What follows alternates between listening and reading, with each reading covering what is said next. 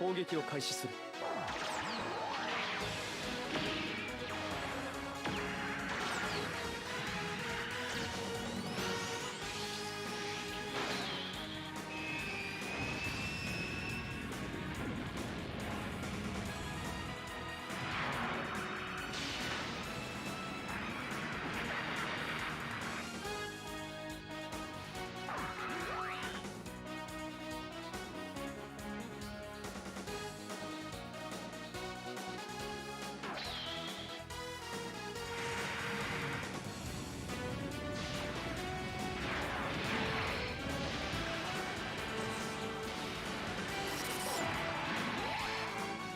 弱い。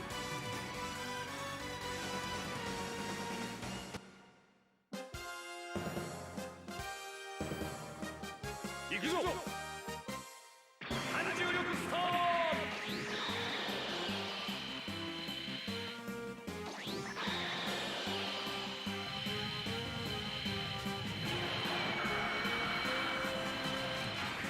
またしゃしゃりにおって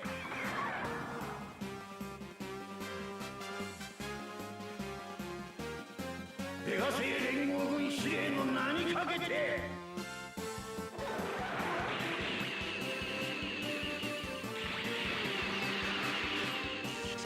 ガンダム司令、まだ勝負はついていない。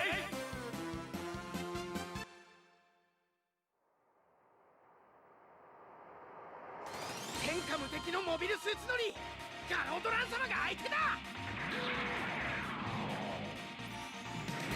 懐に飛び込みさえすれば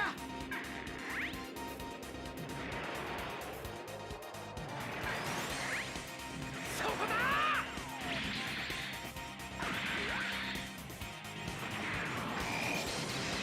腕を上げたな、あの少年も。目障りなのだよ、君という存在は。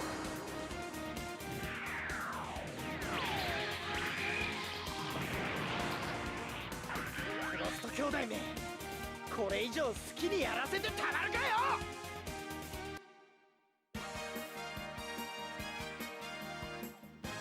ドラゴンのパワー思い知れ。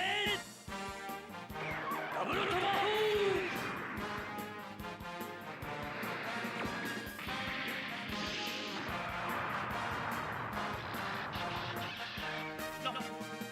なんだこれは。貴様ごとこのヒドラの敵ではないわ。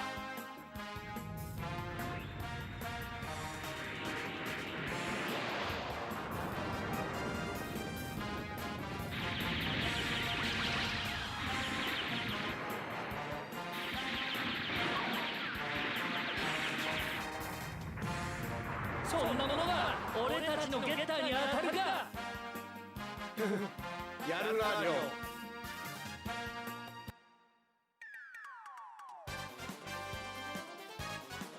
攻撃のタイミングを間違えるなよ。心配しなさんな。行くぜ。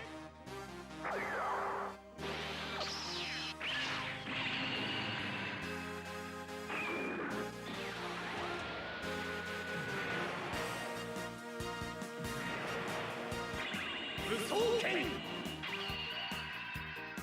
電光斬りとりゃ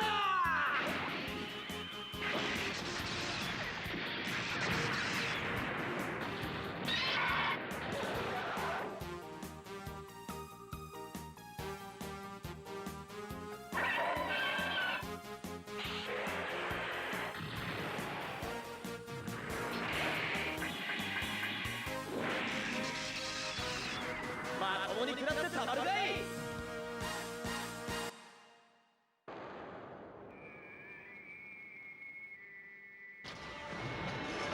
アイフィールド入力。これでいけるはずだ。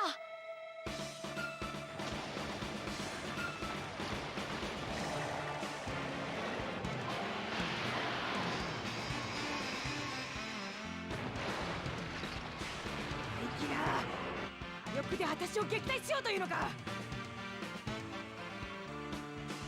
伝説の白いモビルスーツが何だというんだ。も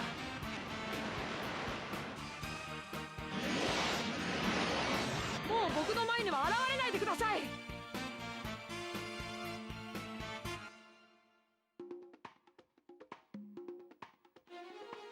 レント、準備はいい？いつでも OK っす。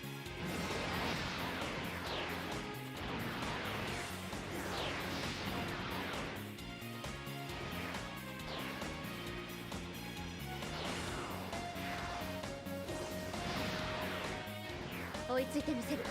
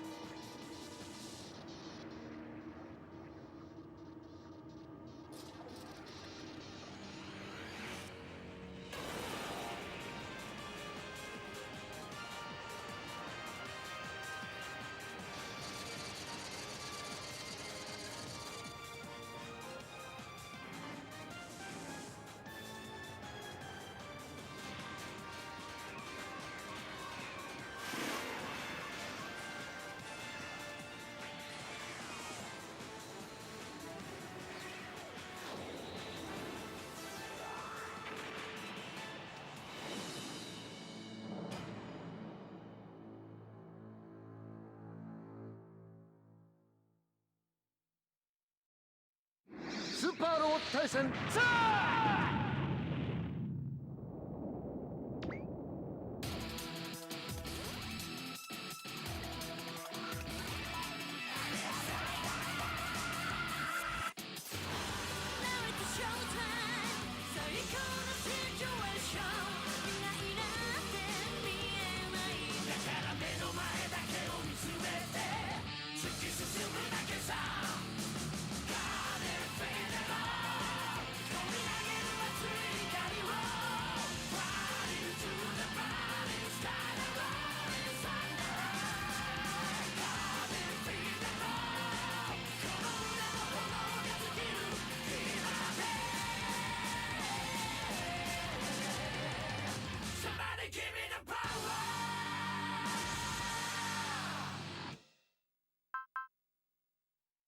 Alrighty.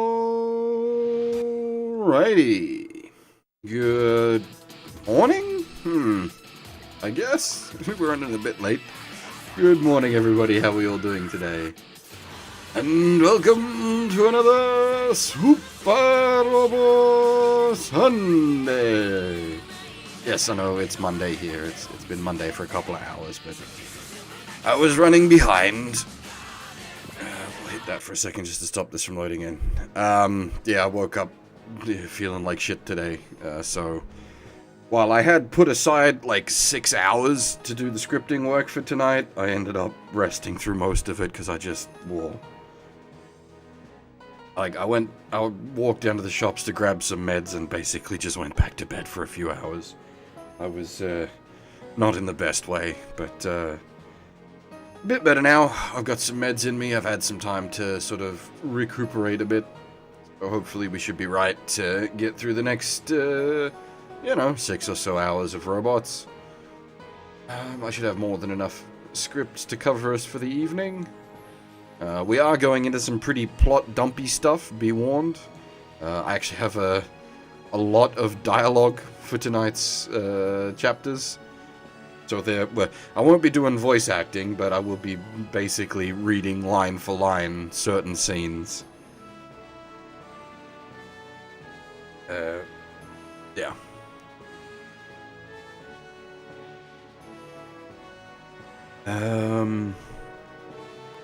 Yeah, so you are correct, Phil. So we'll hit the continue button and do a quick catch up. Yes, I don't like doing this where I leave a map mid progress. It is indeed rare. It's not something I like to do because it's breaks the flow. But a quick recap. We're out at one of the dome polises out in Siberia, where the moonrace refugees have been trying to negotiate sort of for somewhat peaceful access. I don't know, it's weird, because they want to use the Dome Polis as a forward base. And the people of the Dome Polis are sort of okay with it, so long as the Moonrace pays for access.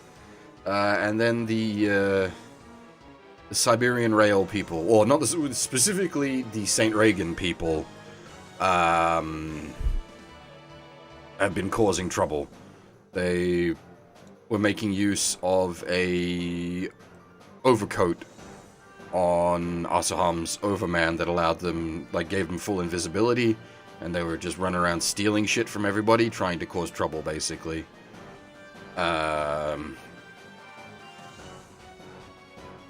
This map is seriously cool as hell. Like, fucking, look at this. Look at the whole fucking Dome Polis here. It's not even, like, part of the active battlefield. And yet it's fully modeled and layered and just, like, you'd never have any reason to go up here. Yet here it be. Like, it's so cool. And this is, like, I don't... The flat style, like, head portrait maps of Z2 and 3 aren't an immediate turn-off for me, but this is so much better. Like, holy crap.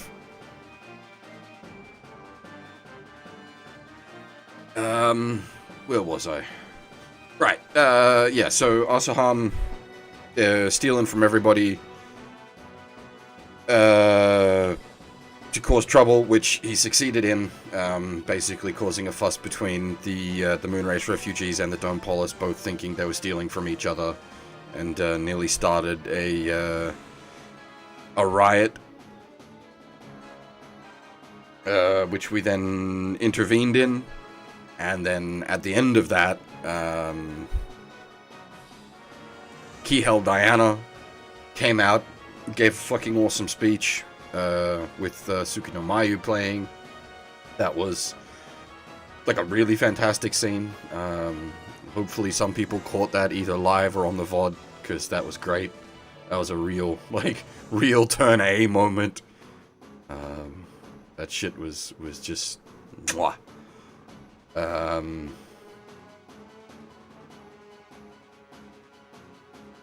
that's about where we're at the moment. It was revealed, obviously, that the Asuham and his gang were the ones causing the trouble, and they pulled out a bunch of reinforcements for themselves. So we've got Beck and his boys in a bunch of mass-produced Megaduces, and we've got Asuham and his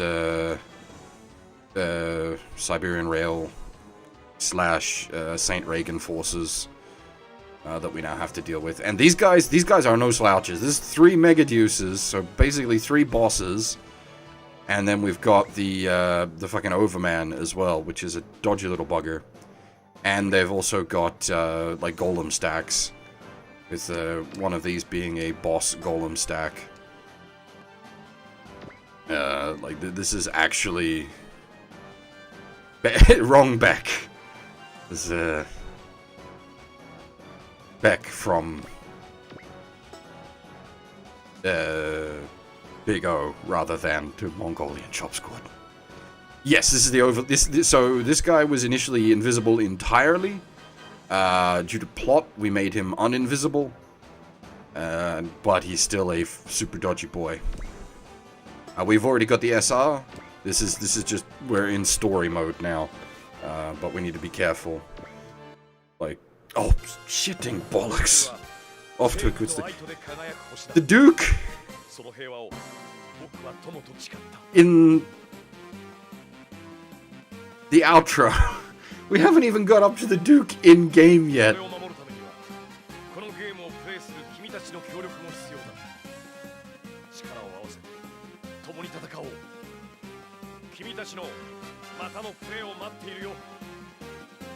Thanks, Duke. Could you, actually turn up in-game? That'd be great. We've got your sister. If you want to come join the fun, I'd appreciate it.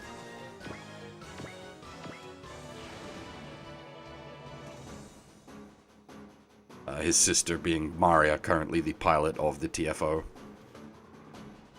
And this is what I was saying. Look at the fucking bloody Hoda and his buddies, actually good pilots. That's just nasty hit chances against what is ostensibly one of our better pilots.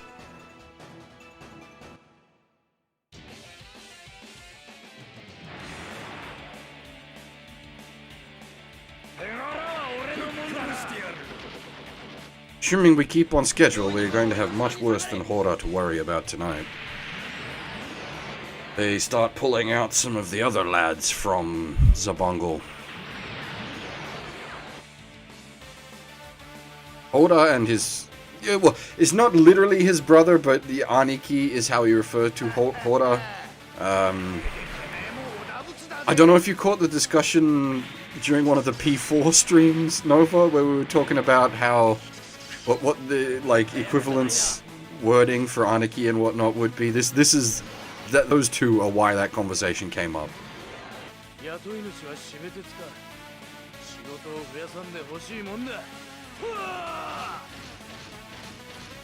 Suparobo Sunday, infecting the rest of the days of the week as well, because it is always robot time here. It is never not robot time.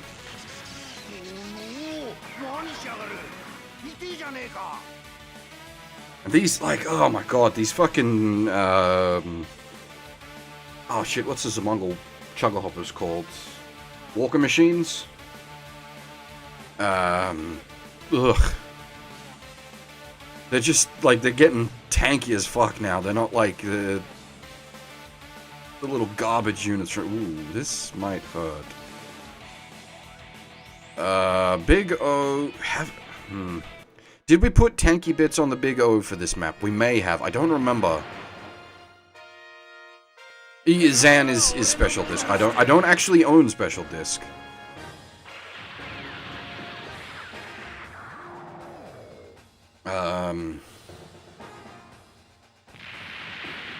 Someone wants to send me a copy of special disc. I'll gladly accept it. Actually, probably not even that expensive. Let's have a look.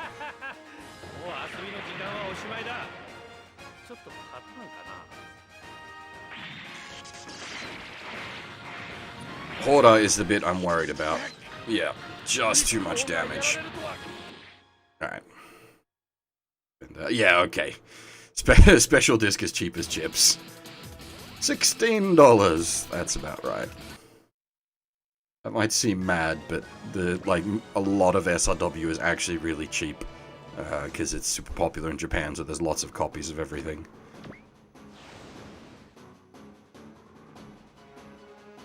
Though, trying to import it at the moment would be suicide, because, global shipping is fucked right now.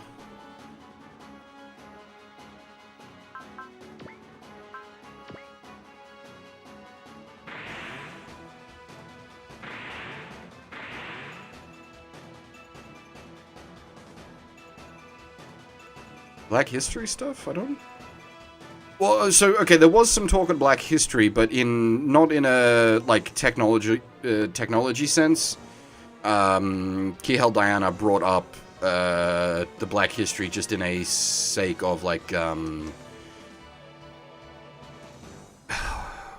to put it? She brought it up in that Earth has forgotten the Black History. The people of Earth have forgotten the Black History. Because it was like such painful memories. Oh, you mean special disc? Okay, sorry, misunderstood.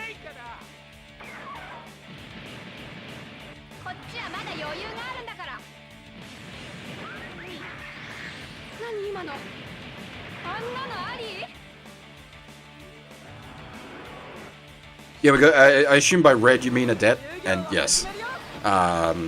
We just recently got her back when we got back to the Japan ceiling.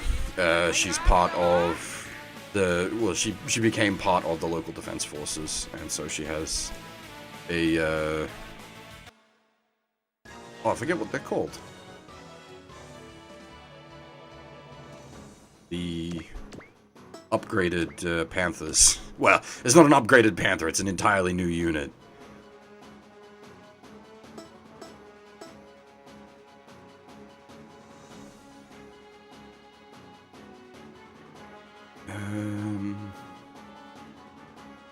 Okay.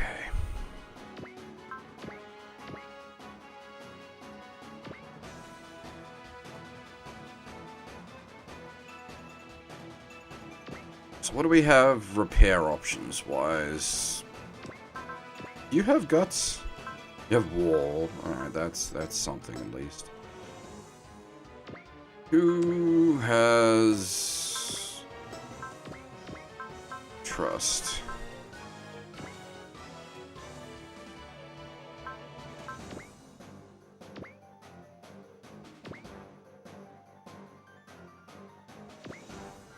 Arms stuck as L? What?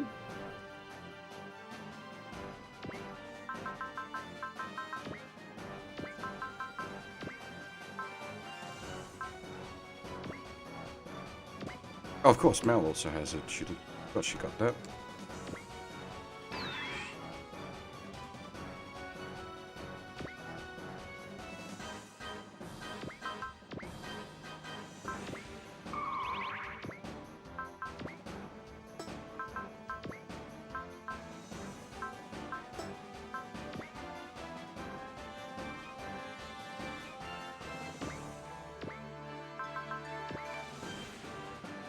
24%! Even with the fucking command aura. Jesus.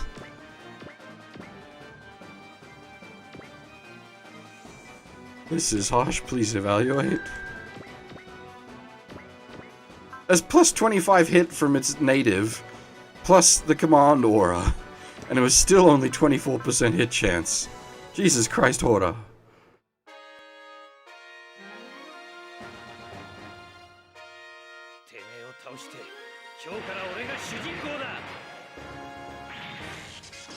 Is it a size penalty? I don't actually know how big these ones are. The big O, yes, is huge. I don't know if these ones might be medium, so it would still be penalty, just not as much. Showtime!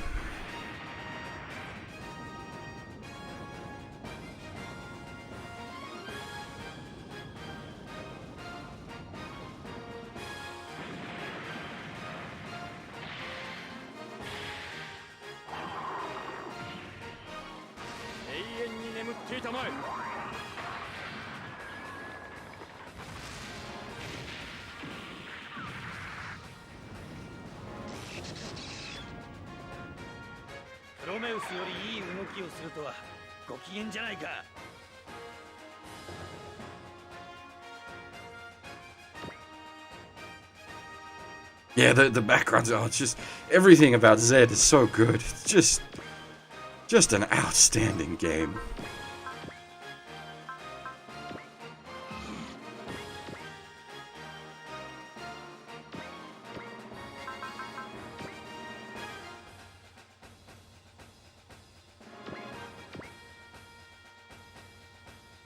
Hell yeah, fuck him up.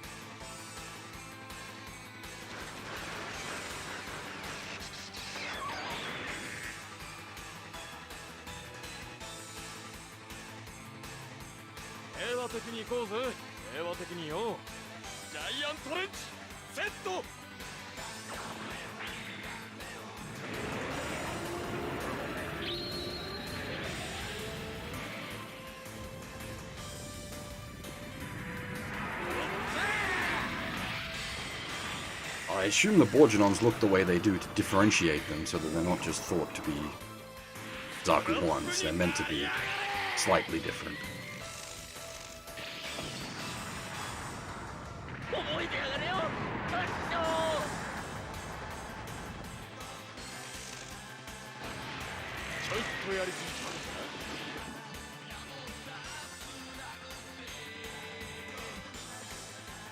Oh, they could be using Alpha Sprite. Did Alpha... Who did Alpha Gaiden have Borginons? I doubt they're using Gaiden sprites.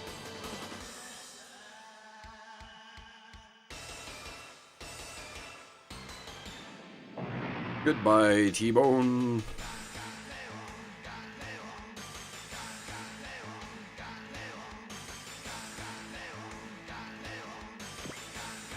Yeah, I doubt they're using Alpha Gaiden sprites. Yeah, because Turn A was specifically Alpha Gaiden. It shouldn't appear in Alpha 2 or 3. Because, like, the point of the Black History was it was a alternate... Like, Alpha Gaiden is an alternate timeline, and then at the end of Alpha Gaiden you go back to the main Alpha timeline.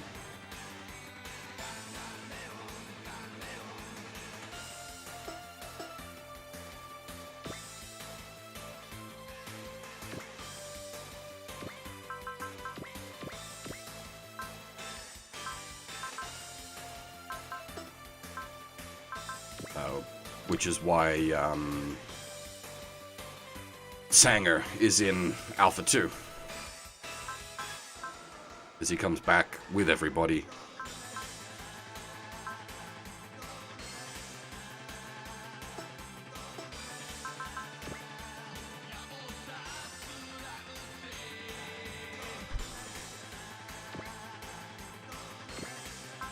Yeah, but Char's always kind of that way. I think we try to focus down Horda. Give him a bit of the Zambot, since we've got a strike on the Zambot.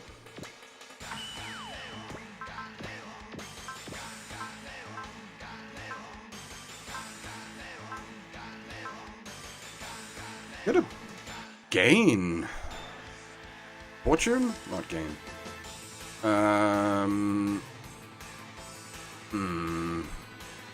We soften him up a little more. We might actually be able to finish him with a money boost.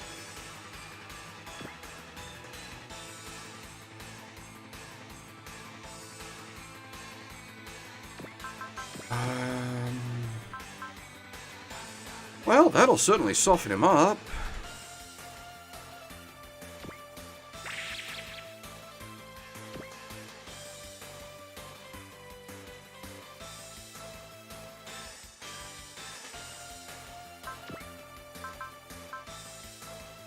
Oh my, one wheel off.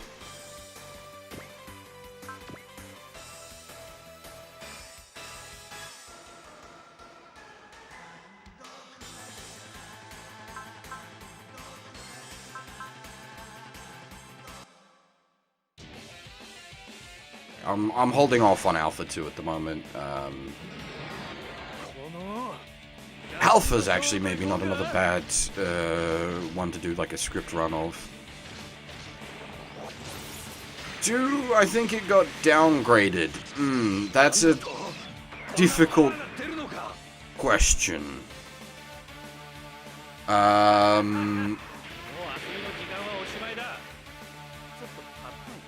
Because, as I said, I do feel the maps are a downgrade, but it's also, like, a massive hardware step down. Like...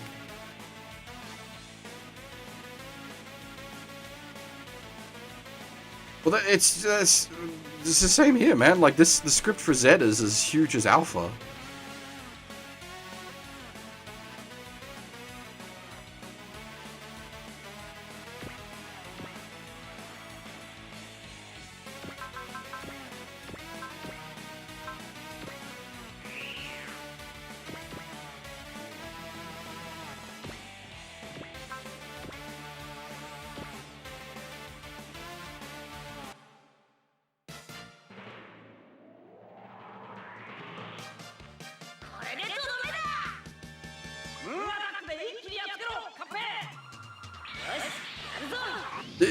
The OG series is less remove characters they don't own and more take all the original stories they wrote for the other games and make them into one quote-unquote consistent world.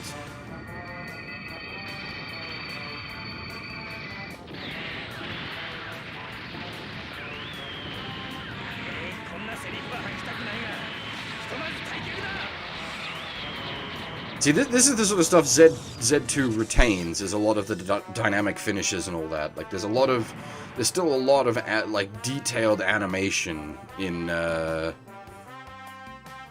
Z2. It's just the map stuff suffers a heavy downgrade.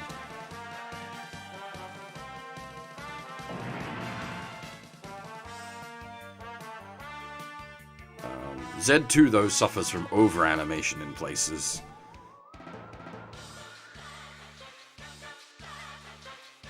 The Brasta and the Macross units are especially notable for being over-animated. Should not take 60+ seconds to fire a gun pod.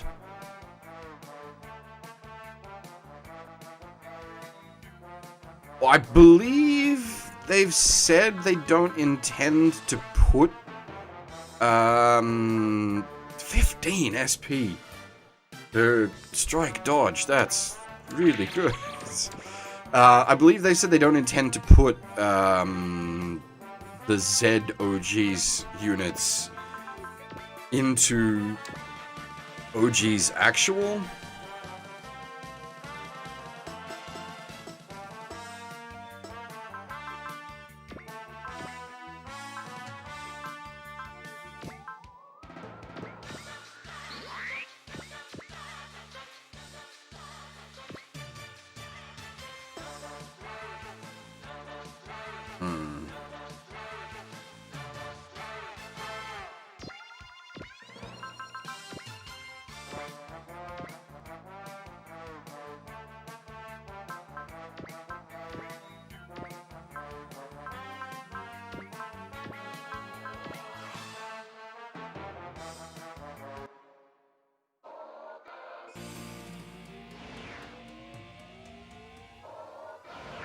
The Vangray would fit pretty well as like a lion variant.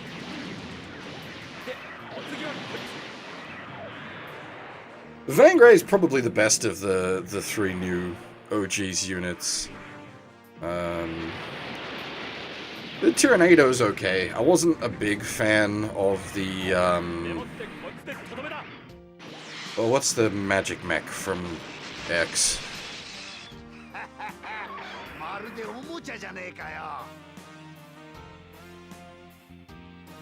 It's funny that, like, the OG's characters from X are probably my least favorite of the three, but X as a whole is my favorite of the three.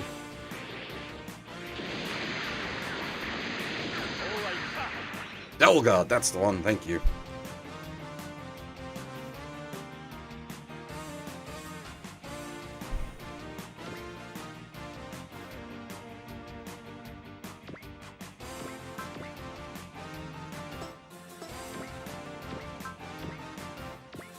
Yeah, I think X, like, overall, probably would be least people's favorites. It's just the, Wataru, really did it for me in X. I thought Wataru was great. I really loved, I thought he was just brilliant. And then, stuff related therein, so like, his interactions with, like, Ange from Cross Ange was real good. Ange in general I liked in X. I didn't so much like Cross Ange in V, where it was playing a much more prominent role. I liked it much more in X, where it played... It's still reasonably prominent, but more backseat.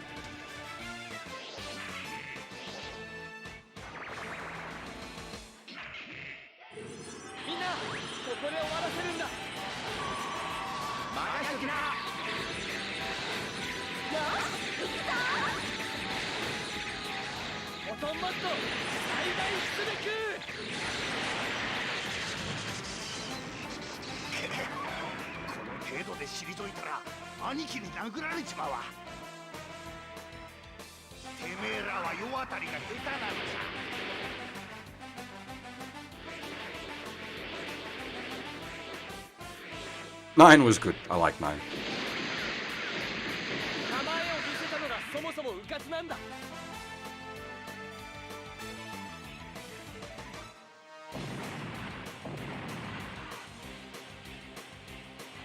T's roster is really strong.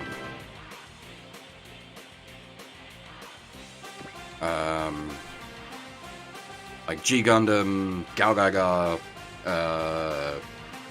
Gunsword, Cowboy Bebop.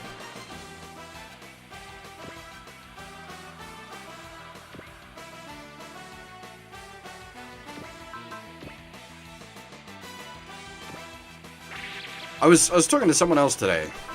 You might know Faye from Akarasu, who does a bunch of the editing work for some of the SLW patches as well. We was talking about like roster lists and SLW games we'd prefer to see with like smaller overall roster lists that are more focused rather than the sort of wider lists, but with less focus on anything.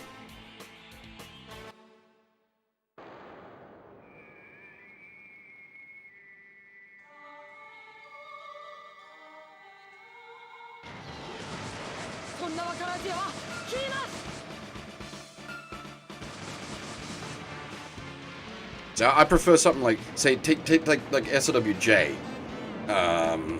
where it integrates everything into a single setting, rather than VTX, where it relies so heavily on, like, alternate dimensions and isekai, and it's just too much.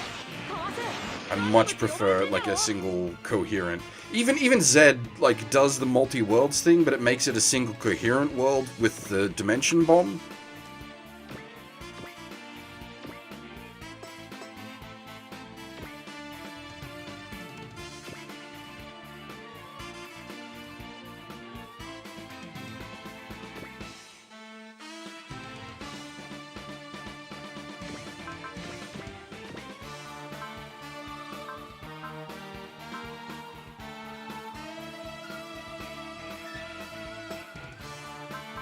J has pacing issues, yes. J is far from perfect, don't get me wrong there.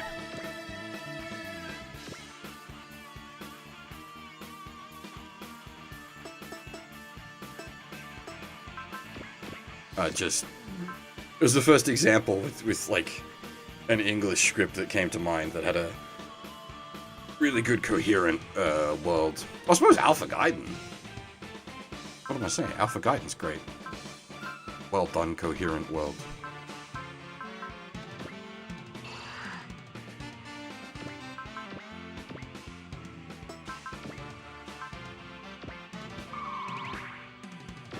I'd love to see Die Buster come back, yeah, absolutely.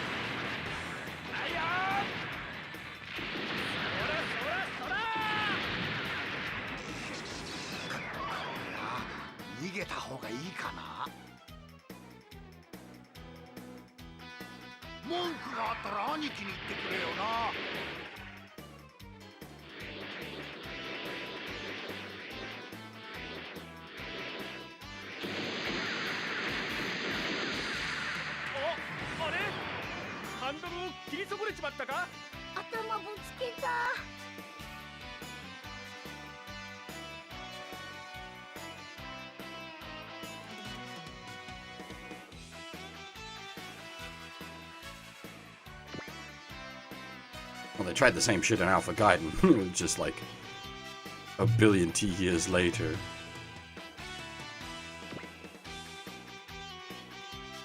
After 10,000 years, I'm finally free. I'm to conquer Earth.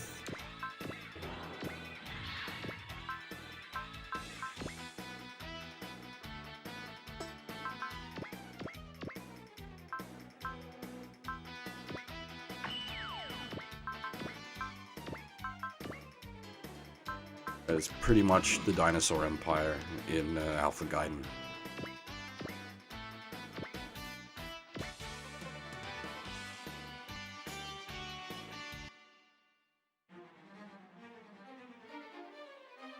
Unfortunately not. That would be a fucking cool concept though, for sure.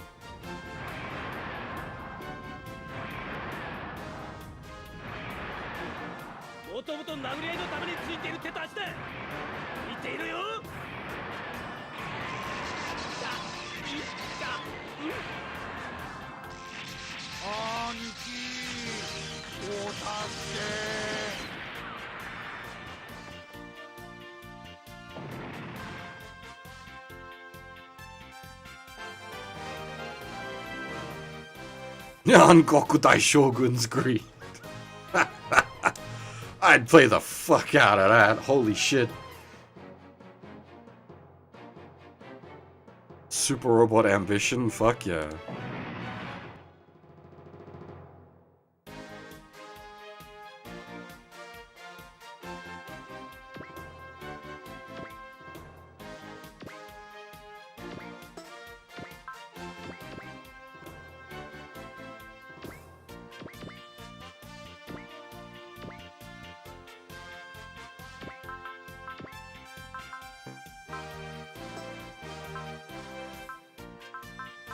Oh, she got scammed by the fucking thief, right.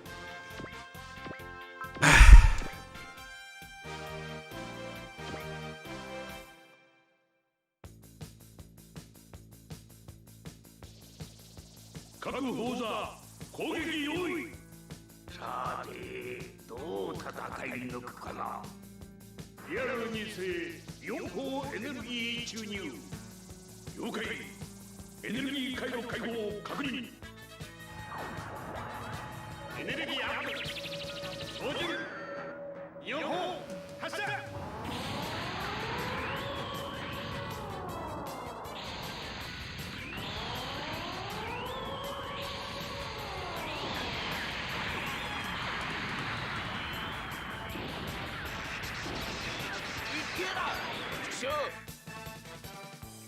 この野郎正々堂々戦いやがれ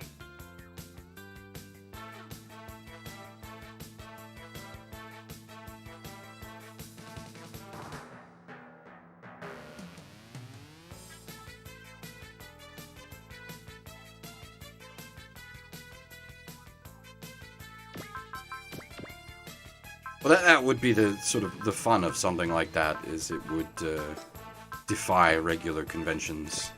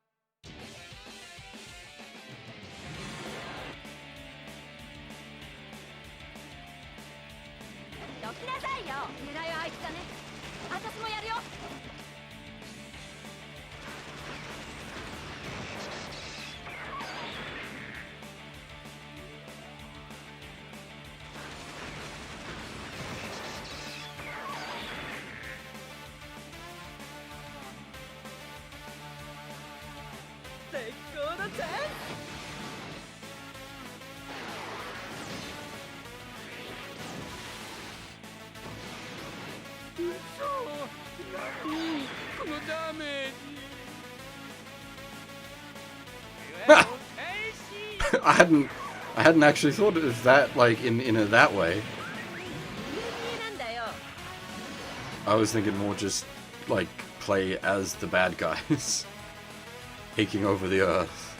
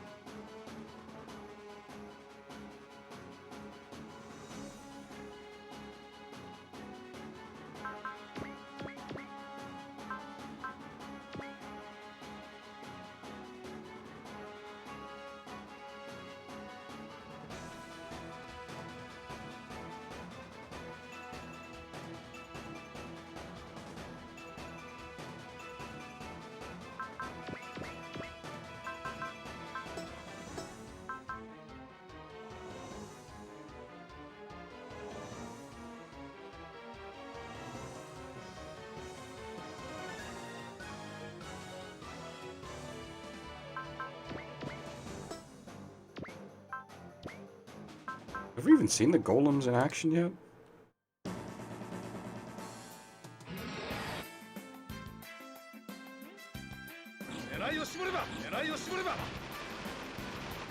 Oh god, no, please. No machinery children.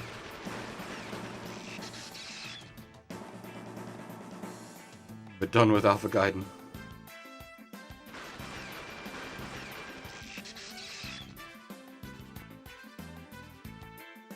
One day we'll have to deal with OG2, but today is not that day.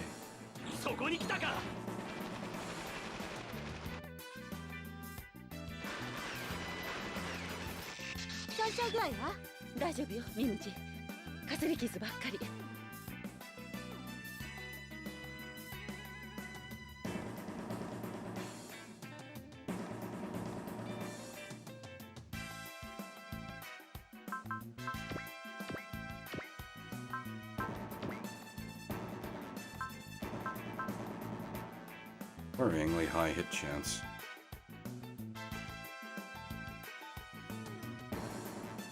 Oh, okay.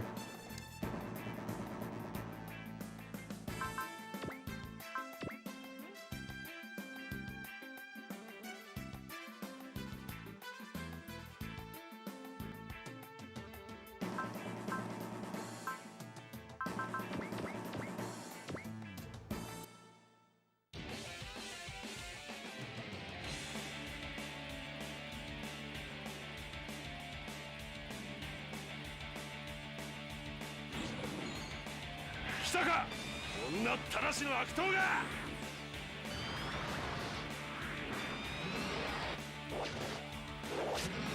Gingamina 攻 plant. 撃か。厄介だ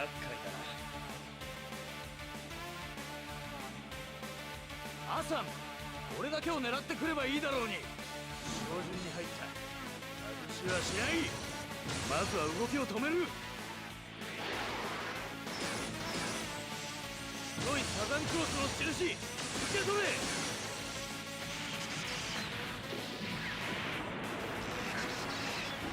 図に乗るな。 Thankfully, while it is a very dodgy boy, it is not a very tanky boy.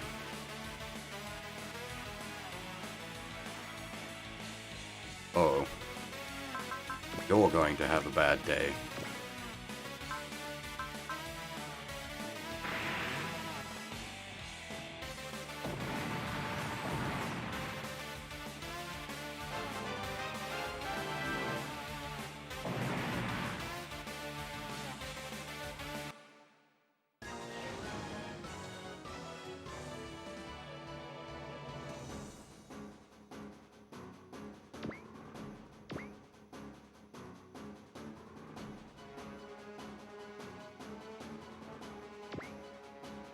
Sort of hit that point where trash stacks are legitimately scary.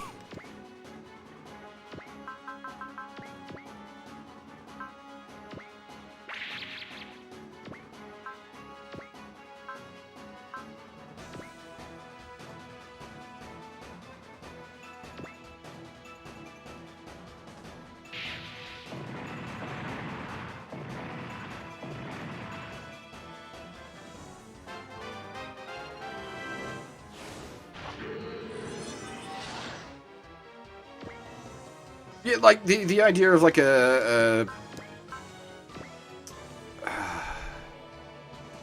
bad guys need to save the world kind of scenario. So it's like all OG's enemies is quite an interesting one as well. You really have 15 SP guts? Jesus Christ, Koji. Can you pilot like not the space plane? Where did you park the Majinga? Find a waterfall somewhere, right? Go fetch it.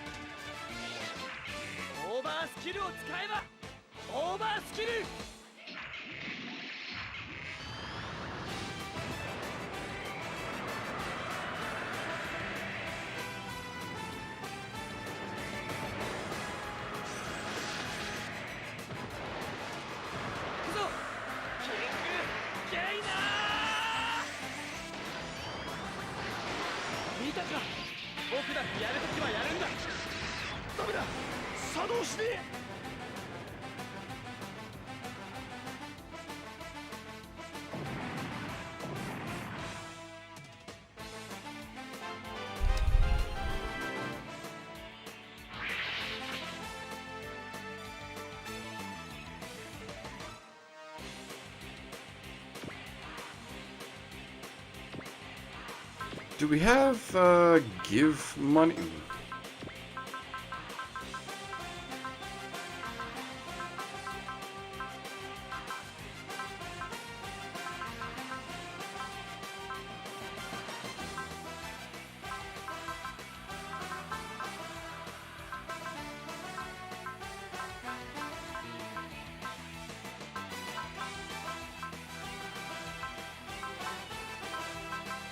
That's the gives, and they're all spent.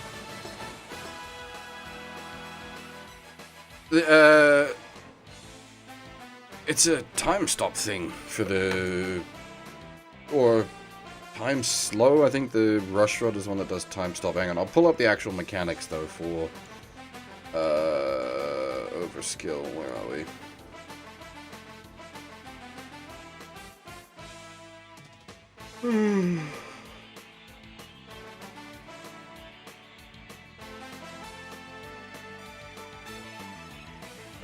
I did have it here somewhere. Where'd it go?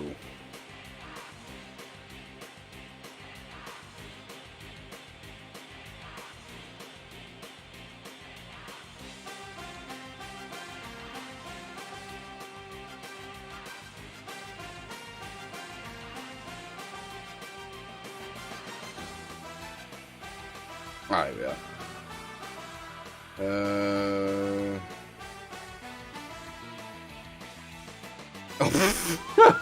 different for each unit.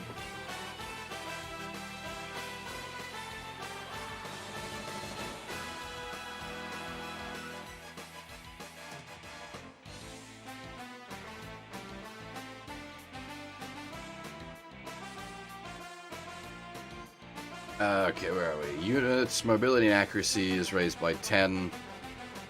Plus the pilot's oversense level, additionally 30% chance of after-image effect tagging. And it gets more.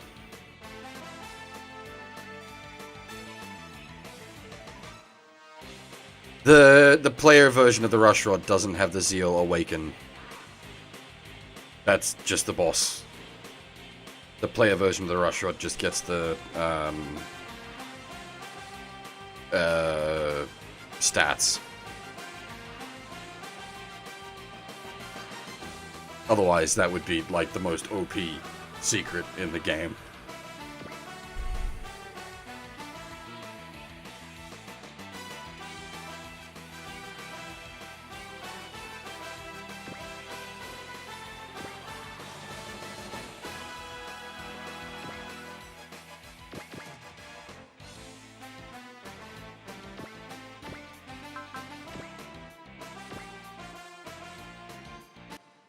Yes, golems are MP over men. ネゴシエーションに値しない相手はこうするまでさ。ビッコアクション。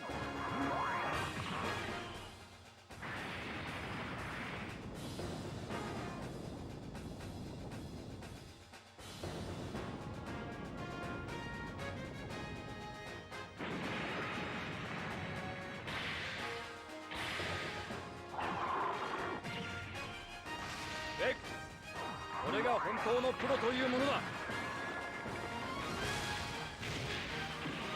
Because the Big O's usual trick is to pop up from underground. スーパーピンチ。無駄だ無駄だ。どこに逃げても無駄なんだよ。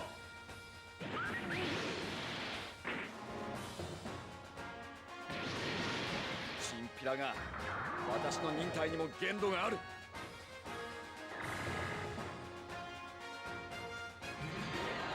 出番は残っていたようだな。いい距離だ。もらう。 If he's using Black Southern Cross, this may kill. 続いていく。俺は黒いサザンクロス。 Nice! I love the dynamic finish on Black Southern Cross. So good.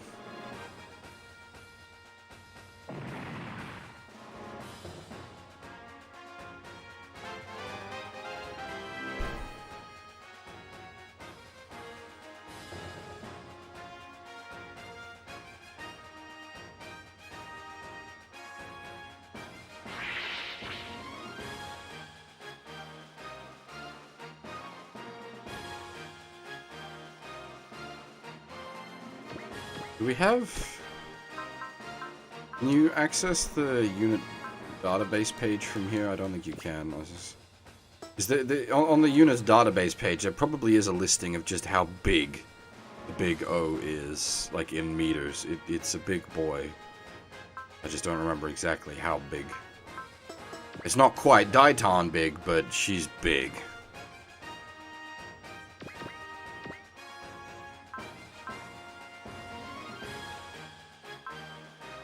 Triangle. Oh, it doesn't have... it doesn't have its height or weight. God dang it. Ah.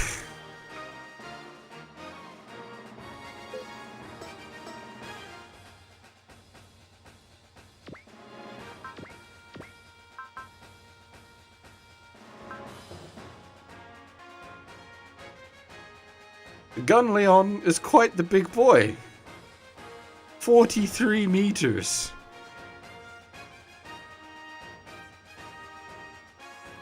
More than twice the size of a Gundam.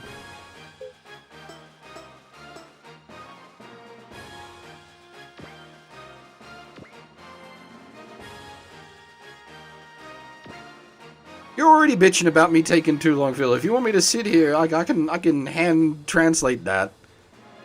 We'll be here all fucking day.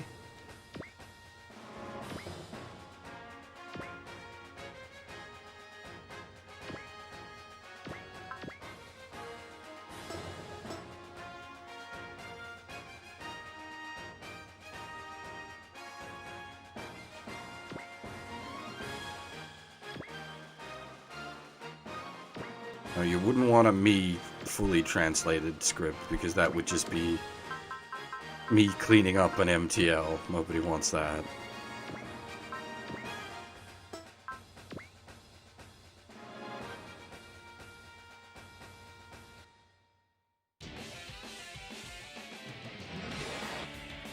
I could probably work with that, but I doubt it would be an enjoyable experience for most.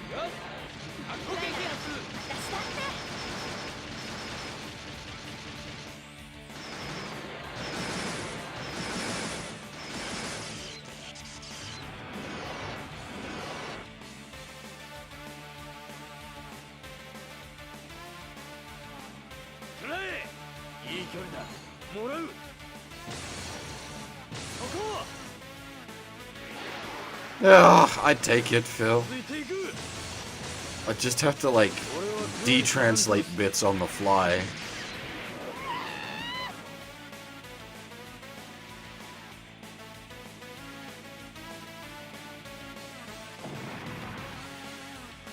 Honestly, the main thing if that was a thing, what it would do would imply that we were able to hack the script into Z1, 2, and 3.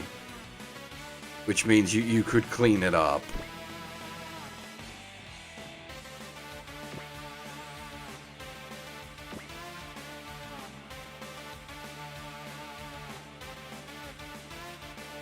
Though I doubt many people would bother. SLW is weird. There are a bunch of people, like, more than willing to work on translations for it, but it's not something that's got, like, a huge base. It's weird.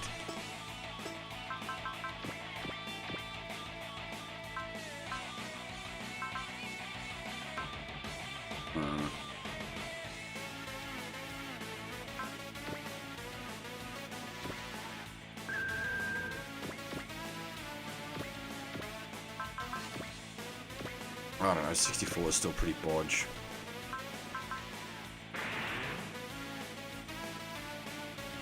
Like, 64 emulation, that is.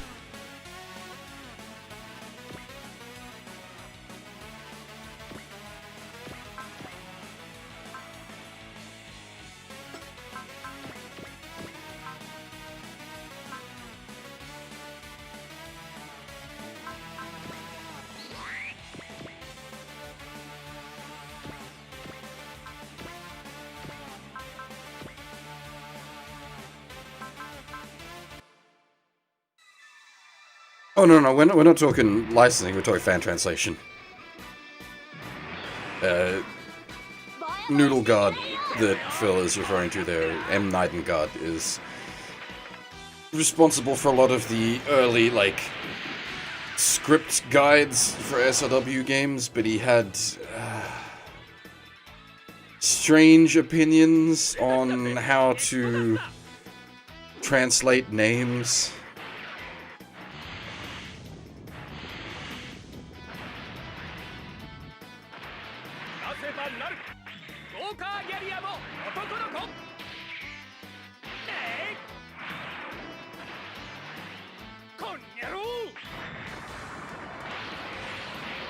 That would be really interesting, Phil. Not in a good way, but it'd be real awkward because of, like, there are a bunch of people that work on the fan translations that work on the official translations. 地上の戦闘じゃ俺たちの方が一枚上手なの。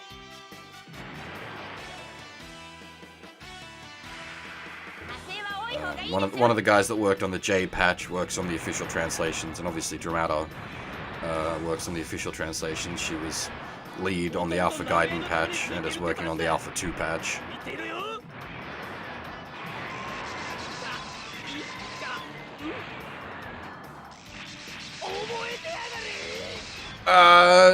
Yeah, sort of hard literal, but also, like, awkward in places. Hang on, I've got one of Noodle Guard's scripts around here somewhere.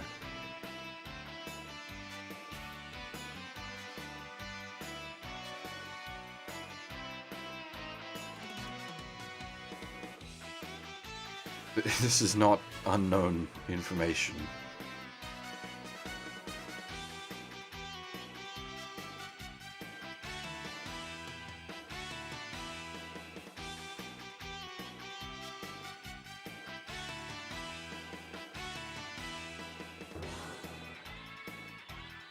It's gonna take me too long to try to dig through this, though.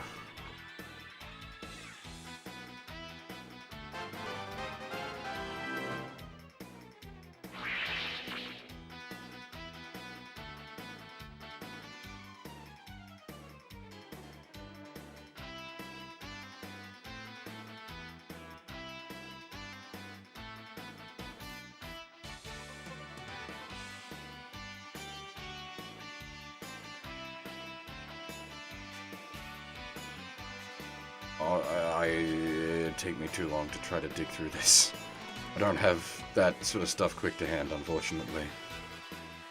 I do, like, I have one of Noodle Guard's scripts open as a, like, a backup source.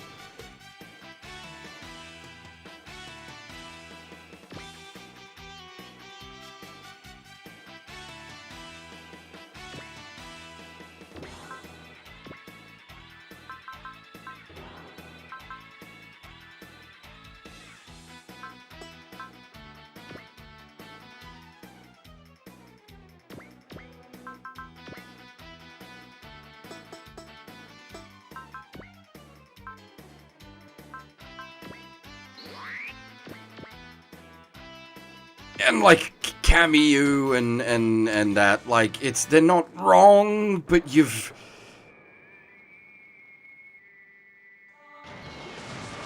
literally written the kana down. Like it's basically just Romaji names, which it's, as I said, it's not wrong.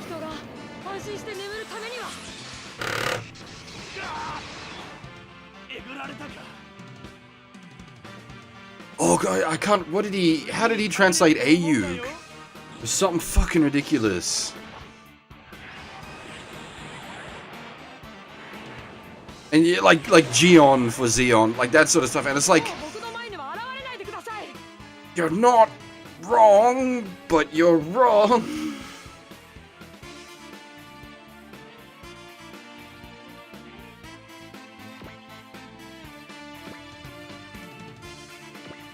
And this is coming from me, Mr. Literal Translation.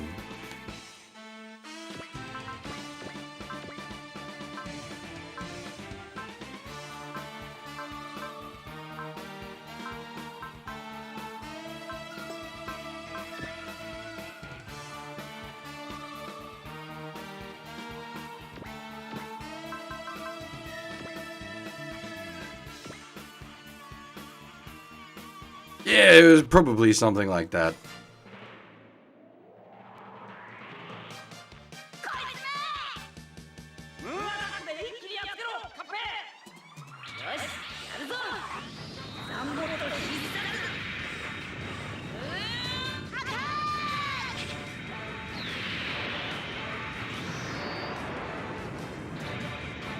It's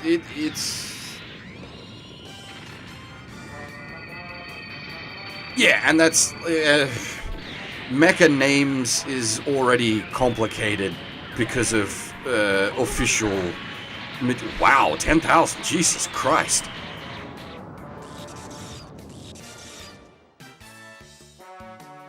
Oh, damn. That was a big hit.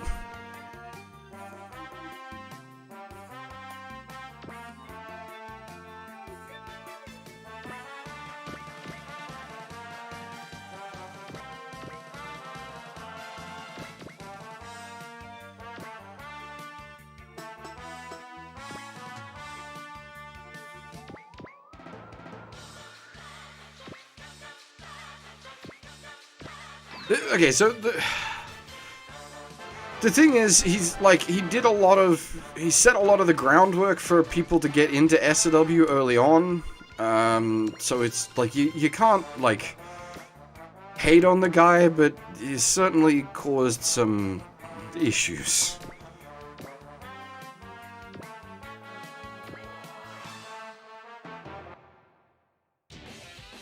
Yeah, the Evas have always had a bit of a fluctuating size scale.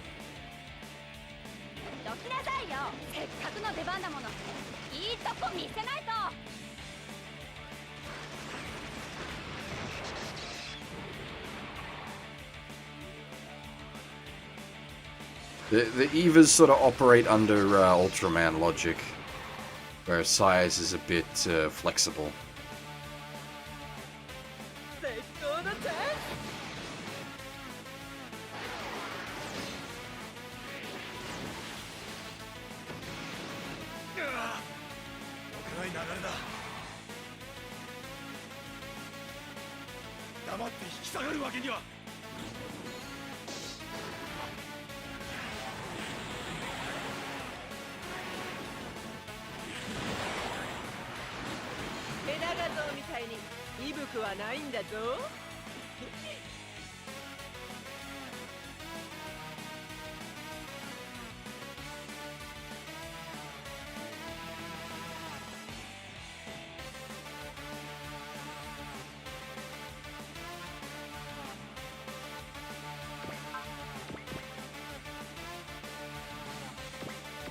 You could probably estimate the size of the Big O based on, like, scenes, but again, if it's, like, operating on EVA logic, where it's sort of variable scene to scene.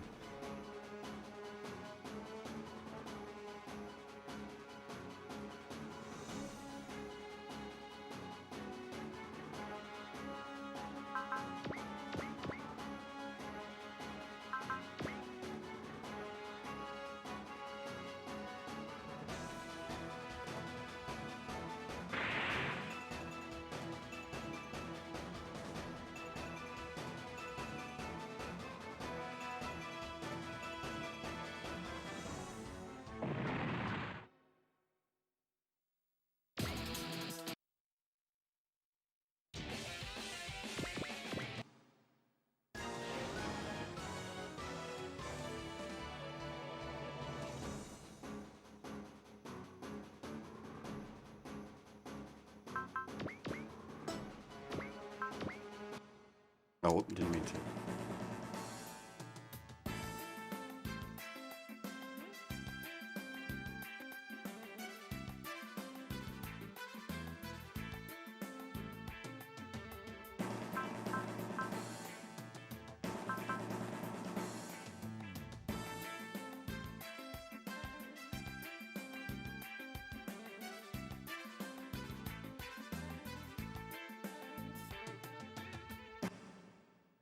Yeah, the thing with EVA is it gets, how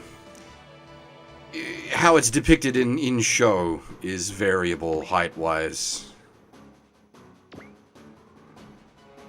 Gundam Boys? Yeah, we've run into the Zeta and Destiny crew. They're off doing other business.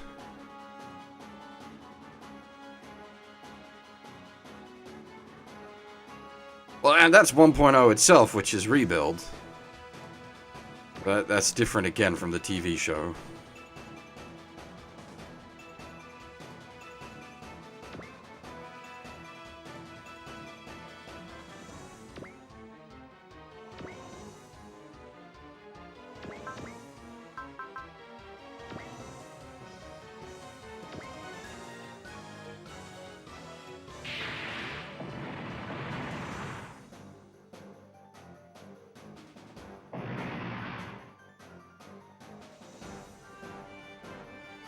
Oh no, we haven't bumped into OG Gundam crew.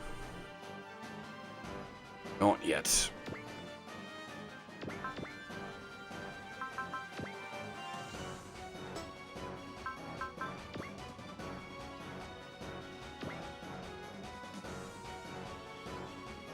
Yeah, CCA's in this.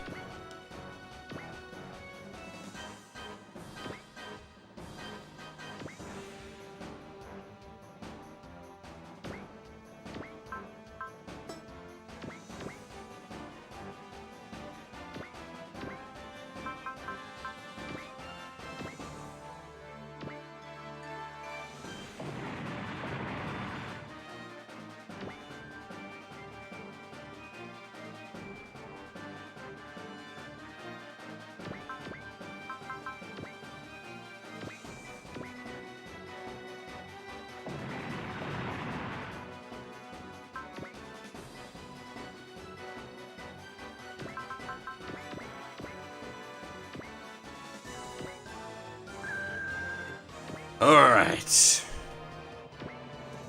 Let's finish this.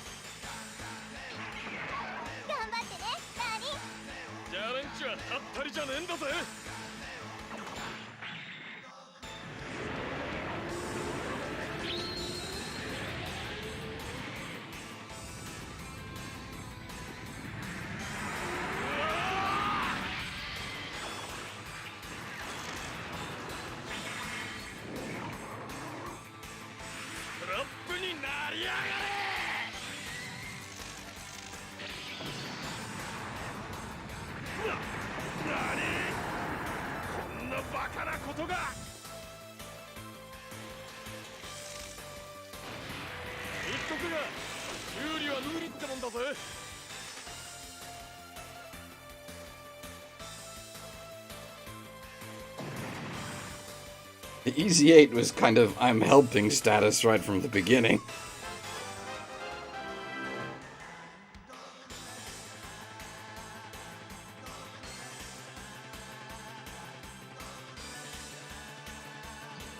Alrighty, so Asaham realizes, surprising no one, his stealth suit is not intended for face-to-face combat and bails out with his usual, "I'll get you next time, Gain! Next time!"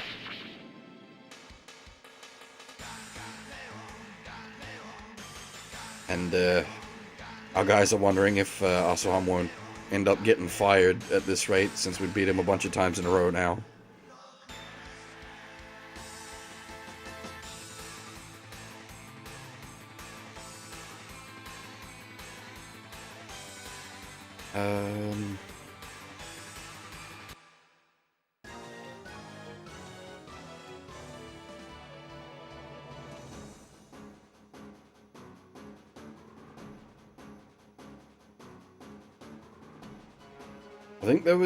I think the line from Gain there explained a bit about the girl, Asaham's sister, Karen.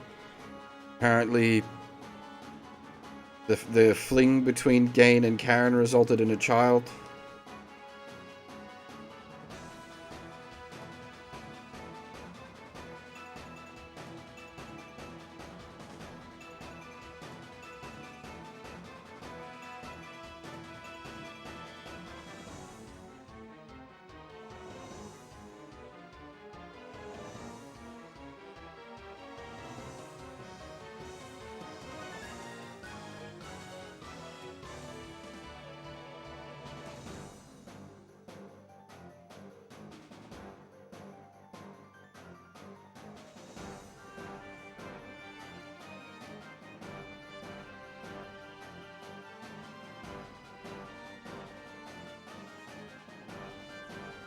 Yeah, okay, I think that's what's being explained now.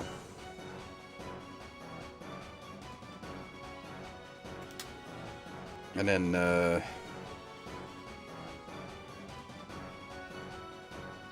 Bello is more interested in what Gainer was doing out on a date.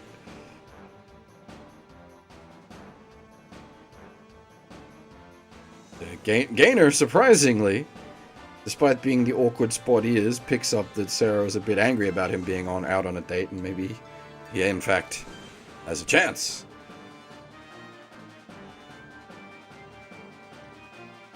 Also, yeah, you bring up the Dominator, introducing Mysterious Girl.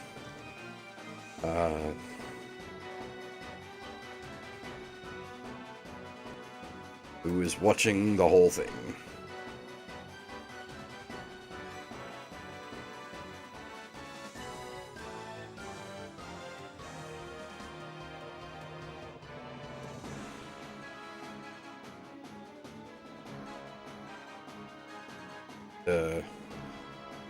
Angels mostly just commenting like, wow, all these fucking old overmen, turn A, fallen angels, mega deuce.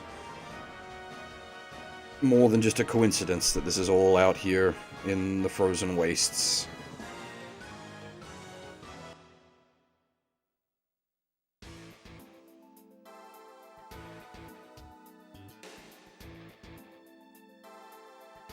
Alright.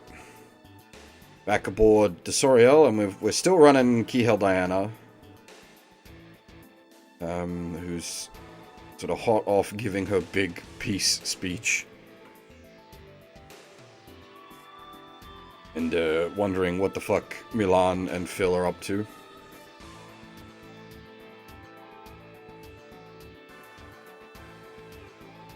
And Harry explains they're planning to leave Siberia and head south.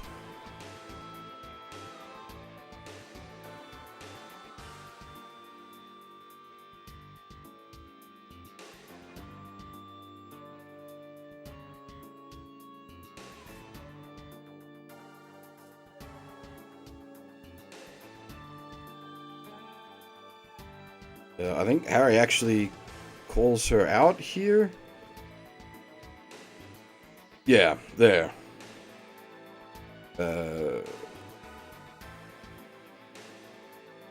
Keyhelheim.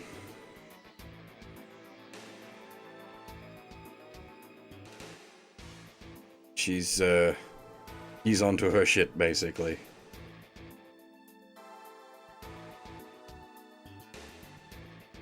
But, she just counters, no, it can't possibly be, merely look very similar.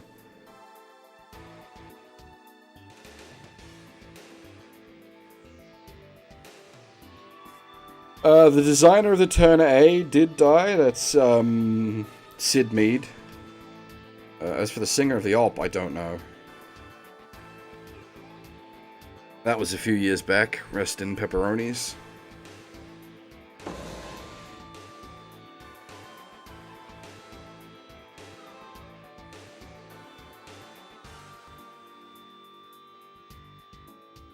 The Soriel crew receive a transmission from Durandal.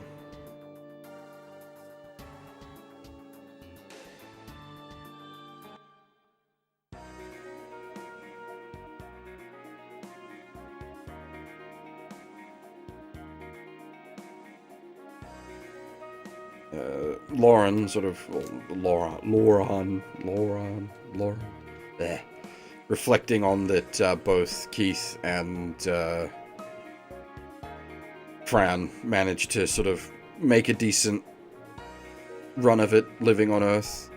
Keith opening a bakery, and Fran becoming a reporter. If they were able to do it, then the rest of the moon race can do it as well.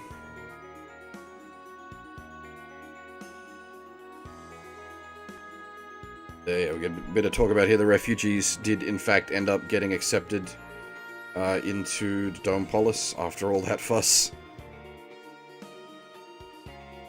Because the moon race left, they were quite happy to take them on.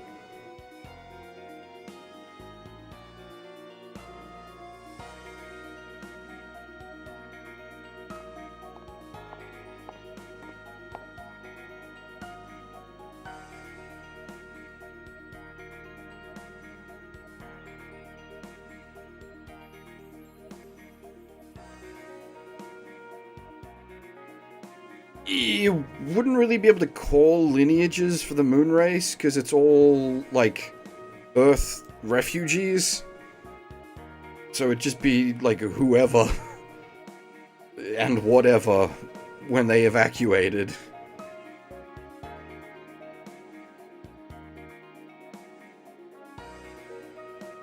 Where were we?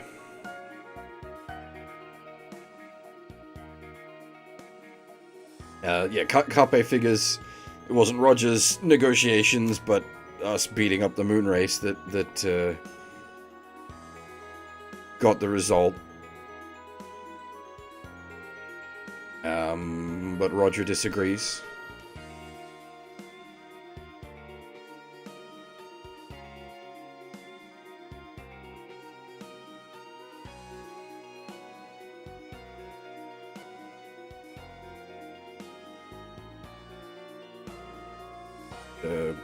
Figures that his job here is done, as he's served his purpose as the negotiator, and with Saint Reagan pulling out,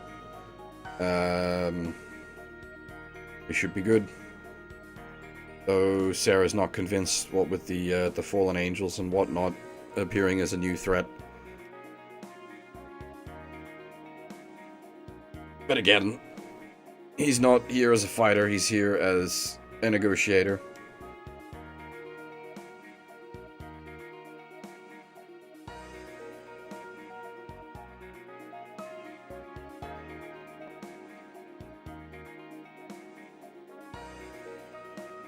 And,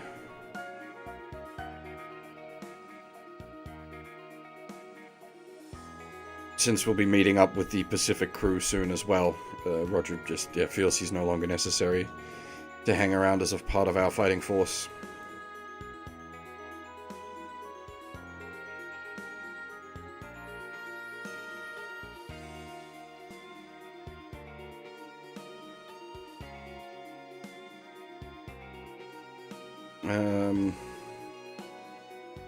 Oh, Momei saying her goodbyes to Dorothy, and brings up that she spent some of their time together teaching Dorothy how to be a proper maid, because Momei is a maid bot and Dorothy is supposed to be a maid bot.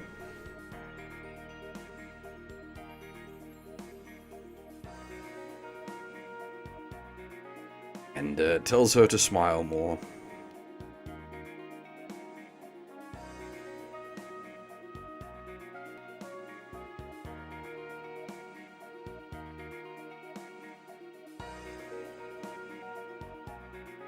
And Rand's like, we will meet again. There is some bond between us that draws us together. And Roger agrees.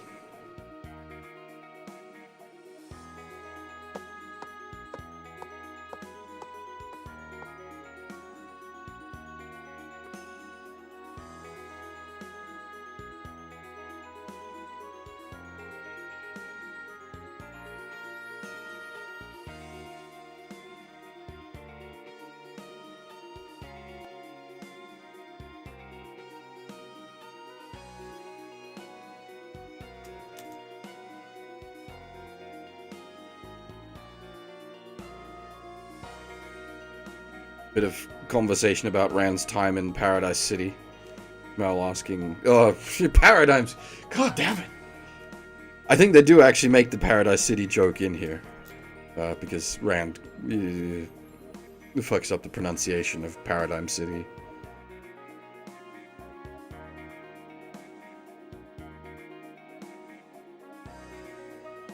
And there's some talk of maybe there's something to do with Paradigm City, him, Roger, and Asakim.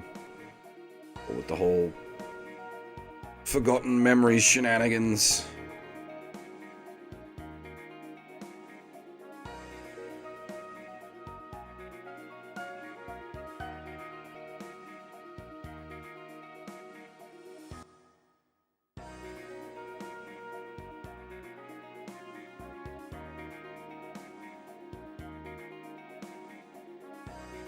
Where are we? Alright, Bright's just catching up Heizamon on the situation that went down in the Pacific, including Orb joining the Federation, and the fact that Durandal has ordered them to head to Japan. Because Japan holds a similar position to what Orb previously had, a sort of neutral third party. And they're wondering if Japan won't cooperate with Zaft. Since we're pretty much all headed that way anyway for different reasons, it all works out. See, we've got the Japan sealing trying to exodus to Japan, and we've got all our super robot friends that are originally from Japan wanting to get back because there's shenanigans afoot over there.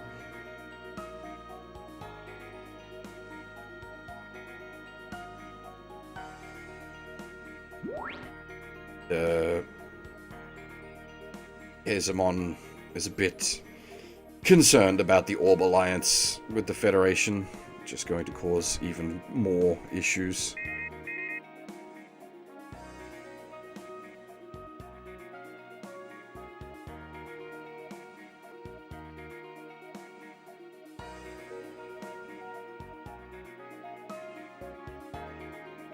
And we get a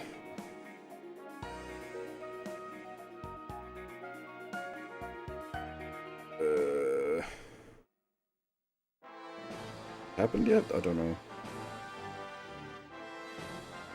Get a call from the Gecko State saying they want to do business with the Glomar market.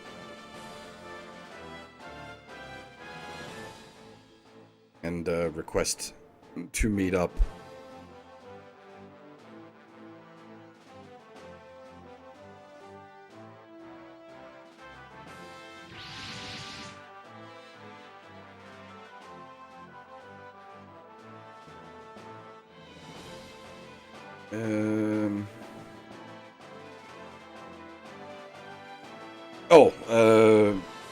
I missed a line back there, but Mimsy brought up the fact that the Minerva team was involved in the kidnapping of Kagali.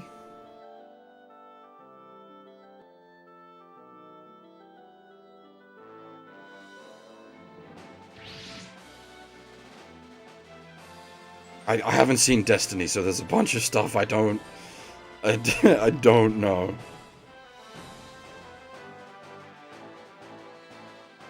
There's some stuff later tonight where I've got notes that are just mere question mark.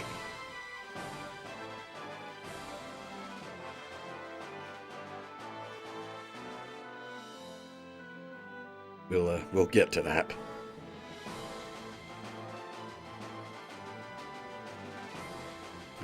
Now, annoyingly, the notes, all I've got across multiple sets of notes for this is route recap of what happens on the other route happens. But there was no, like, actual recap.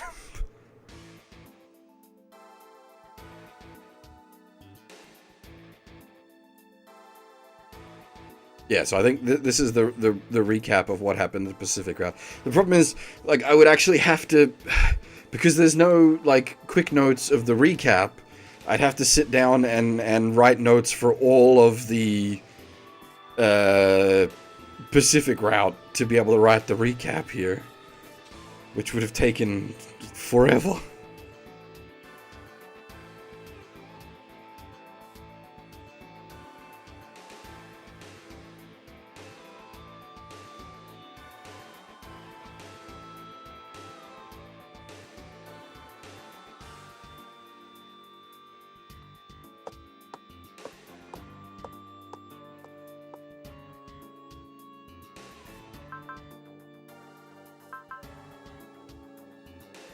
It's not just Setsuko real robot drama, like, you can go the Pacific route with Rand if you want to.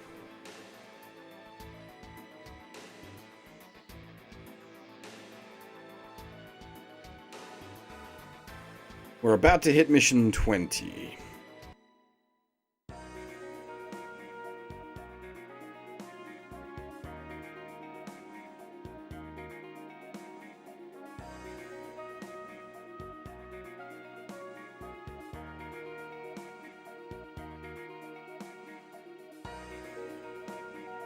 Unfortunately, I'm really not familiar with the events of the Pacific route. I've never played through it before.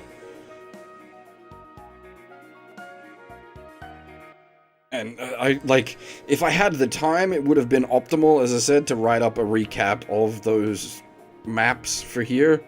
But it would have taken ages, because I would have had to summarize every, three or four stages.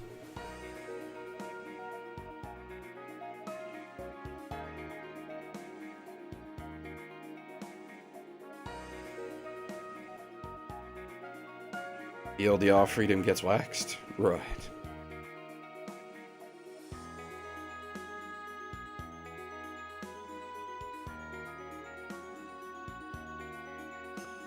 I assume some stuff with the Baldios happens, since the Baldios crew is getting very excited.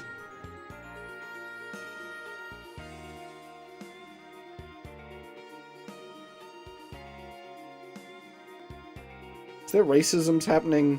I feel like there might be racisms happening because the main pilot of the Baldios is an alien.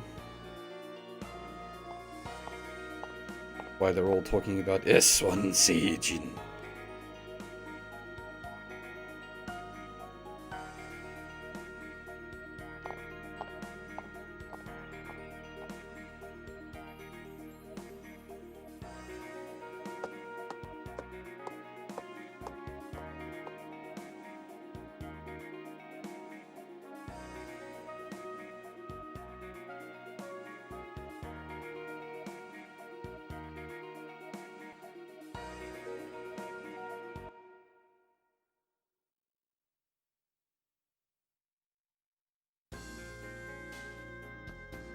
Alright, we got some business at the bazaar. Where are we?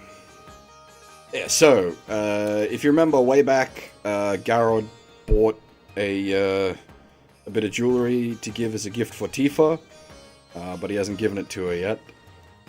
Talho is actually reasonably impressed by said bit of jewelry. It sort of appeals to her taste.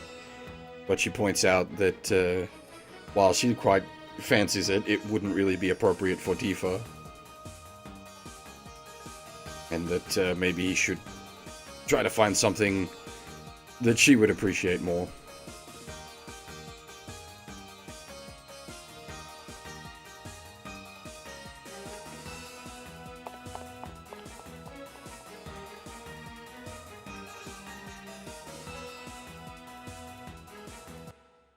And so we head off to the market to fetch something for Tifa. In this case, a makeup kit. Which, I don't know about that. It seems not really an appropriate gift for Tifa, if you ask me.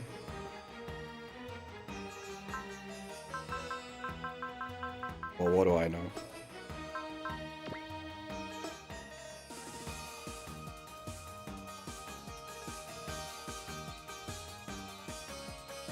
The what now? Why is the crawling chaos taking over Majinga Zero?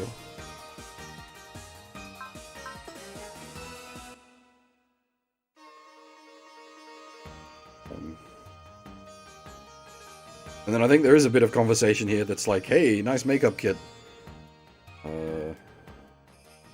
Like actually, like high quality makeup kit, and then they bring up like, probably not appropriate for Tifa, because she doesn't use makeup. And that Garrod really needs to keep in mind the person he's buying the gift for, rather than just buying a nice gift.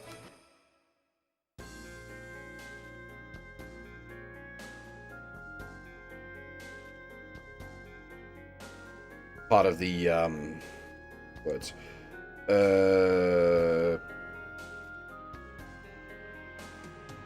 Tifa G-Bit's secrets shenanigans.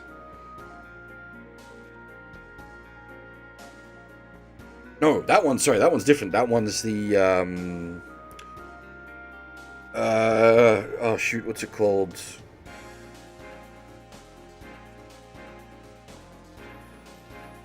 The Spirit of Steel. Hagane no Tamashi.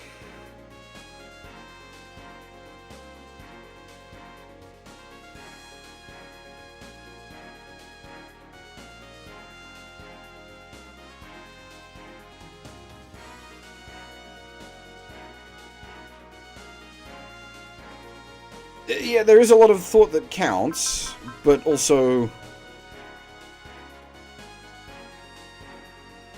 you didn't really think as such about who you were getting the gift for, if you get what I mean.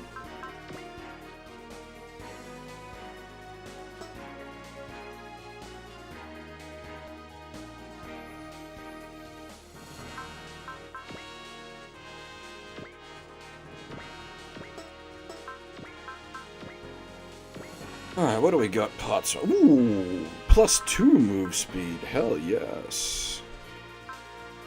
Another range booster. Got the next tier up armor. A adapter, always nice.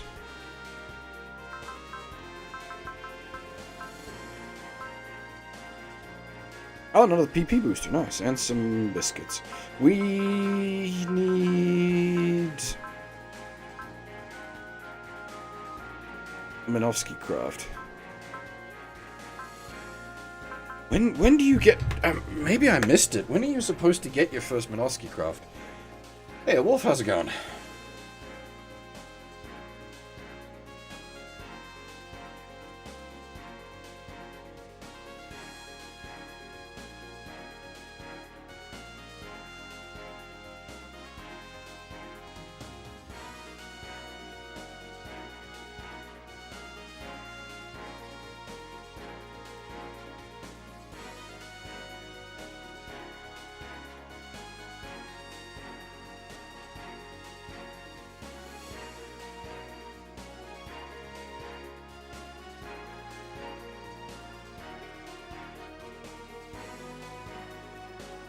I hope I didn't miss it. There isn't really like a nice quick list of where the Minovsky craft is. Probably a boss drop.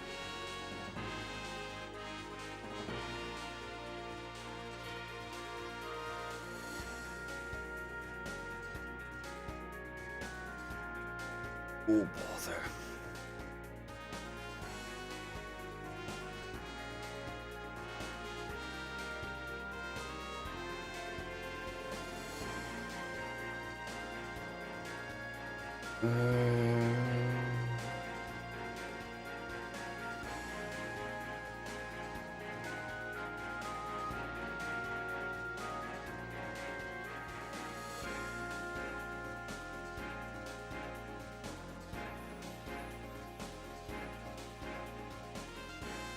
I'm just quickly checking.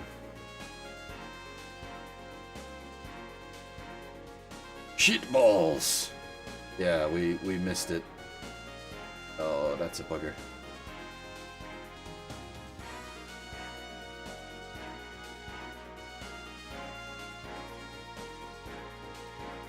That's actually a bit of a problem. The Minovsky craft is obscenely useful.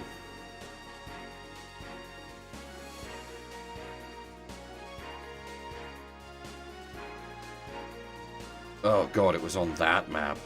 That's why we missed it. It was on the big fuck you map with all the Seed Destiny enemies that come pouring out at you, and you only have a very limited amount of time to kill any of them.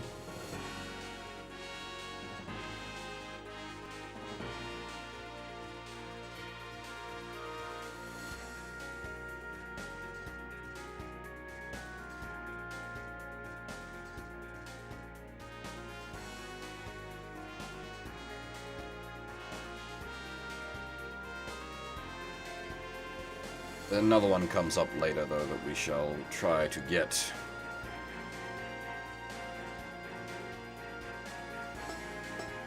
Right.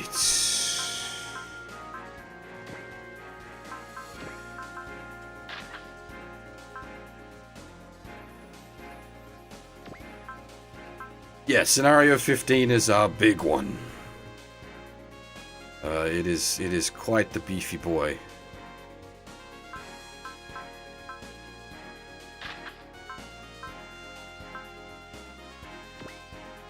Well, I might actually, because we got another ranged adapter, didn't we?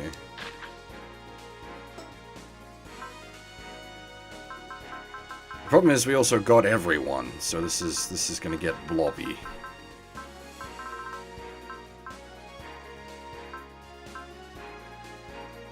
Most overpowered robot in an SRW game? Dunno. I don't really look for that kind of stuff.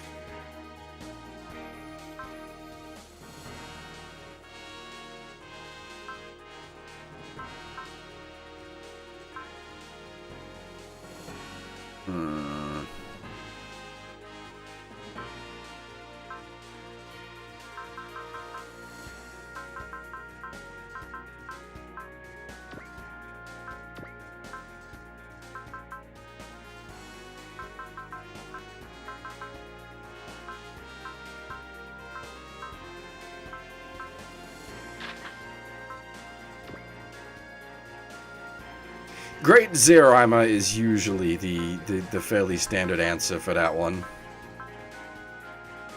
The Patrick with sword cut, yes.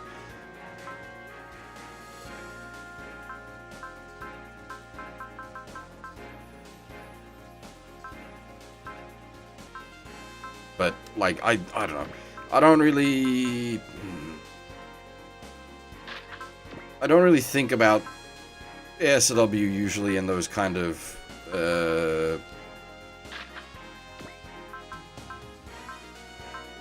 lines as such.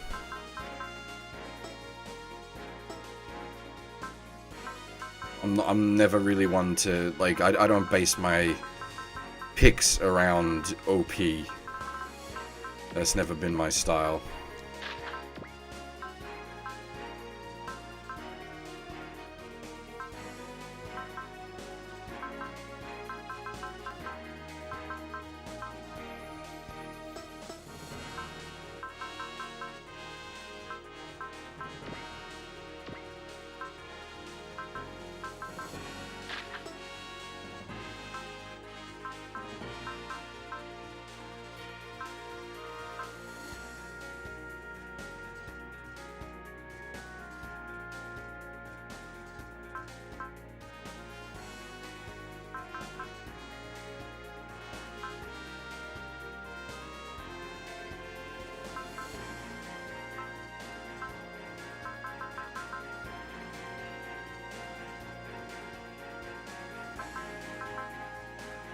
The SRX usually has limiting factors like turn limit and whatnot.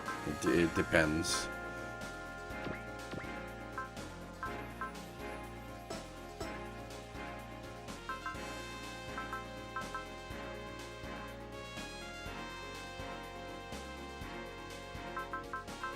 I believe you can go up to 170 as far as will cap goes in this.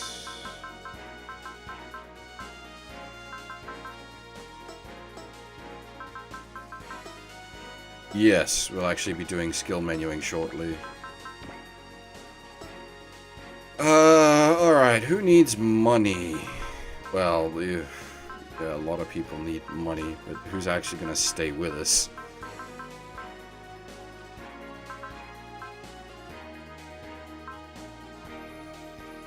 The supers probably want EN, even if they don't really stay with us all that much. Just something to keep them juiced.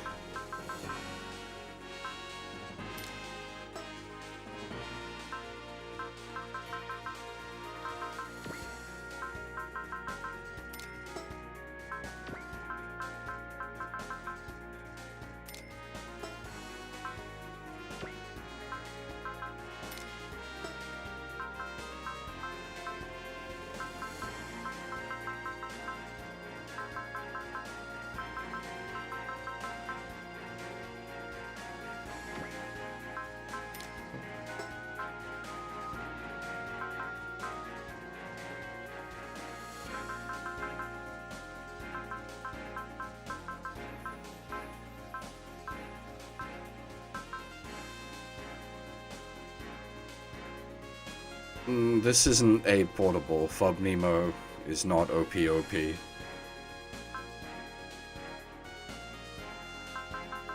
it the Nemo in a portable that was ridiculous? I think it was.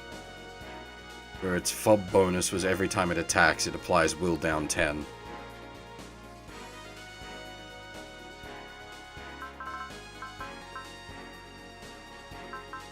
Ah, it's Gym Command, okay.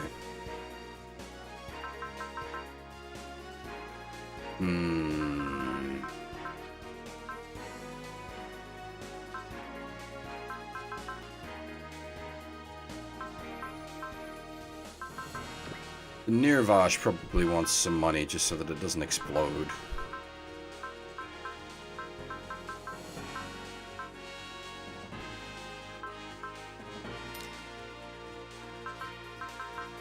Because it's gonna be story relevant. And how are our pilots doing? There we go, cool.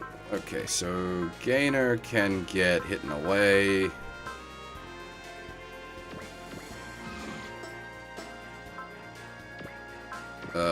Not Hikaru can get hidden away. Aoli can get hidden away?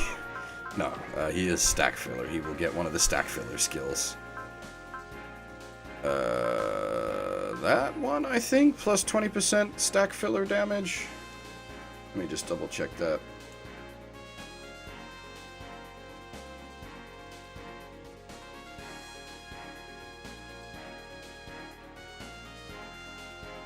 Yeah, platoon attack damage increased by 20%.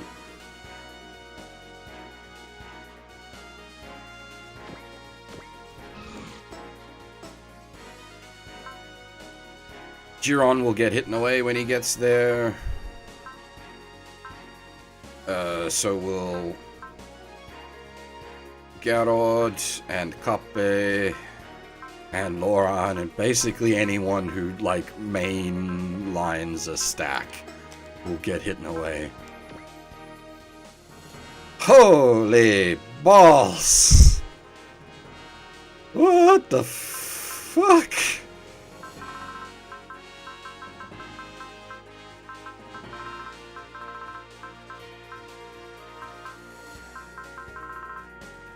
What are these stacks even?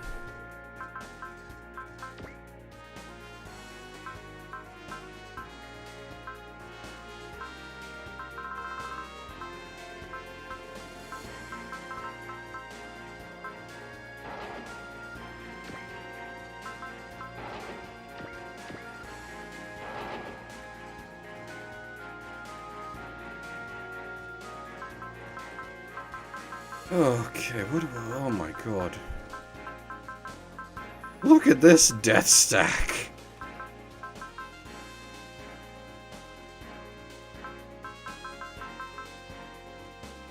Alright, turn A wants... Stompy Boys, I guess, because it can't actually fly yet.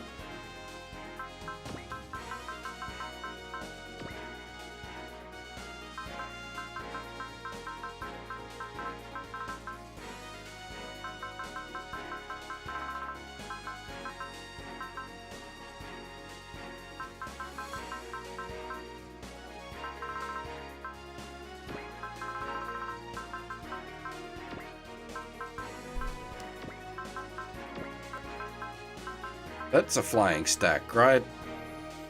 That's the Asaran mech, what flies, yeah?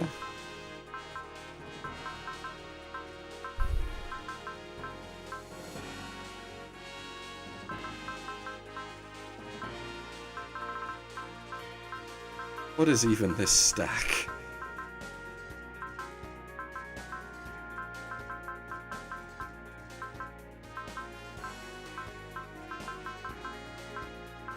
Ah, yeah, I see. Flight, water, and ground.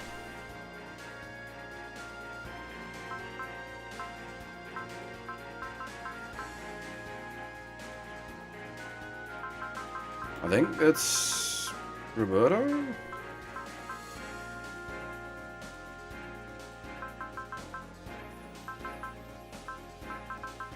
Yeah, I'm pretty sure that's Emma in the red.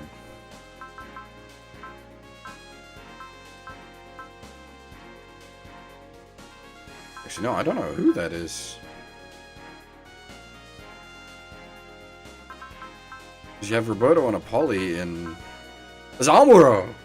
That's why it's Ro at the end. Amuro and Eric Diaz. There we go. Hero to 1 Year War.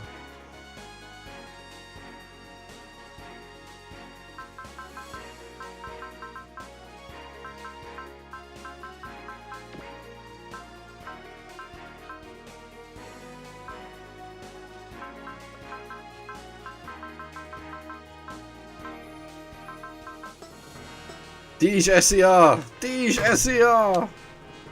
In like nothing.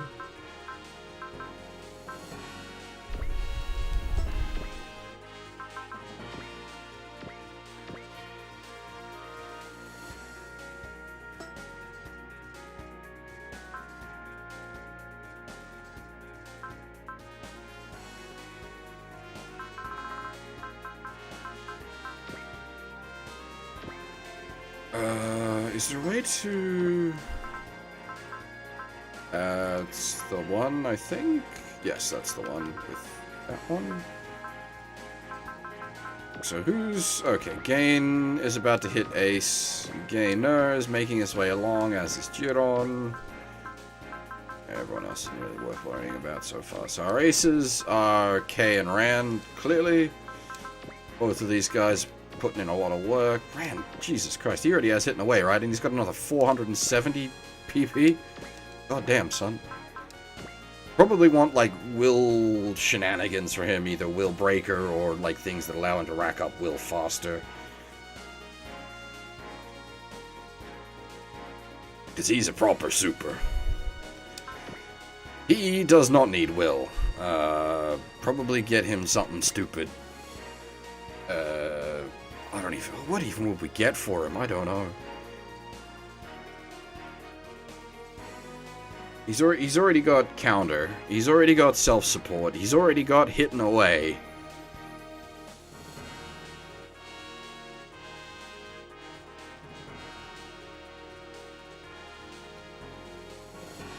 Like, Kay's just nuts.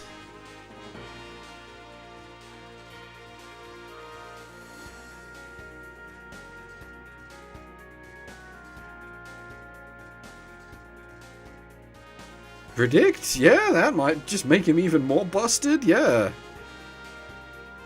Yeah, that's a fair suggestion. That's what, 700? Yeah, alright. That'll be the goal for K.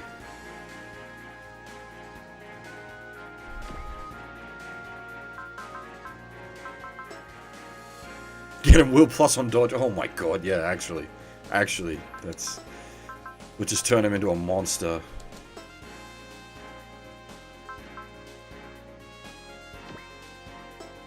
Can he... Oh, God, like, sorry, I'm thinking guard as in shield block. Guard is not shield block. Guard is... Guard might actually be, like, a legitimate call on Rand. Farther down the line.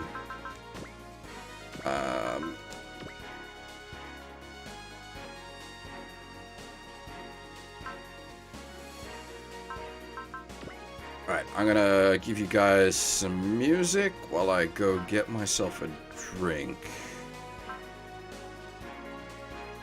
You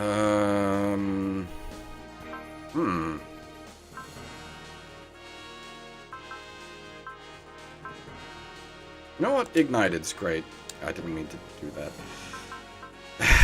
Where's, Zambot?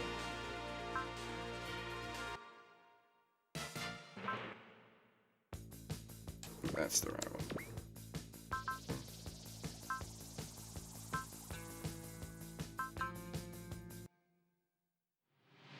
There we go.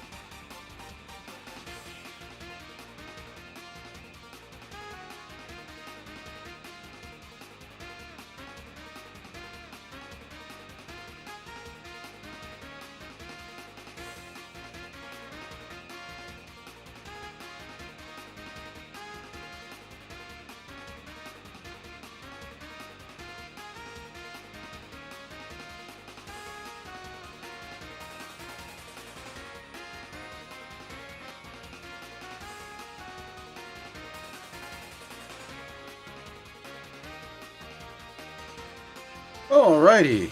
God, it is nice to be able to tab out and, like, do my, like, shit, mute, unmute, pull up the images without everything locking up.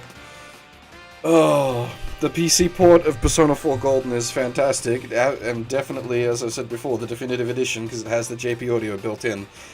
But streaming PC games is a pain in the butt, because I can't tab out without everything stopping. Oh. I've got the weirdest reason to prefer console versions of games, because it's easier to stream.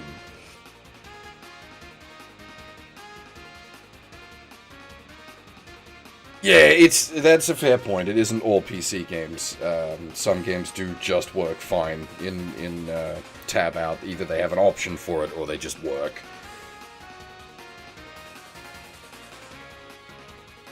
Yes, well, so, no, the problem with Borderless Window Mode is I can't move the window to where I like it.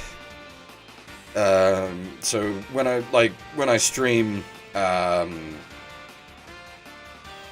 I've got everything, like, laid out in a specific way, and games will not default to where I want them to go.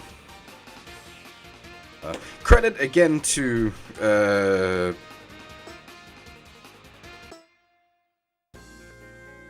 P4G PC. It actually has an option in its graphics option to select which monitor it defaults to, which is really nice. You would be surprised how many full-budget AAA titles don't have that option, and it's a fucking nightmare sometimes.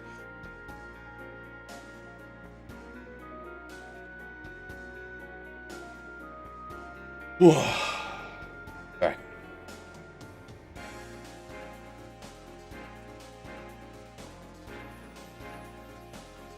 Again, I do admit my particular use case is a very odd one. Like, I am definitely not the norm.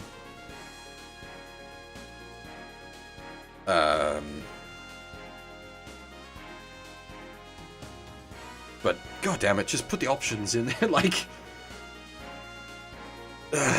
especially if you're a AAA game, you've got no excuse. You've got the development budget for someone to do your options right. No worries, Wolf. Thanks for stopping by, man. Sorry you didn't get to catch much.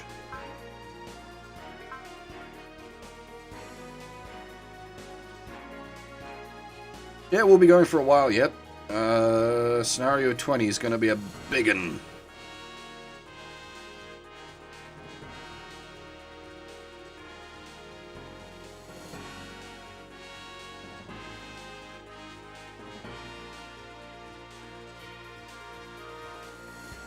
Would Armored Core go in an SRW? Yes? Oh, how would Armored Core go in an SRW? That's a more difficult question. Because you'd have to stick to, like... You'd lose out on sort of the core of Armored Core, because you couldn't really have customizable mechs. But there's so many characters across the Armored Core franchise that doesn't matter. You got your White Glint, your Nine Ball... all that. So, like, there's a lot of, like, character mechs to pull from. You could definitely do something with Armored Core.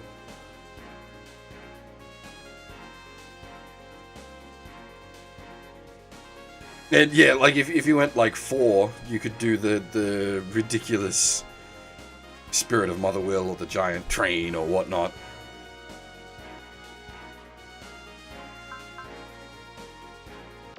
Right.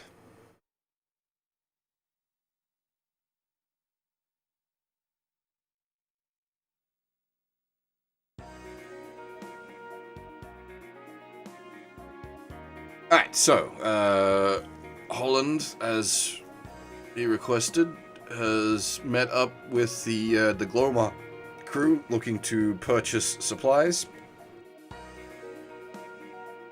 In this particular case, he's after reflective film, which is a coating made from skyfish that allows the LFOs and KLFs to ride the trap R waves. But despite having a bit of everything, We don't actually have any reflection film.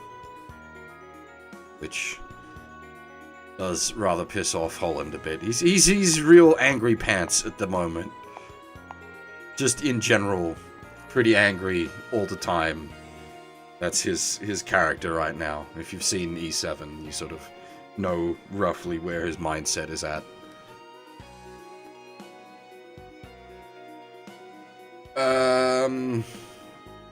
Oh yeah, and a debt rolls up. It says, leave it to me. I'll take care of it.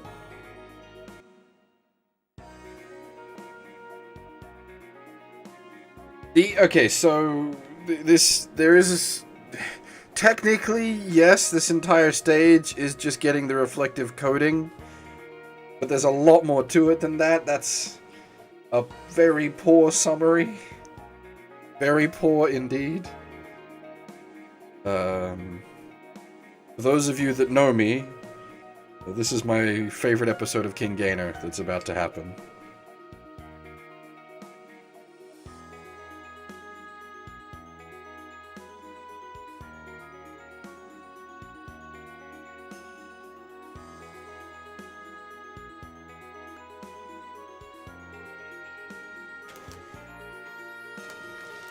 Okay.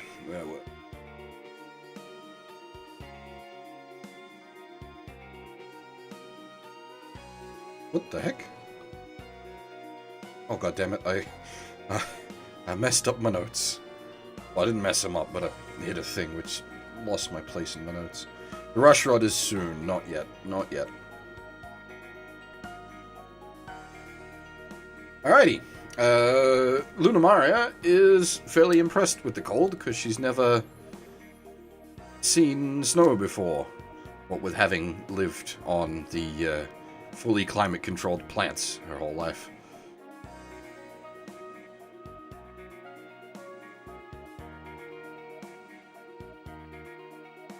I see, because I don't know Destiny. So this is Mayrin, apparently Luna Maria's sister. And she's commenting that she should be wearing something a bit more appropriate for the cold. Luna Maria's just like, cold's just a mind thing. Mind over matter.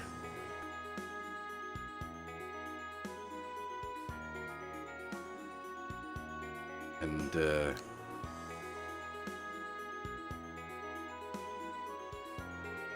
Luna Maria ends up,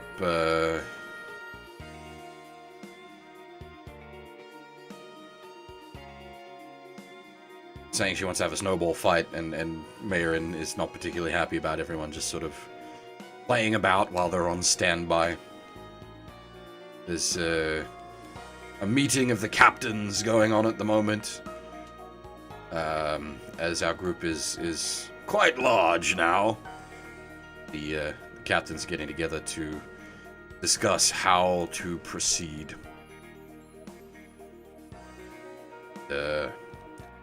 Asuran thinks the meeting is about a joint forces trip to Japan, which we brought up earlier. The whole Durandal wanting them to go to Japan, and then everyone else here also wanting to go to Japan for their own reasons.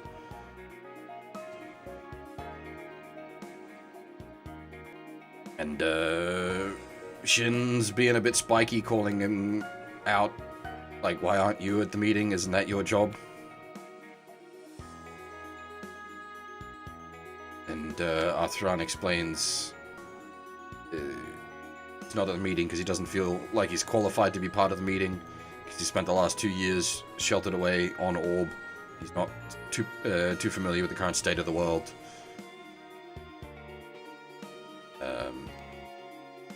Why he's currently hanging out here instead of hanging with the big wigs.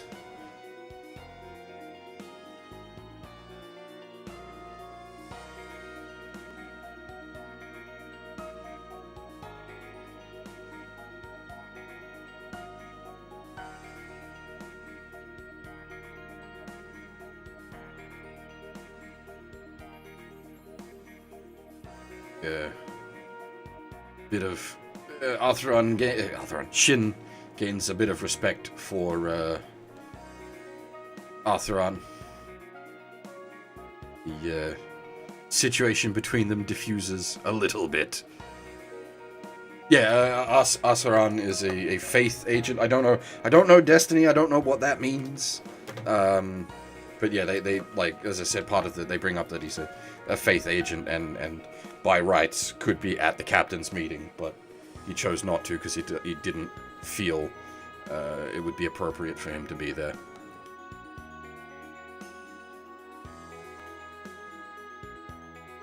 Basically, he wasn't going to just pull his rank to get in on a meeting.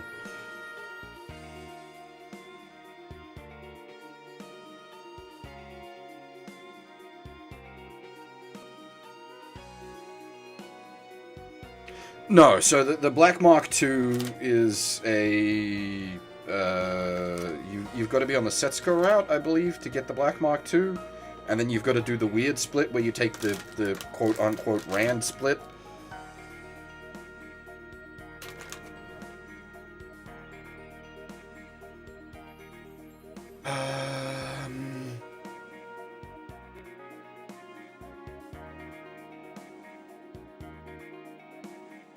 Alright, actually I need an additional set of notes.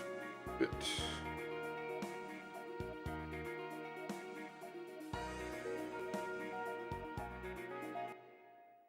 Alright, while all that discussion was going on, snowball fight has broken out amongst the other parties. I've actually got, like, scripting for this, like, as in line for line scripting.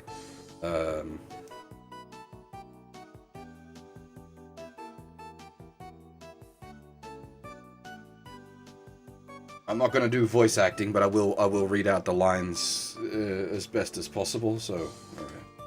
Kodama squad, charge! Gainer Sanger charging in. Time for us to deploy our secret weapon. You're up, fat man.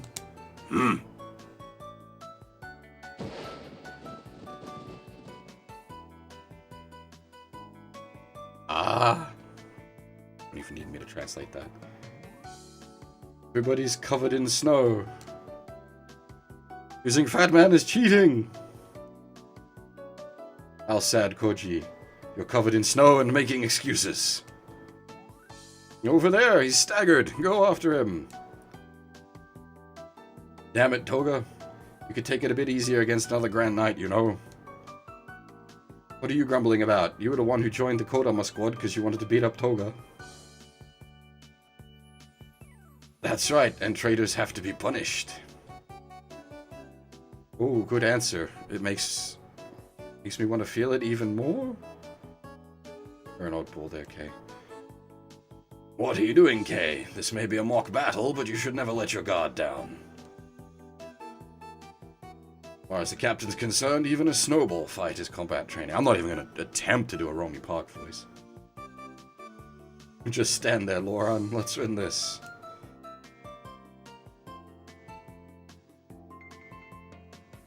Tifa, Erika, Lily, Ina, keep making those snowballs. Leave the home front defense to me, everyone. Alright, then we can focus on attacking. We're going to win.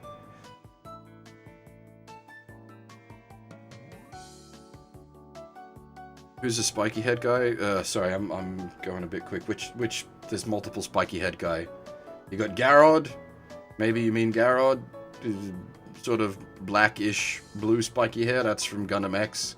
If you mean Renton with the brown spiky hair, that's the main character from Eureka 7. White jacket and spiky hair? Do you mean oh god, what's his name? The main character from Eiji from Obari.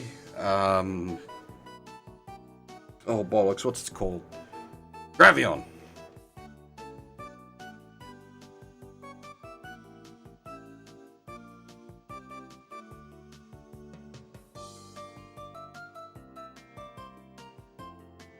Gravion. Yeah, that's one. Wait. Oh good, the enemy's resupply squad is excellent. We're going to be overwhelmed. Truly, we ain't gonna win if you just sit there grumbling. Pay yourself, Kay. These attacks will bear up my pent-up anger. That's too manly for this fucker. This guy's like... just... wimpy little man. I don't think so. Jabby, melt their snow with your fire breath. He can actually... whoosh. Jabby? Javi?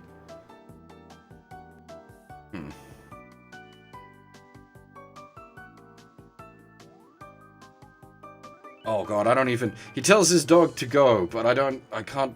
Trying to pronounce the dog's name is fucking crazy. Chionishiki.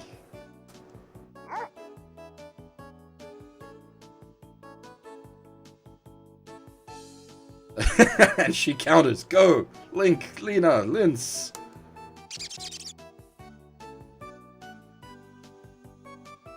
Do your best. Olette. Everybody's deploying their, what's the word? Familiars. That's quite the spectacle. It's chaos! Pachi, pachi, pachi, pachi, pachi, pachi.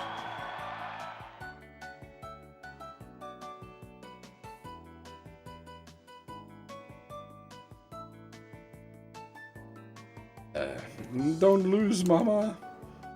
Hang in there, Master K. And then, where are we?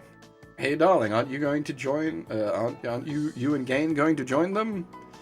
Ah, we're two easygoing men. Game or not, we'd rather not spend our free time getting in fights. But he said, we'll simply grab a drink and watch the snow.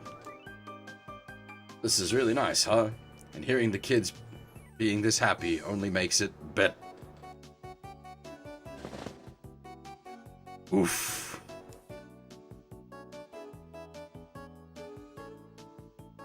Sorry, Rand, did my snowball fly over here? Why, you've gone and done it now. That's how it always goes. Well, you don't need to worry, girlie. It looks like the fight's gonna be over before your husband can join in. Give.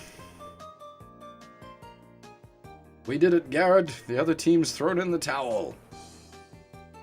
Whoosha. One.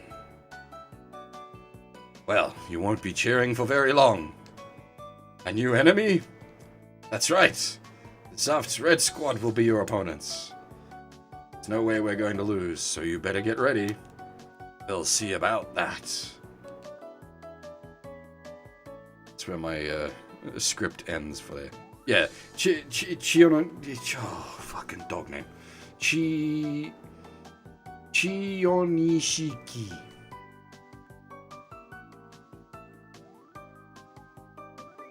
It's my brain doesn't handle the processing of it right.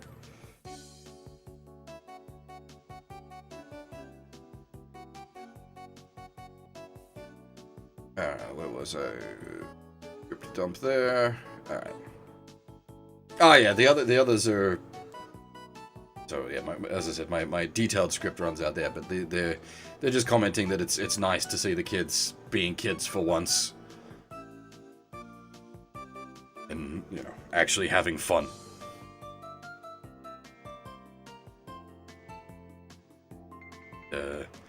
Sarah blames Gainer for messing up their charge, and Garrett jokes that it's because Gainer's been playing video games all day. He's unfit. Out of shape.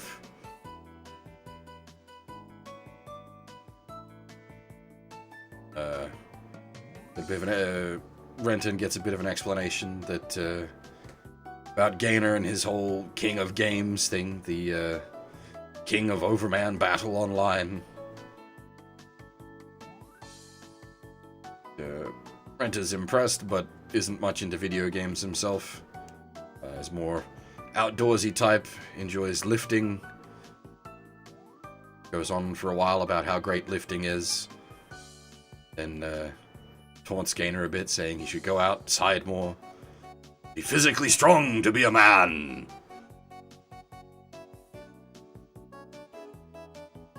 And then the other Gecko State chaps chime in, like, sorry, yes, lifting as in skyboarding, not lifting as in swole. Sorry, I didn't realize, yeah, of course, that's a fair misunderstanding there. Lifting in the context of Eureka 7 is sky surfing.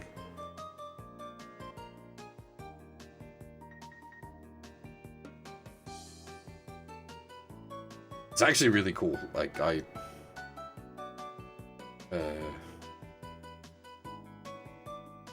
don't know, just as a thing, it's pretty great. The idea of sky surfing. There's a lot about E7 that I like.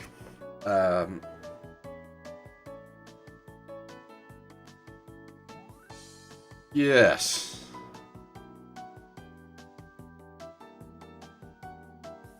Also, like, running out of, like, trapper density and falling out of the sky. There's a lot of problems associated with it.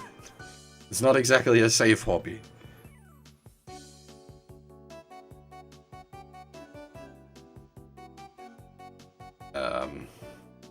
Which is why the I can fly moment from the first episode is pretty powerful. Because he jumps off a fucking cliff and starts chasing after flying mechs on his lift board.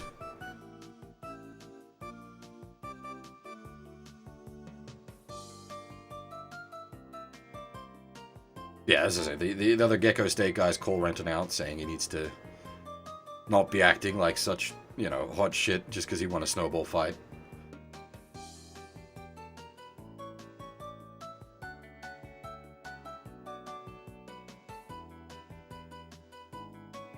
Renton mostly just wants them all to give him a chance to prove that he isn't all talk.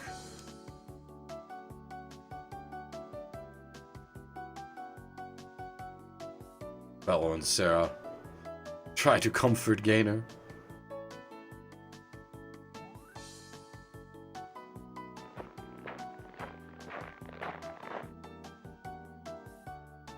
And Adette comes flying in, shouting that she'll give Gainer a chance to prove that he's a man. And Renton's coming along as well, as sort of punishment for bad-mouthing Gainer.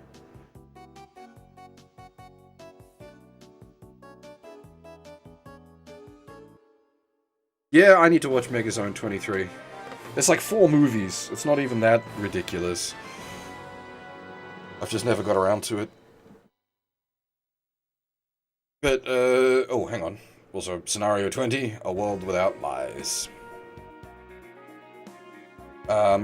Is the transforming bikes from Megazone 23, are they the same as the ones from... Oh, bollocks. What's it called? Mospita? Not the same as Mospita. Okay.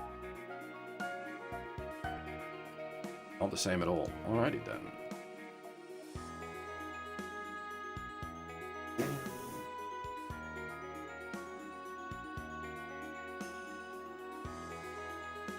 As I said, I'm really not familiar with Megazone 23. Beyond its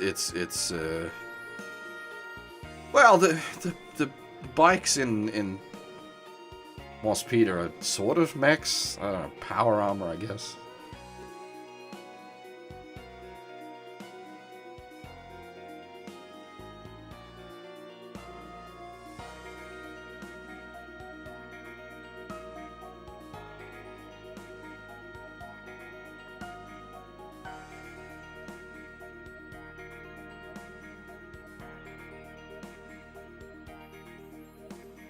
Anyway, where was I? Alright. Adette's saying they should be able to find some skyfish here. Skyfish congregate in areas of high trapper density. And as the rivalry zone here is weak, it should be an ideal place to find some squoy fish. Everybody's come along, looking to nab some skyfish.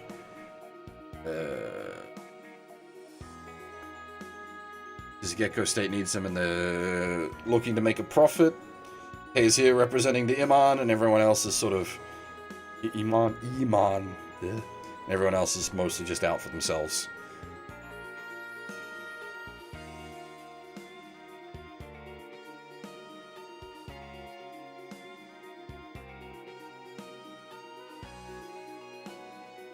So... Gain, Rand, and Mel are just... They're not even here for the skyfish, they're just here to see Gainer prove himself to be a man. And Rand is also interested in Renton and his LFO piloting debut. This will be his first time being the main pilot of the Nirvash.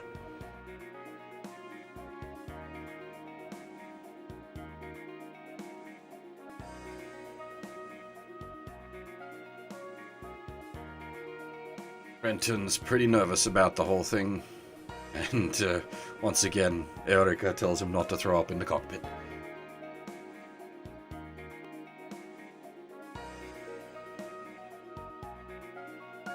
Garrod's wondering why the Gecko State came to Galia in the first place, even if the trap bars are dense here. The harsh climate of Siberia can't make for good lifting. Renton isn't sure exactly why, but apparently Holland is searching for someone. And then Adet gets snappy. It's time to hunt some skyfish. But there aren't any Arund.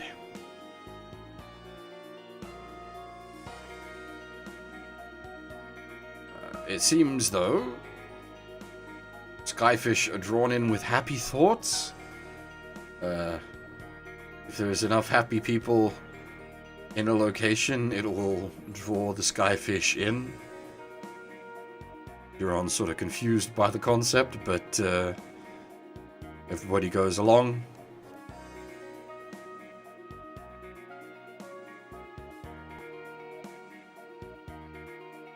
And they all start thinking about things that would make them happy.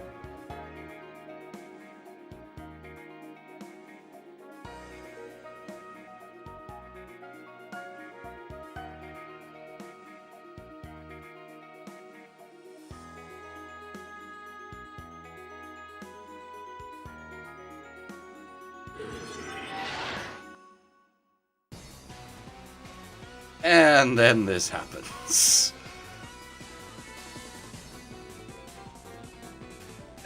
Erika turns to Renton and asks, "You want to do that with me?" Which causes Renton to freak the fuck out. Garrod tells Gainer this isn't the time to be thinking about Sarah's figure. While Giron... that sequence took a little longer than I thought. While Giron heard Garrod thinking of Tifa's smile. Which, of everyone's thoughts here, Garrod is such a good boy. Everyone's thinking, like, silly shit or lewd shit, and Garrod's just thinking about Tifa's smile.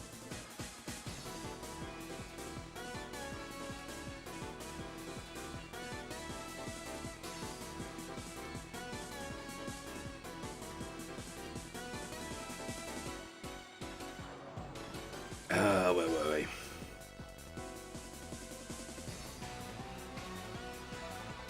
Apparently, Giron was thinking about eating a whole large roast lizard by himself.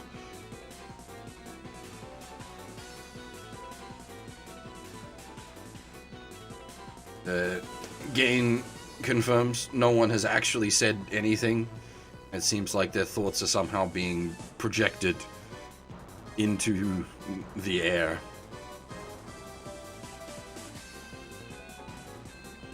Oh, I've got a few actual lines for this. Darling, you pervert. Your wife is sitting right next to you and you're thinking about Adette's breasts? Hold on a second, this is an invasion of privacy. You can't peek into my mind. And now you're thinking about Shire's butt just as you say that?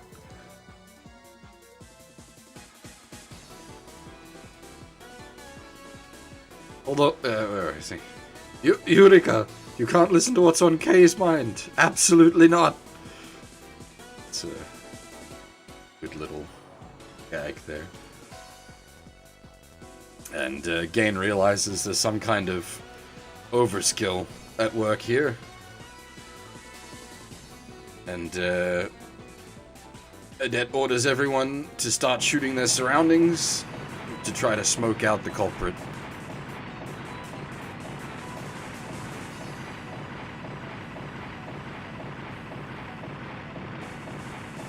Surprisingly, well, not even really surprisingly, because this would have worked previously as well, but it actually works.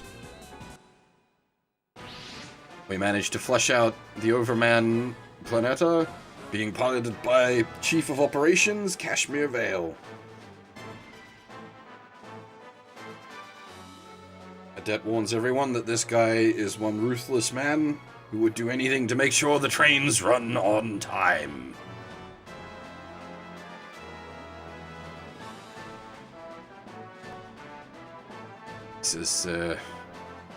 Yet Exodus is an anomaly that is disrupting his train schedule, and as such, he's here to stop it.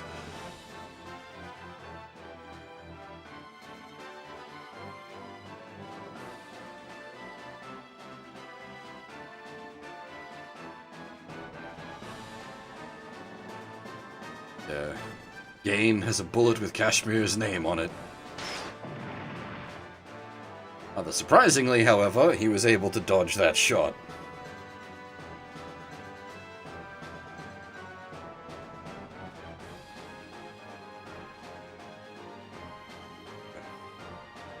It's useless. No one will be able to lay even a single finger on him.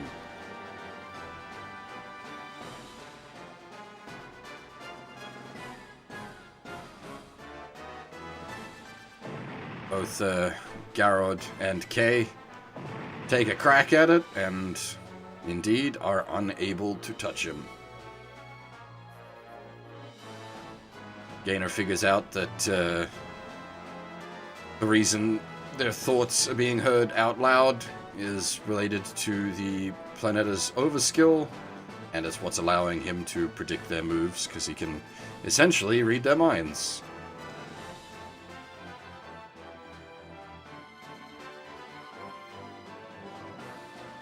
Giron and Renton realize that so long as he can read their mind, there ain't no way to hit him.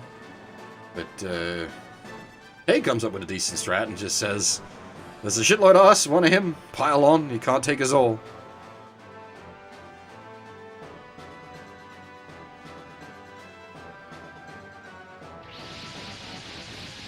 But of course, he is no fool. He brought a whole buttload of friends.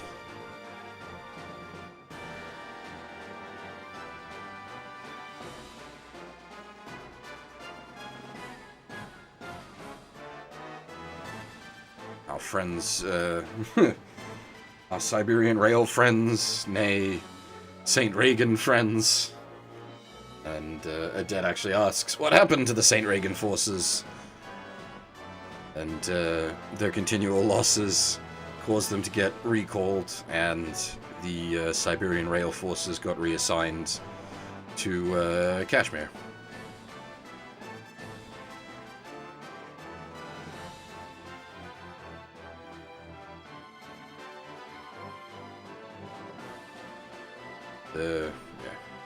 Gain reminds everyone that attacking the boss is pointless while he can still read our minds.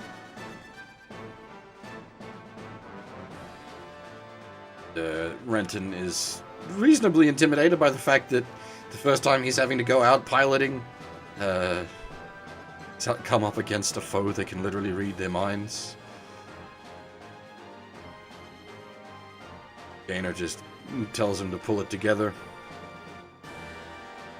Cases the Iron Gear has been buzzed and our reinforcements are on the way.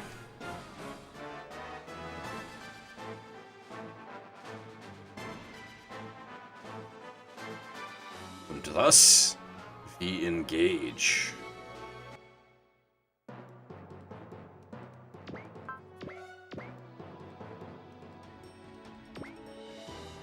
Alright, so I think the SR is just straight up 3 turns, bonk the... Well, okay, so it's not quite straight up bonk the boss. It's, bonk the not boss. So, we can't, as the story has said, you basically can't hit the boss at this point. But Kejinan, we can hit. We need to kill him within 3 turns. So we are going to be sprinting towards him as fast as we can to lay the smackdown on him.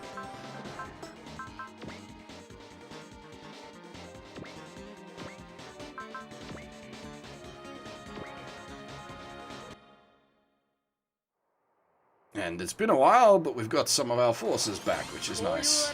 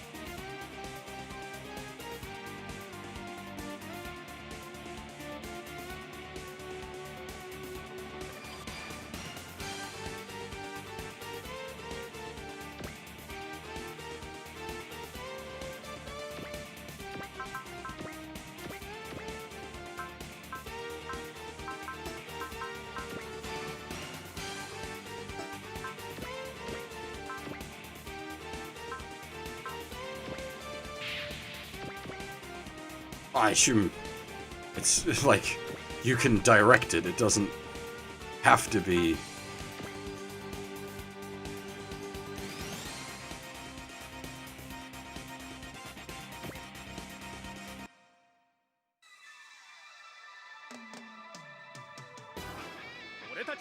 So you could set it to like scan all your enemies.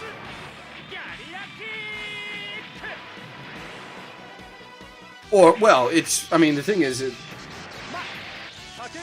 don't know, actually, you know what, I don't know. The overskills are weird. Trying to apply logic to them is just beyond.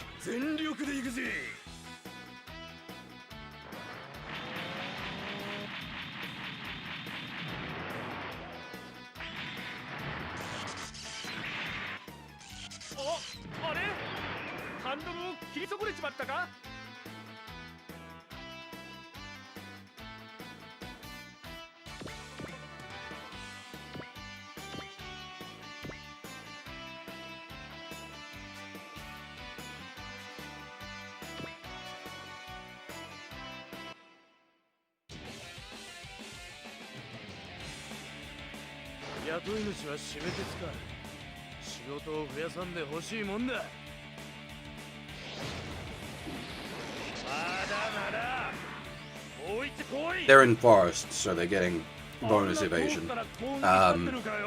As for them being so ridiculously strong, it's the end, like, technically end tier, Zabungle grunts, so they're quite tough. They're not just your regular chugga hoppers. I didn't mean to do that.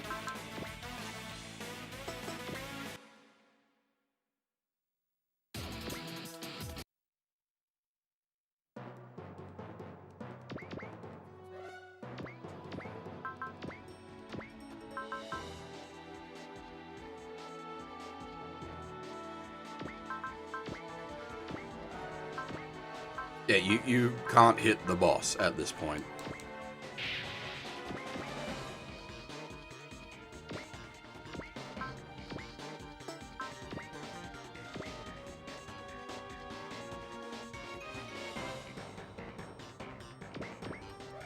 As for Kay being a perv, I don't know. It's sort of. He's a ladies' man.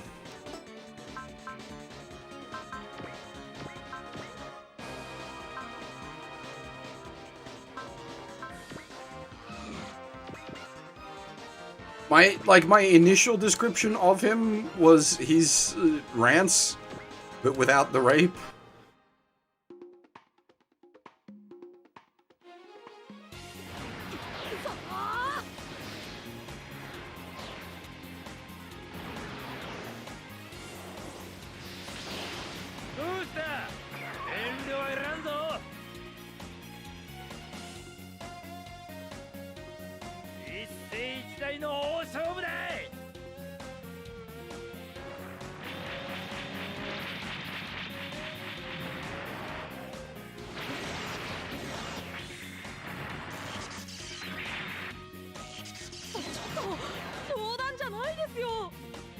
God damn it, Renton.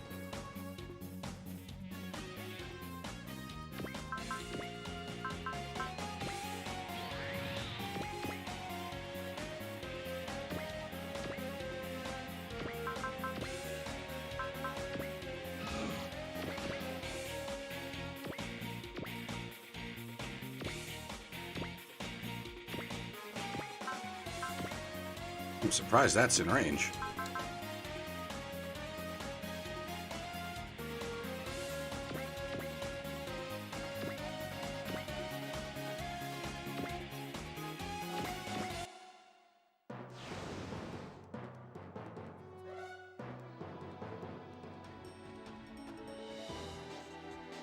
Jesus Christ, Renton, you're supposed to be...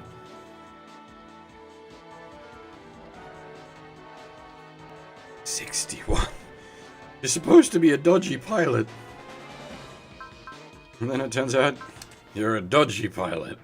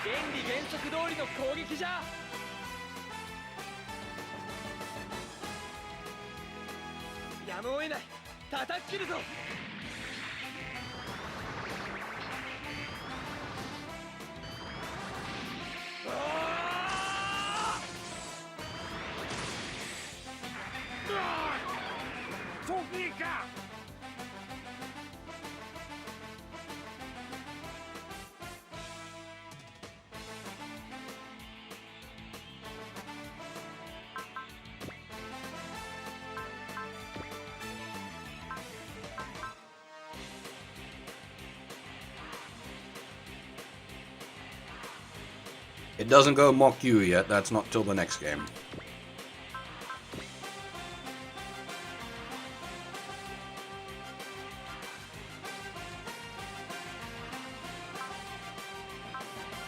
Hey, Starman. Oh my god. That's how this is gonna be, is it? Oh, I didn't...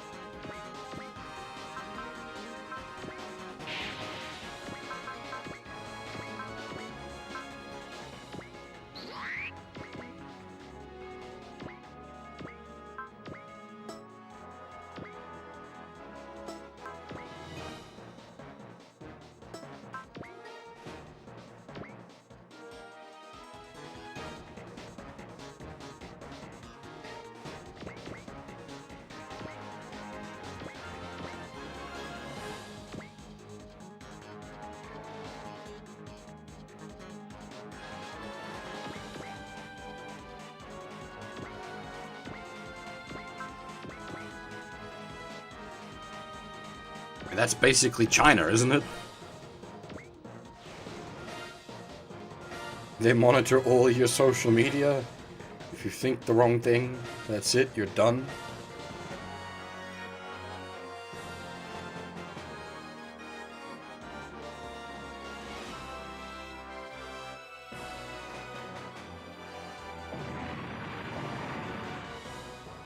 Yeah, but it's like, it's not literal thought monitoring, but unless you, like, disappear yourself from the social sphere,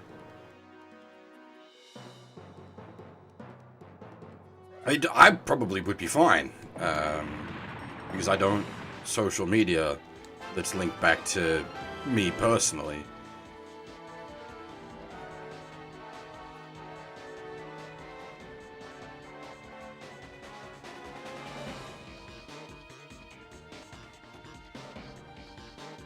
But then we're gonna hit like an age where they force that shit, which is like the opposite of like I grew up with, you don't like have identifying features online. You don't give people your name or any like identifying details when you're online, and now these days it's expected that everywhere you go, you use all your real details. Fuck off with that shit. I ain't about that nonsense.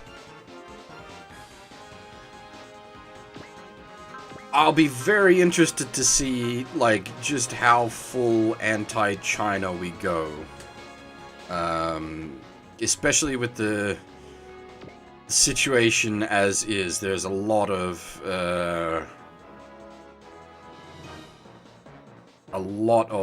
anti-China sentiment going around. And I'm sure from the politicians' point of view, they'd love a excuse to be able to break free of China's grasp.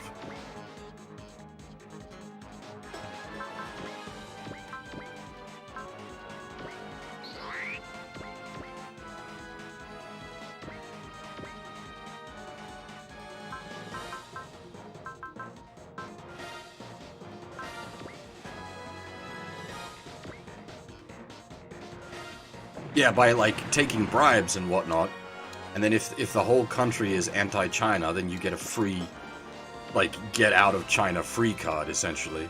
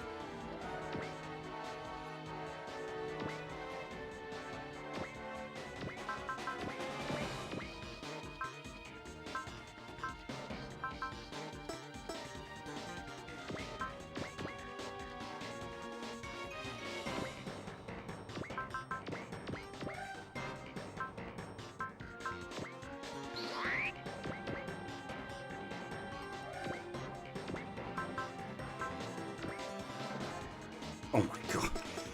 With focus, 17%.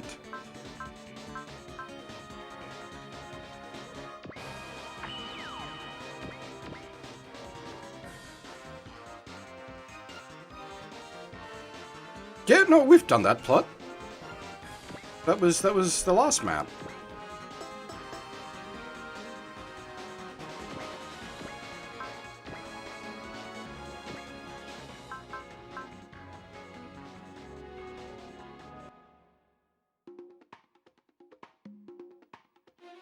But no one's really given him shit for it yet, because no one really understands the situation. We've only gotten a small amount of detail about it.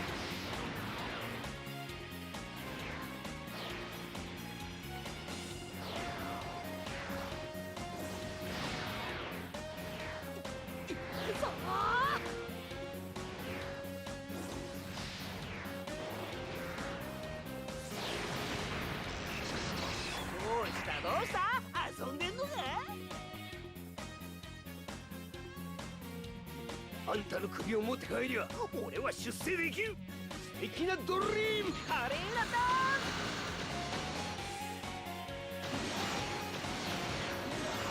ン。何すんですかいきなり。危ないじゃないですか。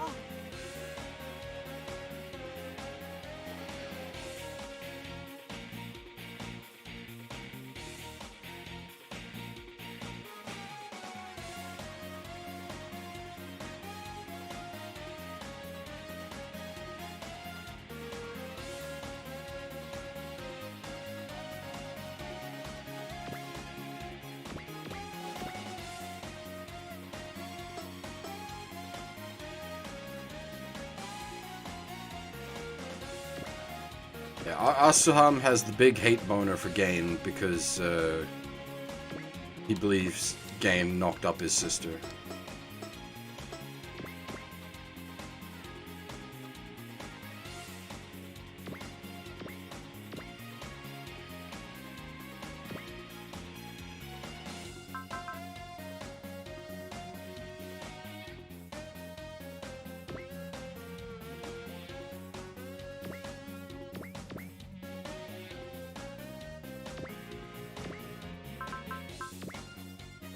%.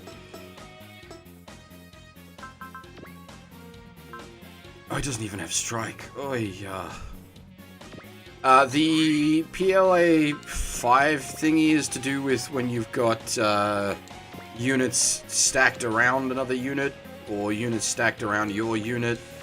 You get a damage modifier.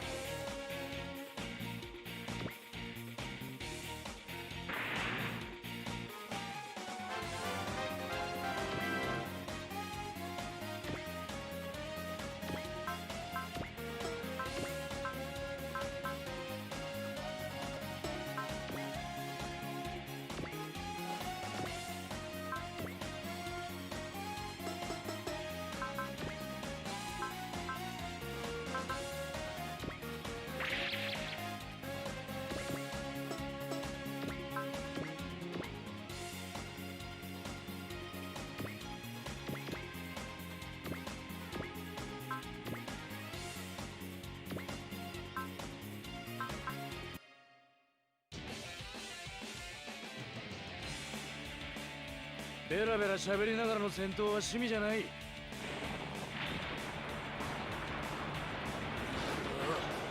パワーで押し通す。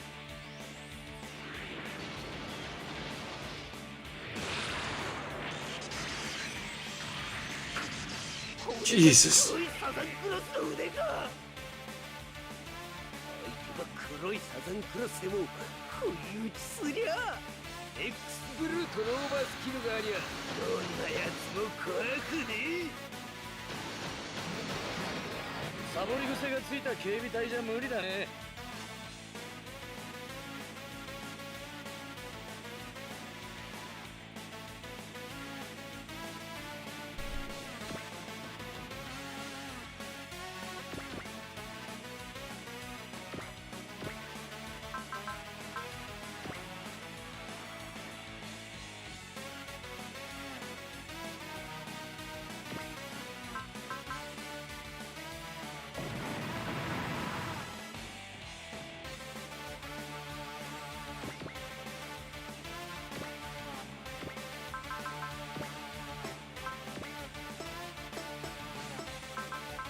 Friend, you're our only hope.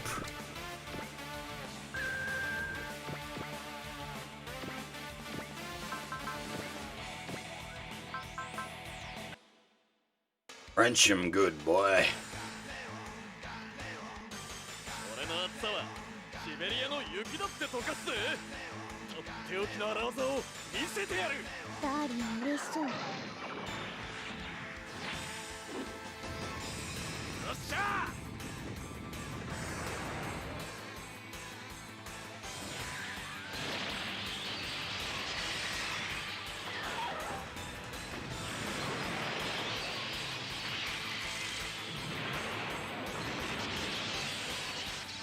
きっちりしっかり当ててきやがる。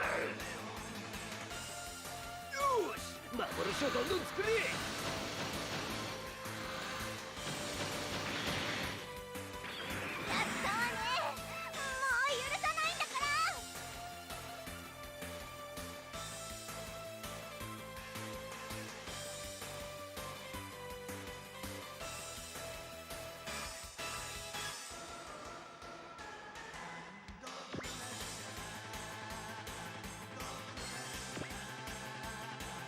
Yeah, we may need to turn Rand into the big boy. We've gotten past the fuck you stage.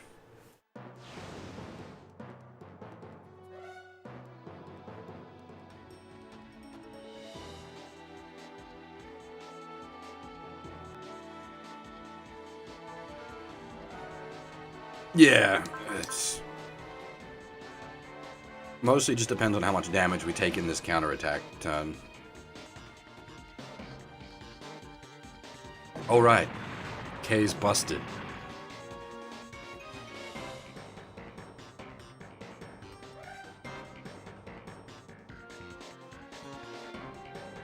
I'm assuming Garrod has Prevail and Shield Block?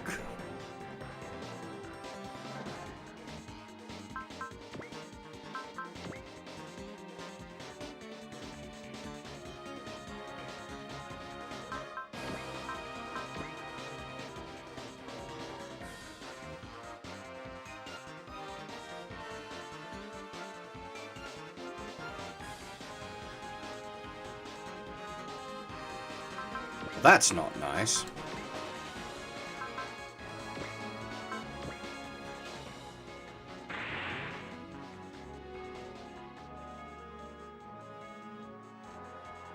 I want nothing to do with you. Do not kill me.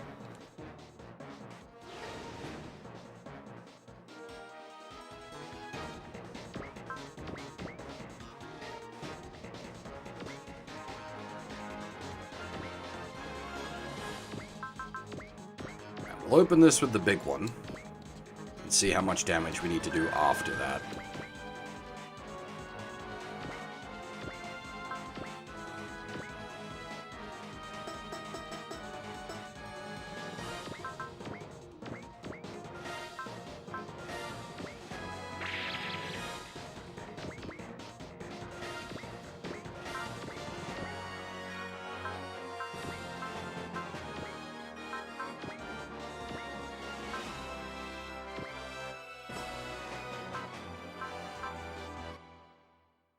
This may just kill him. どうにもオーバーマンはすばしっこくていけねえ。アクセル全開フルパワー。頑張れガ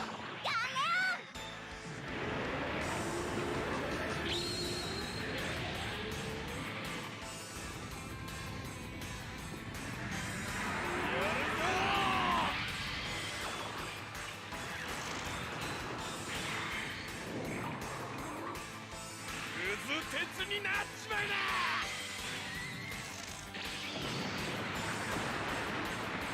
Yeah, cool. Garrod will finish him up.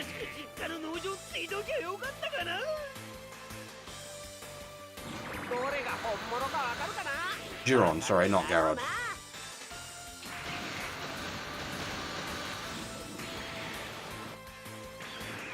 いけねえ。レバー操作を間違えた。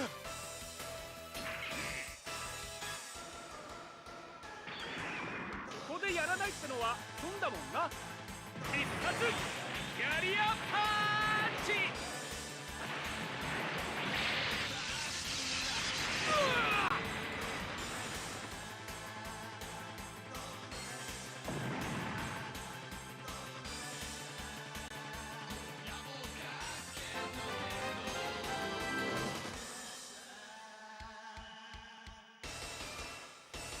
Not bad.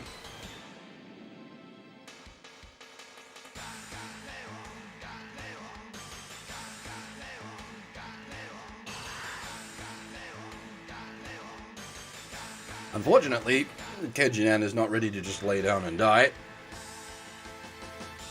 My dad tells him to give up.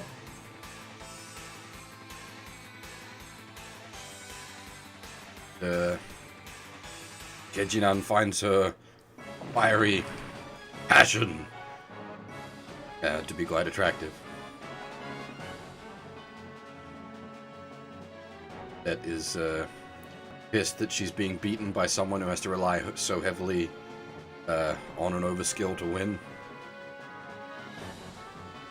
Kejinan has another trick up his sleeve, though. Illusions.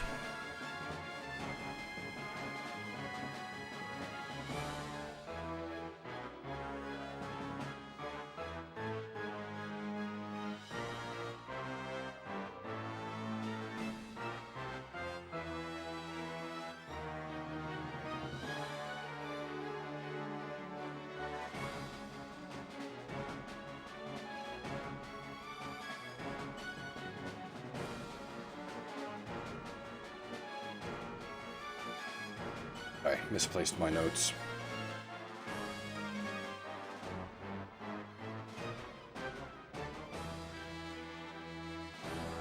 And, Kejinan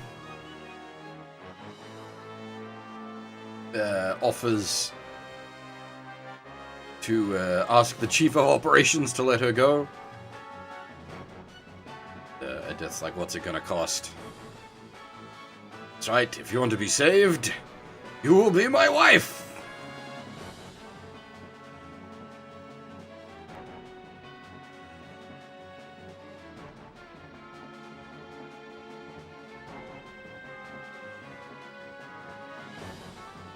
But he's sort of... That's what I'm looking for. He's actually making like a somewhat serious proposal out of it.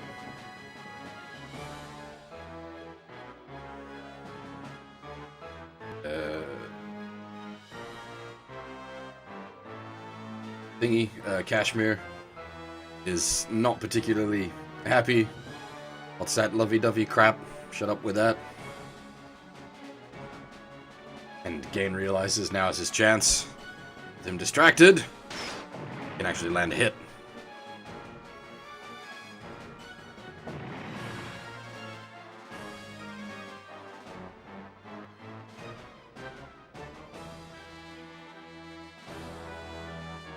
Gain, don't worry about me, just take him out. It's useless. I can hear the voices of your minds. I won't make another mistake.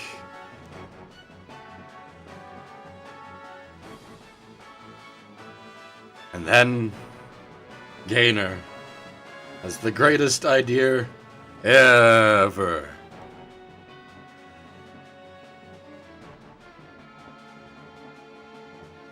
I've got it. If he can hear me, then I'll let him hear me.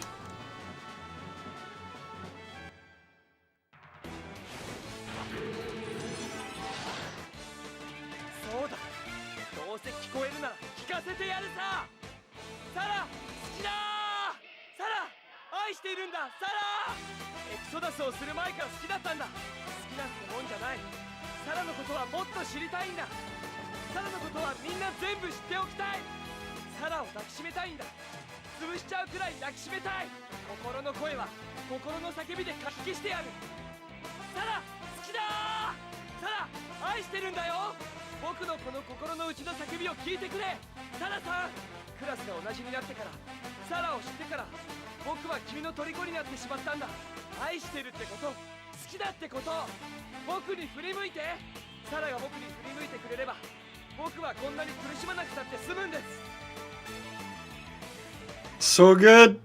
The greatest love confession of all time!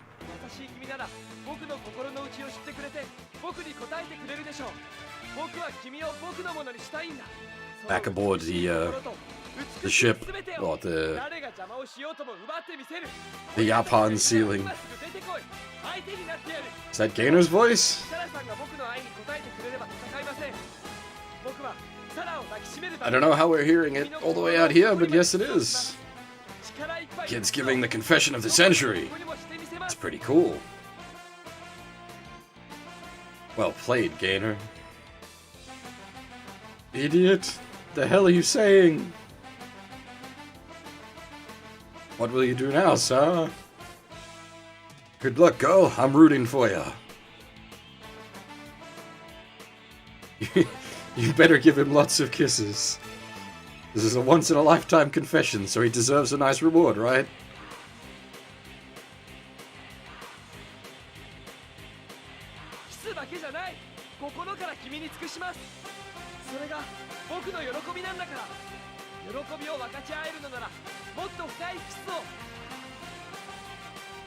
Amazing, Gainer, but I'm not about to be one-upped. Tifa! Whatever happens, I'll protect you! Wah! I want to eat the huge lizard! And Tina, Francoise, Lynn, Mimsy, all the girls in the world, go out with me! I want to go all out and destroy stuff every now and again! I want a bigger bust, hips, and a thinner waist. I'm all yours, Eureka!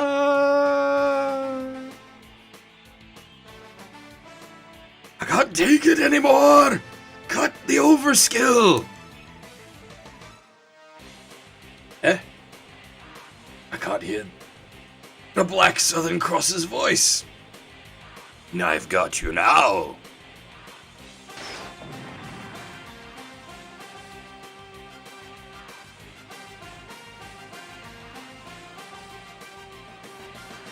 Nice move, Gainer. You showed that you're a man in more ways than one. Don't take me lightly. I'll simply crush you all head on. And our reinforcements arrive.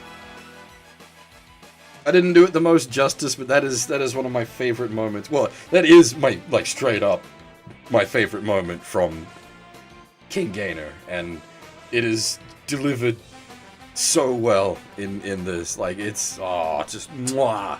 I love it. It's so good.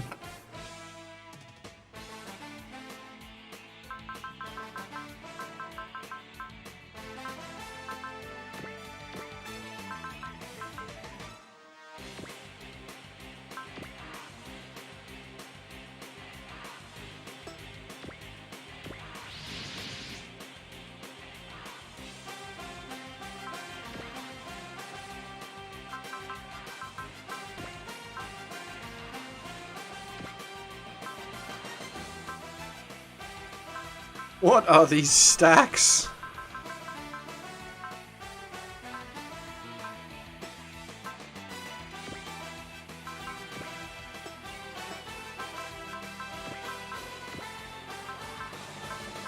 Oh, it's because all their buddies are... I see. I get it now. I understand. Because the other parts of those stacks are yeah, okay, I see.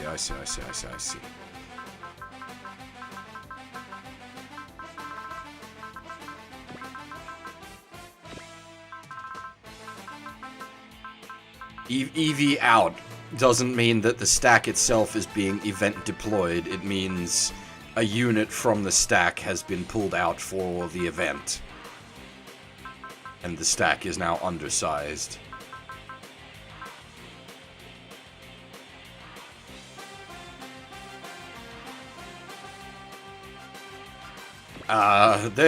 There are many ways around that, Swordmasters, but emulation is definitely the way to go. Like I'm playing on an actual PS2 with an actual disc, capturing via component out, but the lengths I go to do these kind of things is beyond what I would expect from most people.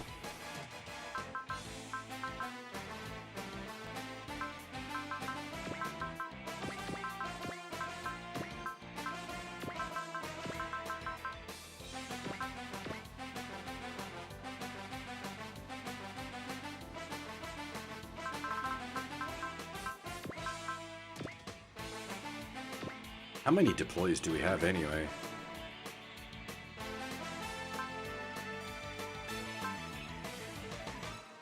What? What? Hang on a minute, something's wrong. What?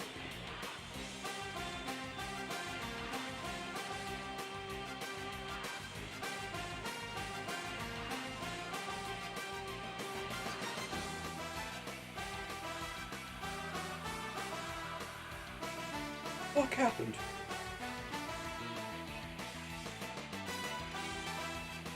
Whew. Well, there you go.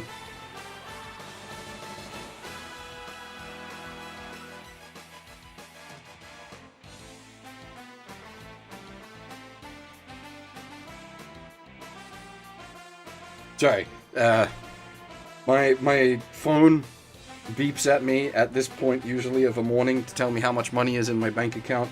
And there's a heckload more money in my bank account than I was expecting, but I know why now.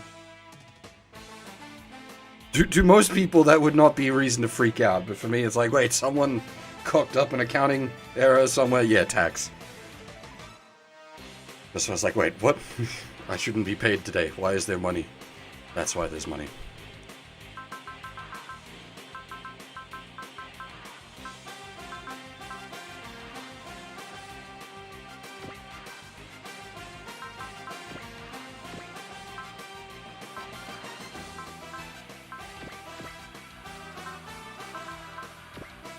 I'm the kind of person that sees too much money in his bank account and goes, something has gone wrong. Rather than, nice, free money. Because it's never free money.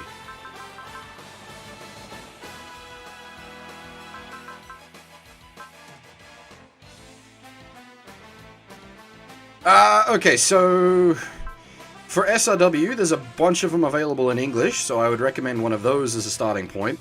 SRW VX and T, no, V and X are available in English on PC.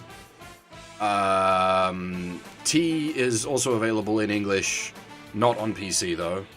It's on PS4 and Switch. There's a bunch of others as well.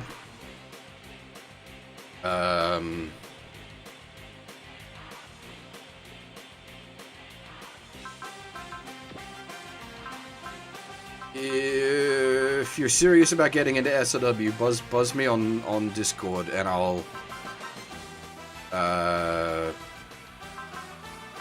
point you in the right direction for a bunch of stuff.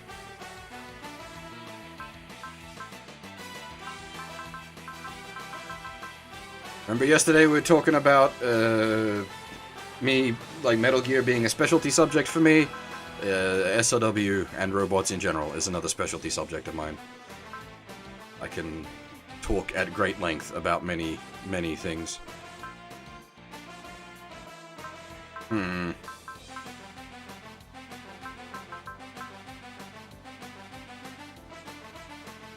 we take just the Chugga Hopper squad?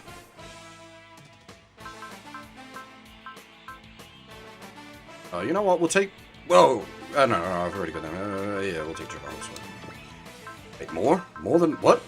How many dudes? Holy crap! It's everything. What the fuck, game?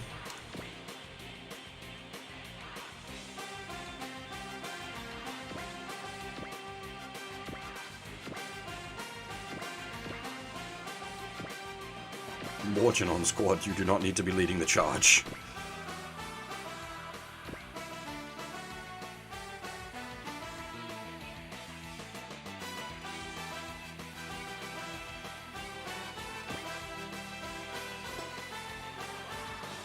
Have you watched much robot anime?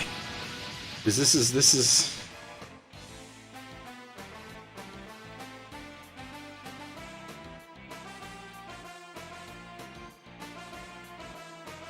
Damn, nice.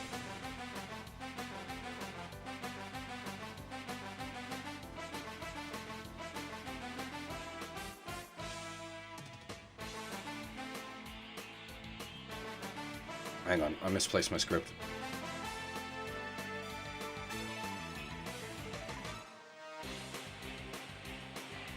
Where are we?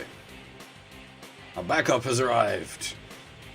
All those different kind of mechs coming over. Now that's beautiful. All teams agreed to strike against Siberian Rail. Here to lend a hand. Have to help the Earthlings fight each other now? Quit your belly aching. Don't you feel like you owe them after they helped us out? Been ordered by Professor Tsukikage to work with them, so that's what we'll do. Fine, I get it. Stubborn asshole. Alright, time to go on the offensive. Take a look, Juke Fleet, I'll keep the Earth safe. Where is the Juke? Give me the Juke! People of Io, I will avenge you! Ayaka, I promise to find you. Everybody's getting shouty, it's good.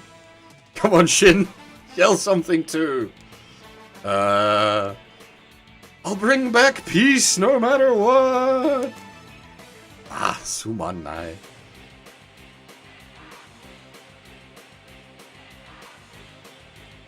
Everyone's super hype with Gainer right now.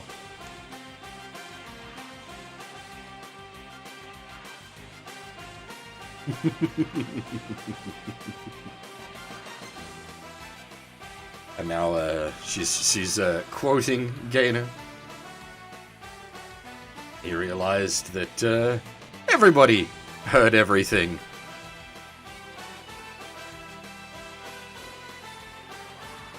You're pretty good. So that's actually what he says there. You're pretty good, Gainer. I know we were rushing you to tell her, but I can't believe you did it like this.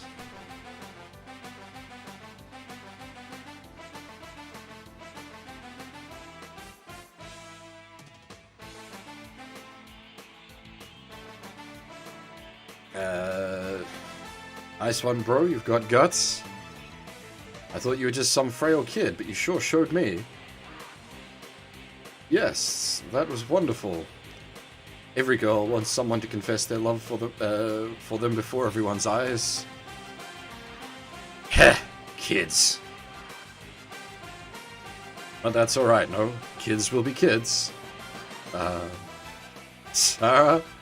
Talk later, fight now!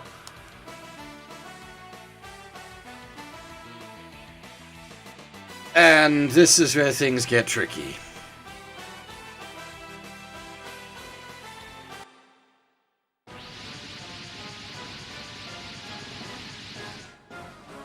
He brought a lot of friends.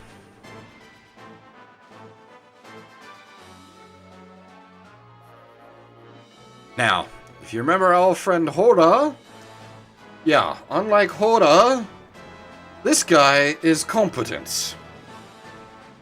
We have some bad memories of our friend Timp here from our times in Alpha Gaiden. He is no pushover.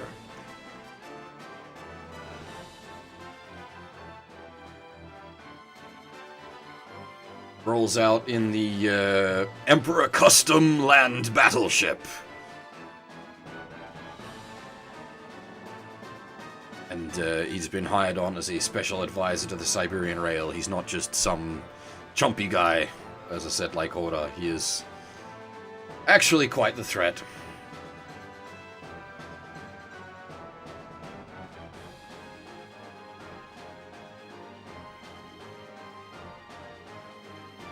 Yeah, he's got high stats, and his battleship is fucking big.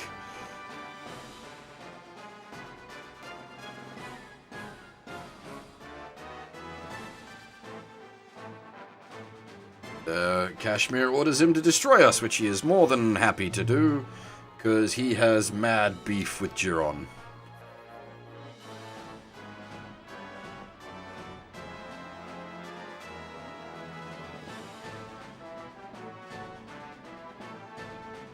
There's a bunch of chatter here, basically people forming up stacks. Thankfully, I think they form up, like, reasonably logical stacks. Ground pounders with ground pounders, flying units with flying units.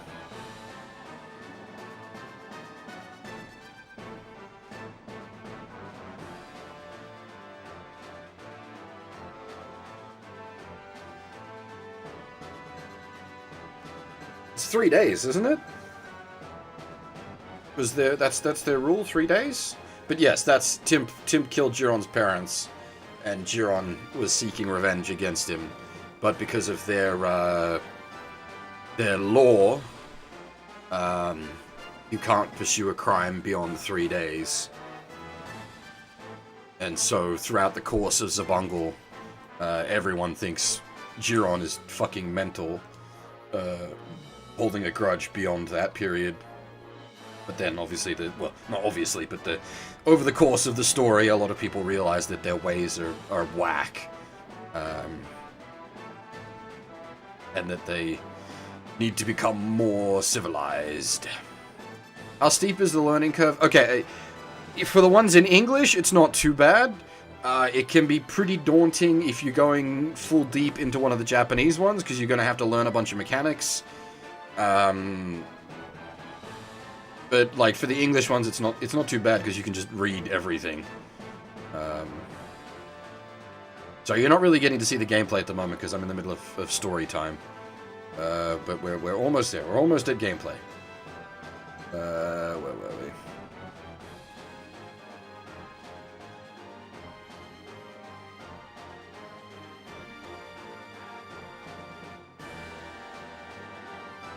Some of them get pretty tricky, Phil, and it can be very overwhelming. Okay, so it's not Fire Emblem Brutal, because there's no permadeath, but death is punished. If a unit dies, you have to pay its repair cost, and if you start racking up the repair costs, you won't have money left to be able to afford upgrades, and if you can't afford upgrades, you end up sort of going down a rabbit hole of no money for upgrades, means more units dying on each map, means no money, means no upgrades, and so on and so forth.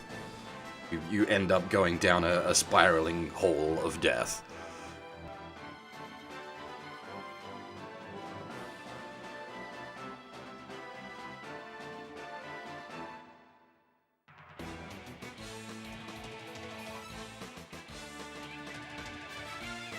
So everybody, even Renton, is impressed with Gainer's confession. As I said, the stacks are at least reasonable. Annoying parking the King Gainer, but it is at least a reasonable Gainer stack. And then we've got this here, which is like, what? What are you boys doing?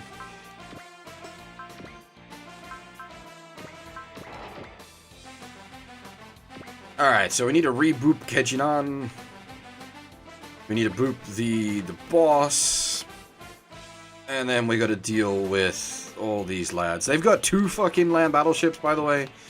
One, as I said, piloted by goddamn Timp. Actually, let's grab rarely used scan.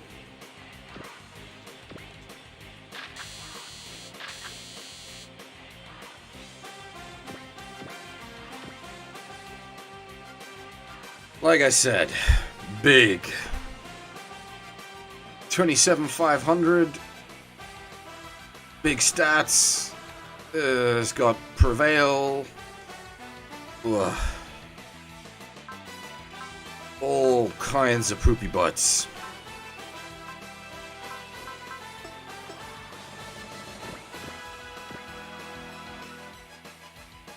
Much less scary, but still a wall of health we have to dig through. Oh, and there's another one.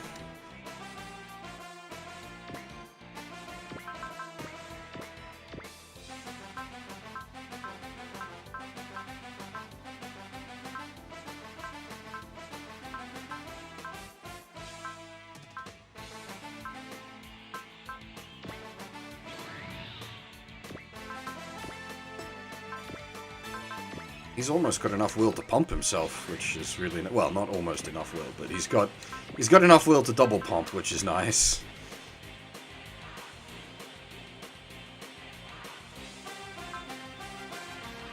Straight to 120. I was about to say, why are you guys ground pounding? But right, the Gundams can't fly in Atmo.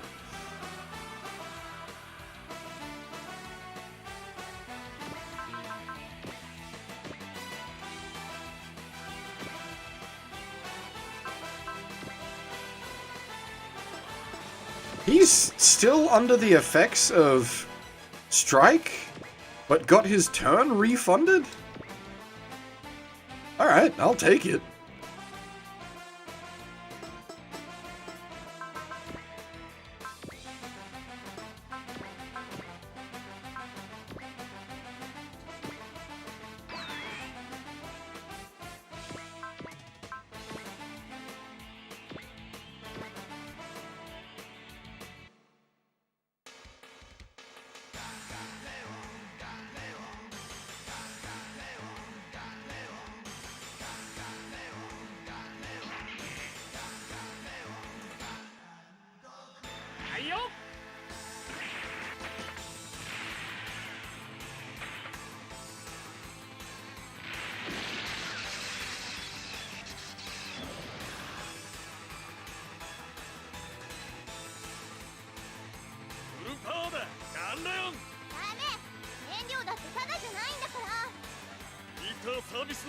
番工具だ。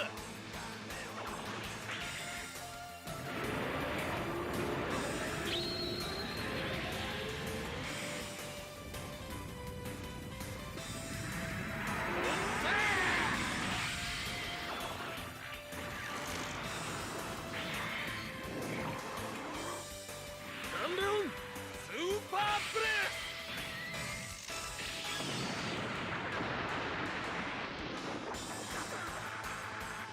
Yeah, because he turned it off. 驚きましたよ。 He manually turned his overskill off. すべては私のダイヤに乗って走るんですよ。ほらほら、避けてみせなさい。ああ、聞こえますよ。あなたの心の声が。でもダメ。避けさせてあげません。綺麗なダイヤを作るにはやはり気分がいいですね。目の前で火花が散ったぜ。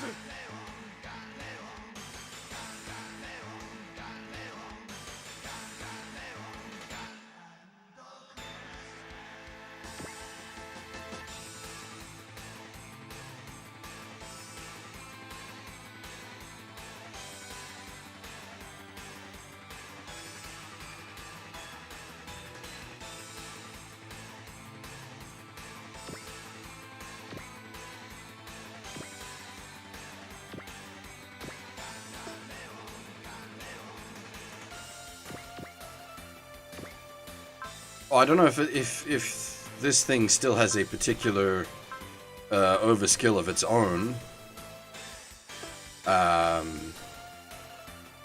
But the big fuck you one is switched off.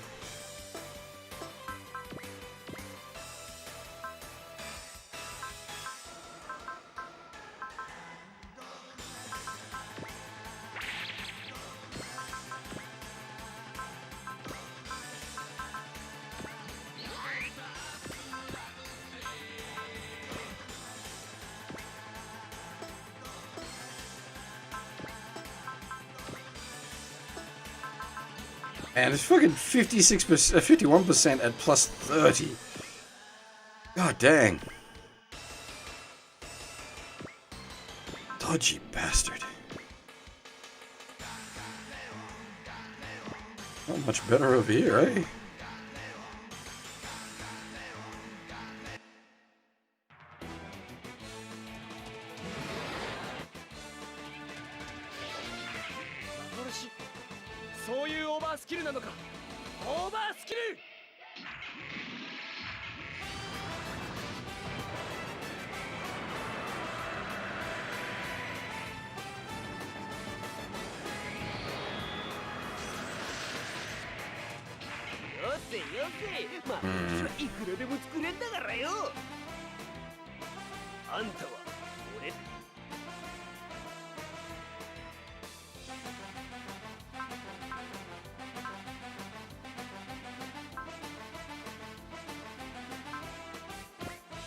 Feels bad not making use of hitting away, but unnecessary.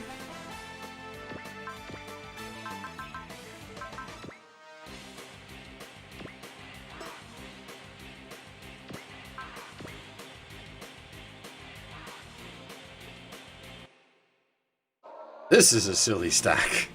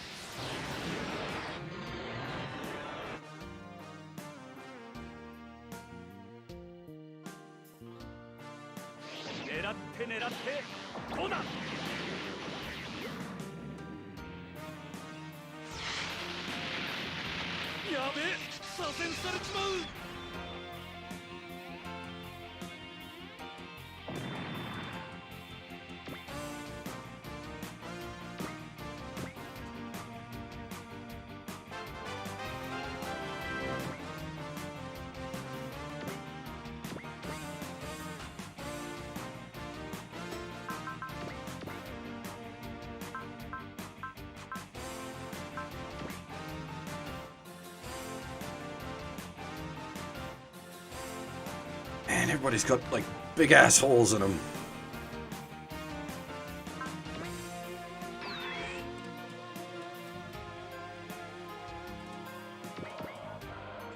If you're still here, Swordmasters, you can sort of see the game getting into action now.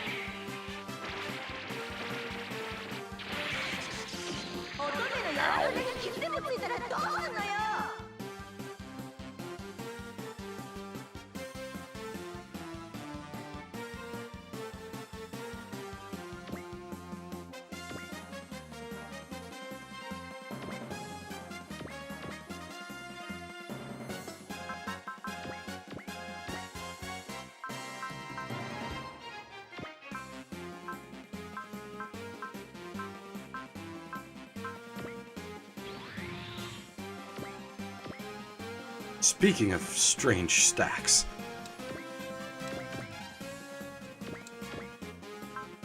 Zambot, Artheron, and, Zeroivi or Wits? Ach, even.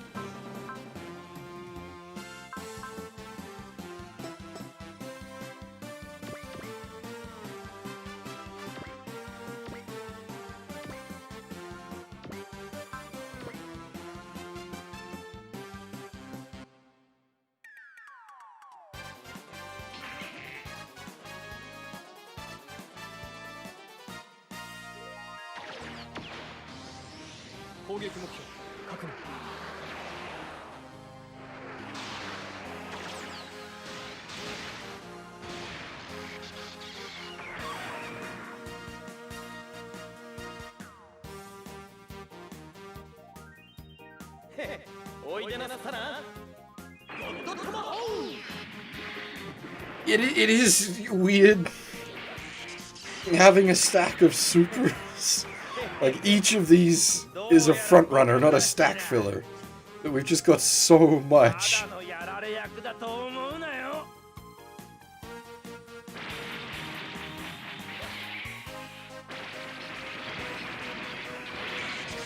I should have the Gravion up front so that it can build its will. Because God Sigma's already God Sigma, so it doesn't need...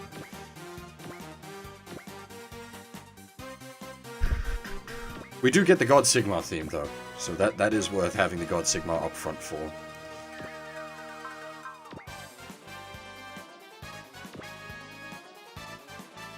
What do you boys bring? Memory of marching boots? Yep.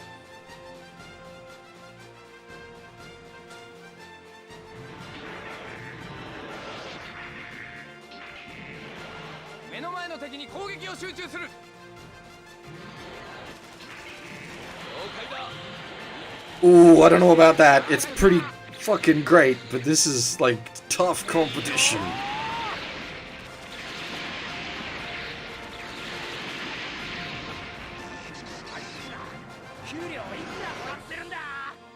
Yeah, Discotheque is, like, the only hope God Sigma would have of being seen in the West.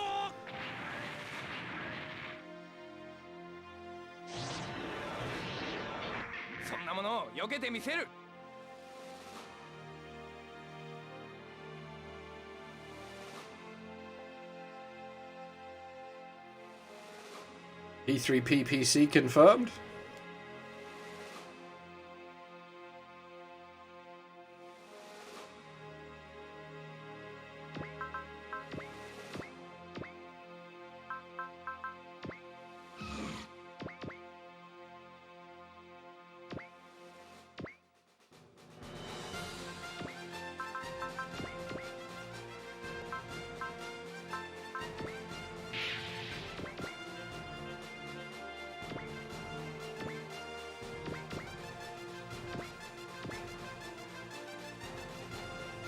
Orcs Must Die 2 is good. I quite like those. Orcs Must Die is good. What's Dungeon Defenders? There's a few of those third-person tower defenses are real fun. Oh, there's another one starring a lady. There was a couple of games released for as well. Similar sort. It was very good.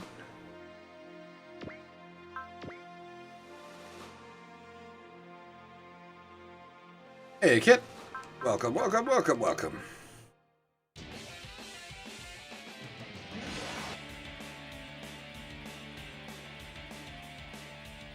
先に仕掛けます。とにかく近くでは先制にはなる。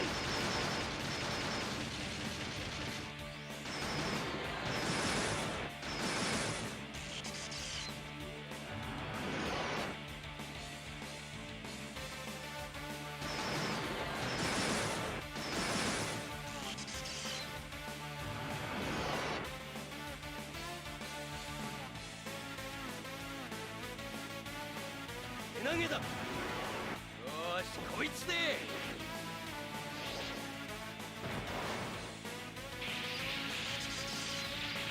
ヤーパンも必死だってことかよ。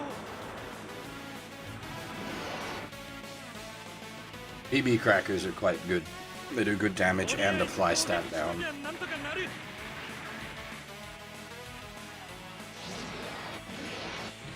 Yes, that's Gowly, the leader of the Gowly squad. What they all are part of.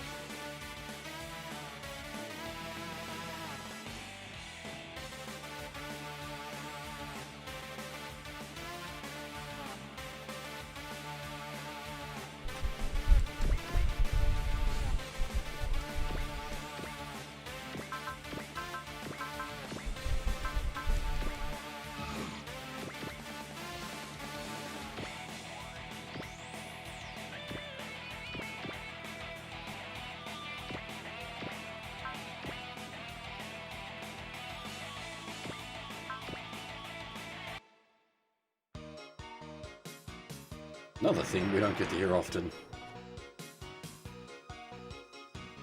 サブキャラだと思ってなめるなよ。おごれよな。Hey, Falbion. Everybody's here. That's great.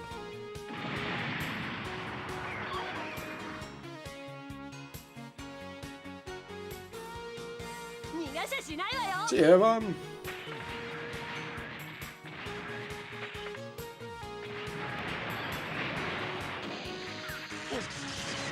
俺のマシンが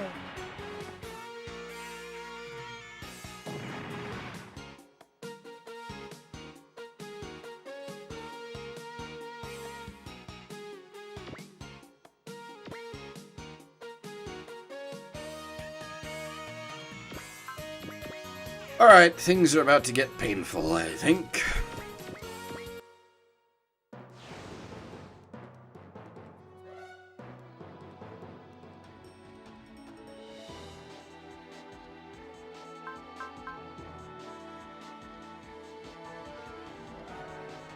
Stop bullying the freaking TFO, you boogers.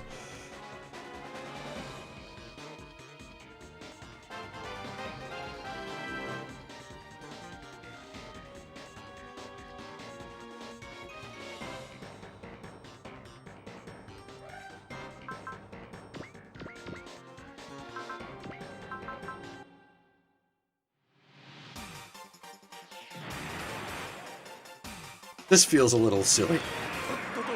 A mismatched stack of Walker machines against the Sea Destiny crew.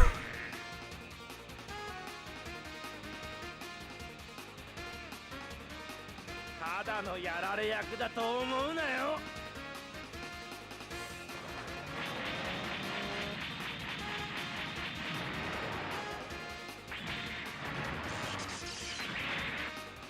止められると思うなよ。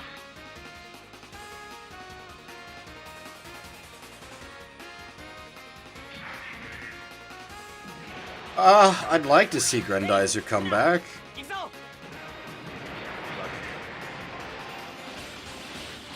やるわ。これだけ撃てば。At the rate they're going, they could make a whole freaking infinitism SRW with the amount of designs they're doing for it.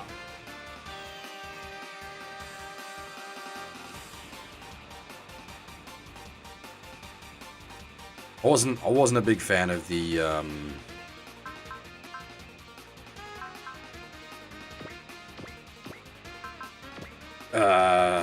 Getter G. It's a bit naff.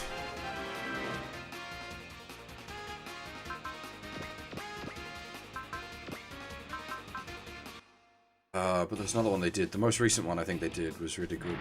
But I'm blanking on what it was. Oh, the, oh, bollocks, brain. Build up. Oh,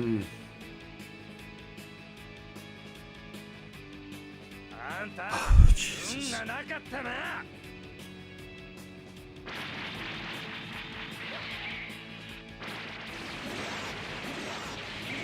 だからじゃ俺に当てるのは無理な話だぜ。Kotetsuji, that's it, thank you.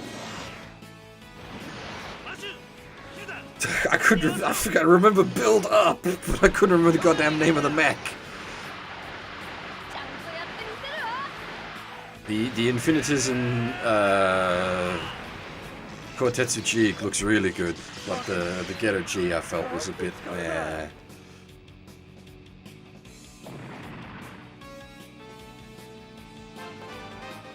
Speaking of great music, fuck yeah, Story Rider.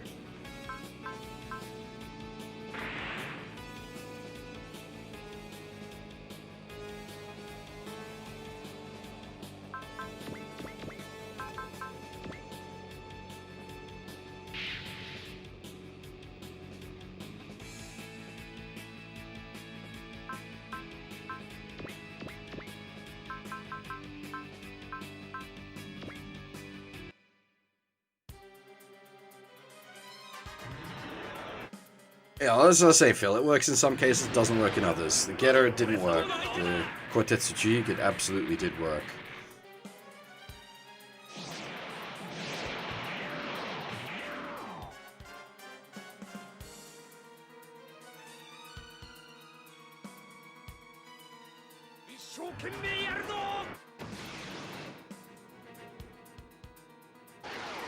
And I would be fine, for the most part, with them doing the full Dyna Pro range, so long as they learn from Getter G.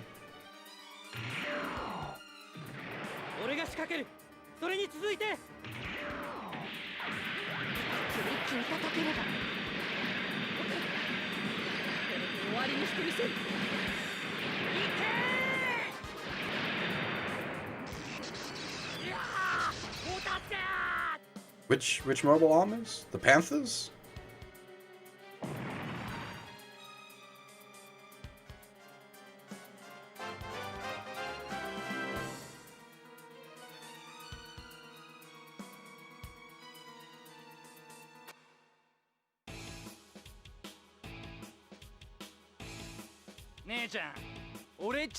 Oh, just everything? Yeah, everything's great. Welcome to SRW.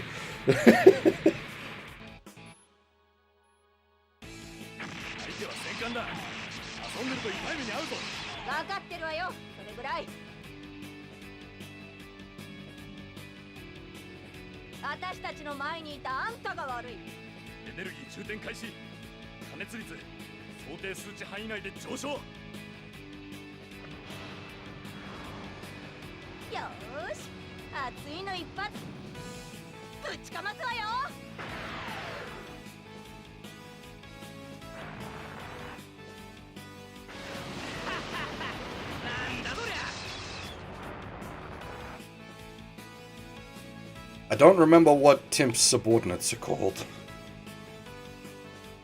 I remember Timp because of trauma.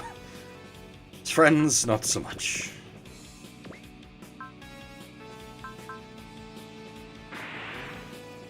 Fucking VPS, man. Phase shift armor is just nuts.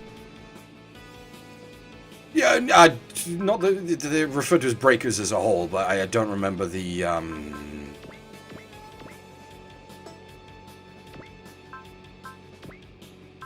the name of the ship captains.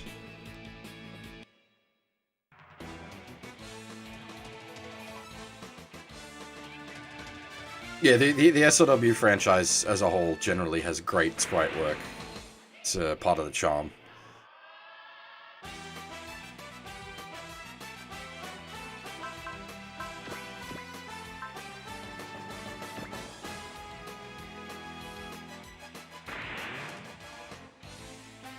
Yeah, I like sprites through most of it. Like, the SLW2 sprites are great.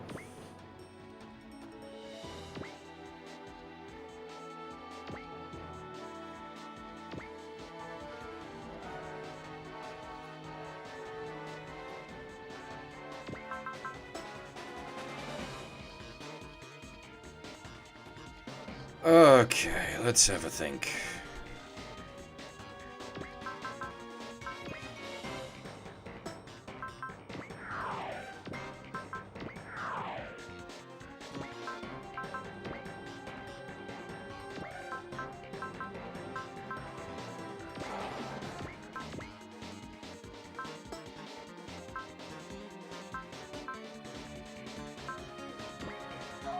Oh shit, that's the biscuit.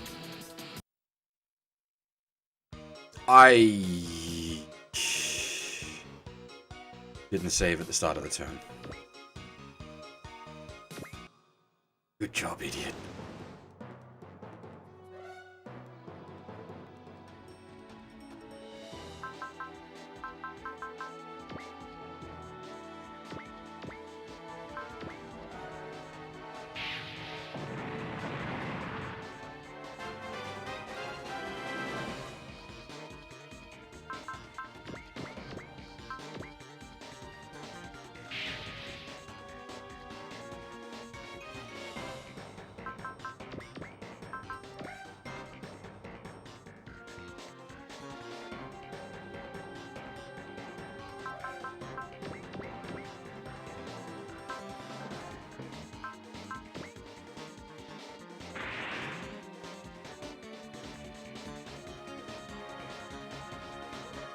Yep, I definitely agree. I would absolutely love to see more sprite-based games.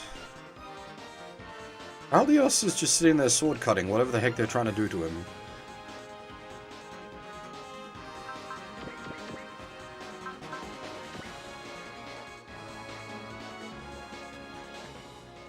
Ah! Shinseo.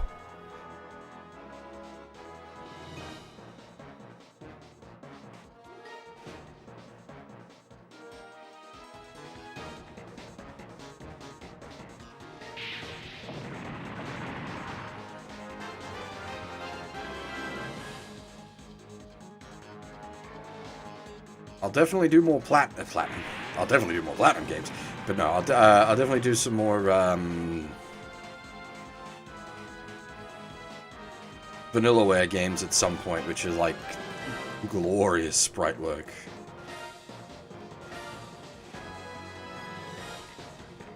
I don't think so, Nova. We haven't really done mid-season upgrades yet.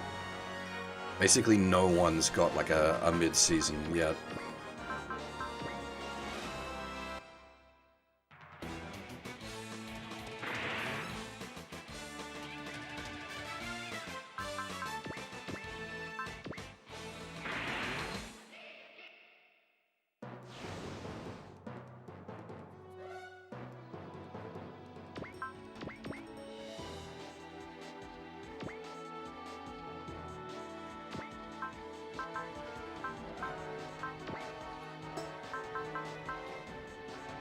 That's the right one.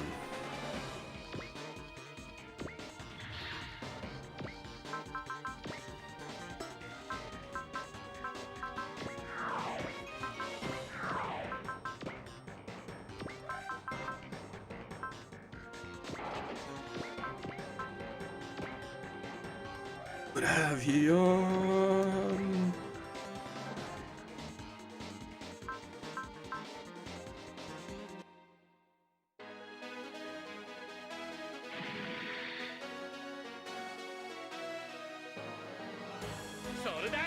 あいつは俺に任せろ。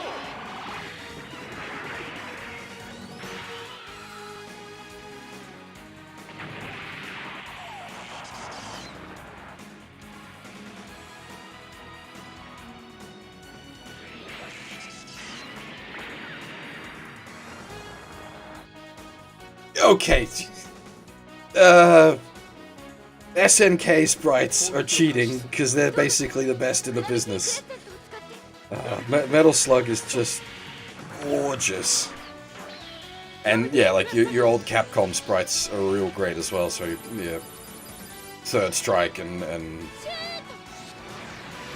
the such are just, like, just gorgeous. 確保だ。死にたくなかったら撃ち当てせ。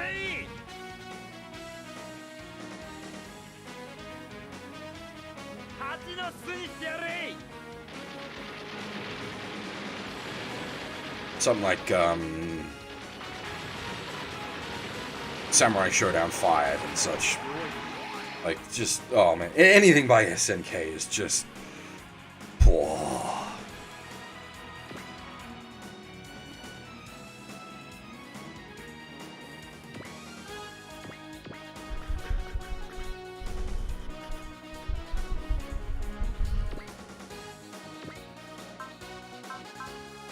I'm assuming you weren't here for it because I don't remember, but we did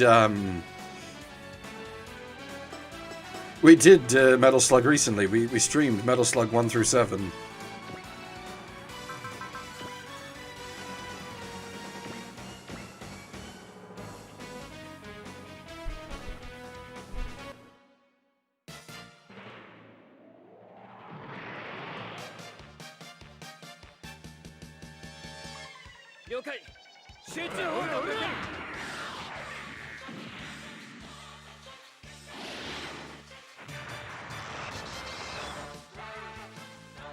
Yeah, one CC. That was what happened. Sure, absolutely.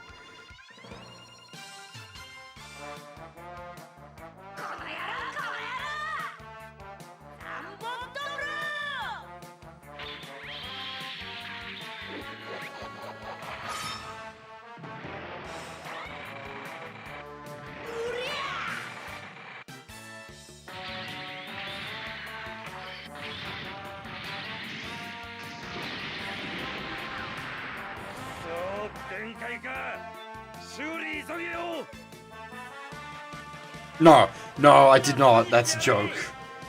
It's like 50 credits a game.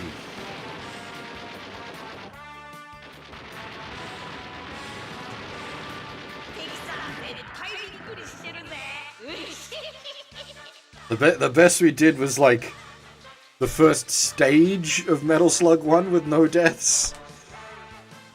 Which I was actually pretty proud of that, to be honest.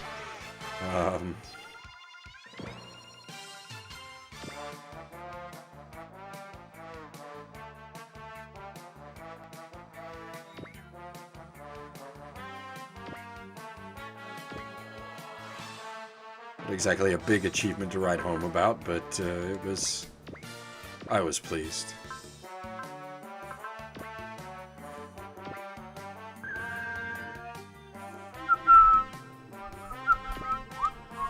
Sorry, I shouldn't. I try not to whistle on stream.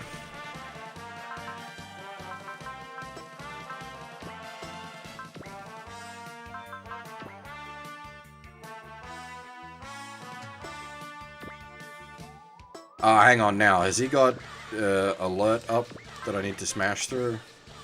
Yes, he does. Okay. That's fine. Send down the Zarbungle fillers.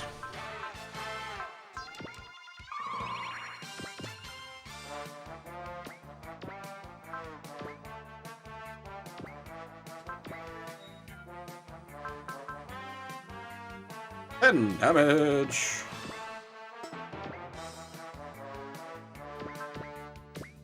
That's better.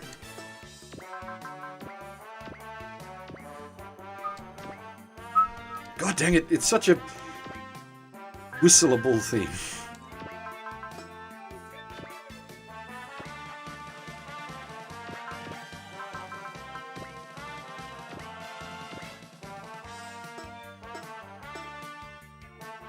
I need survivability. If we wrench him...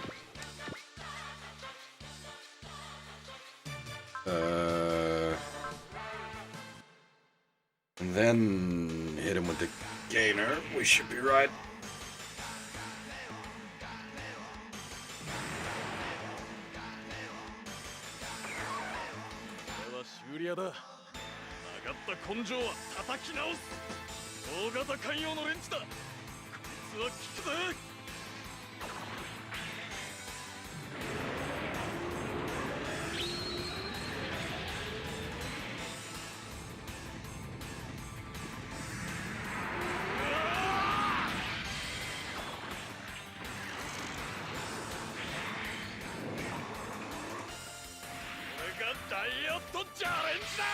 Yeah, the Gunleon's great.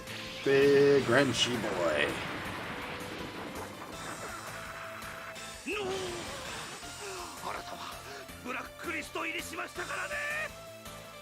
The animations are real good.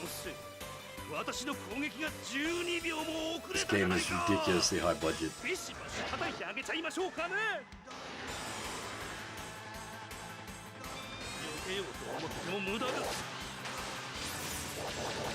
We'll eventually do the OG's game at some point as well, which has similar tier of just insane godly animations.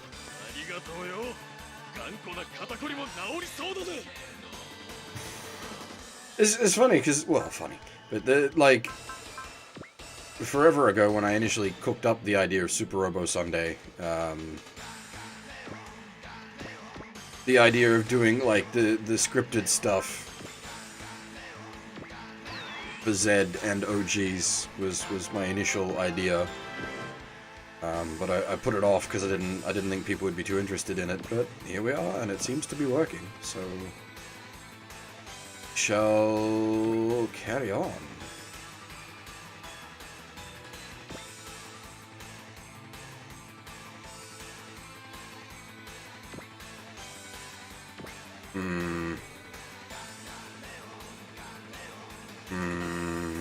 Talho probably doesn't have trust, does she? Didn't think you would. It's not your kind of spirit.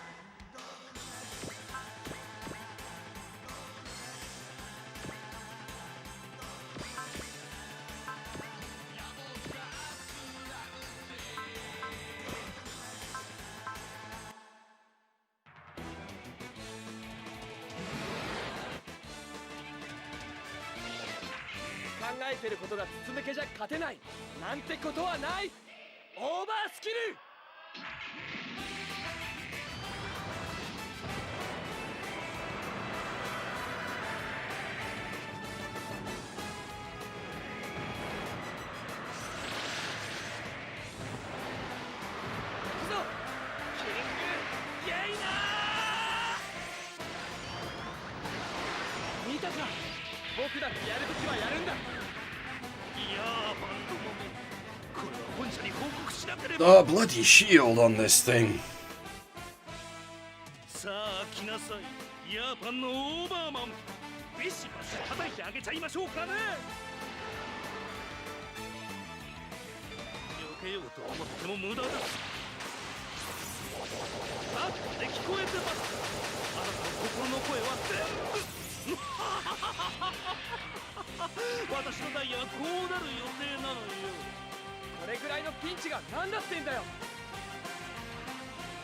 Ay, ay, ay.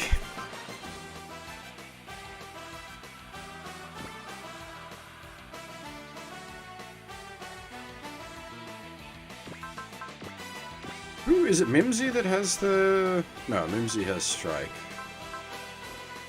It's Shia that has Duel.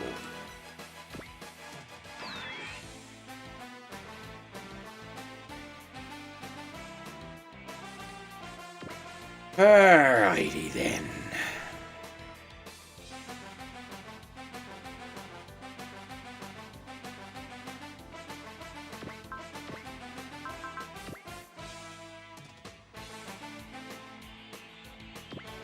You're an oddity stack at the moment, aren't you? Yeah.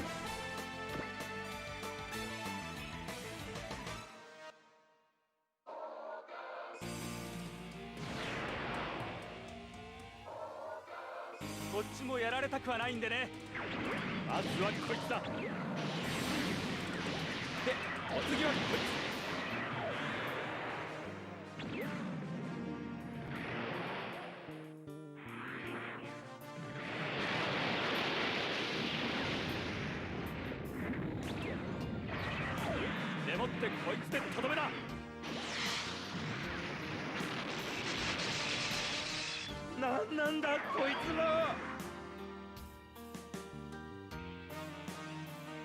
こいつをやれば給料も上がるってもんだ。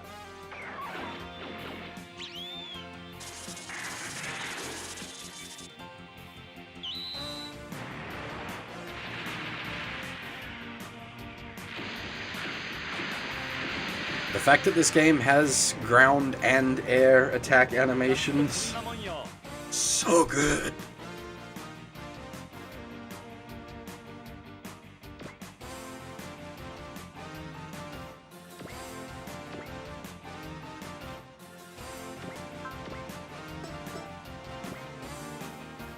Can we fire the porthole? Oh, not even close. Alright.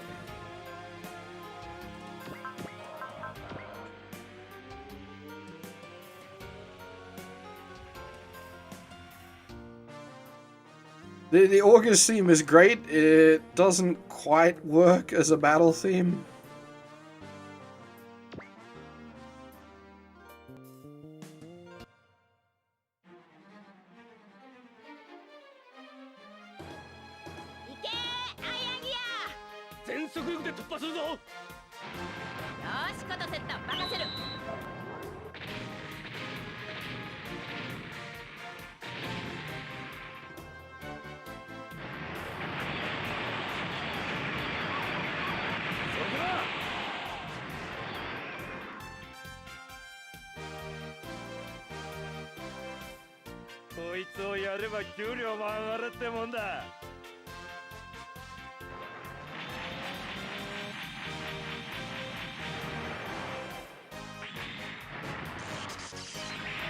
I think you can hear the gas engines spinning up on the walker machines.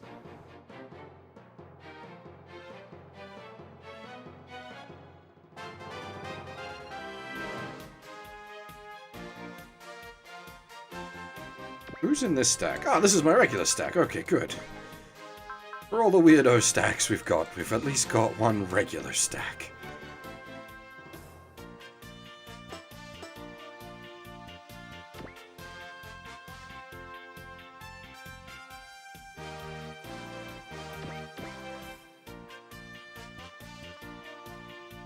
Which, August? August is a bit weird as a whole. It's a strange show.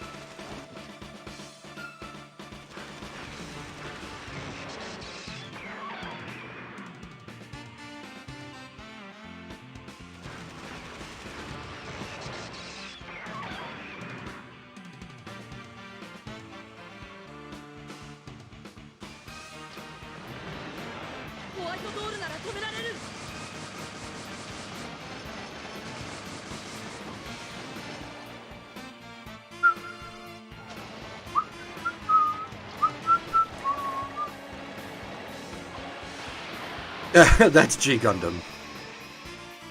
You're thinking of the Nobel Gundam. Unfortunately not in this game.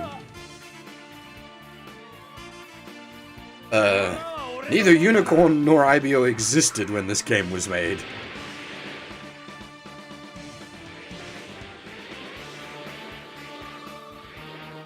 Actually, maybe the Unicorn novels might have.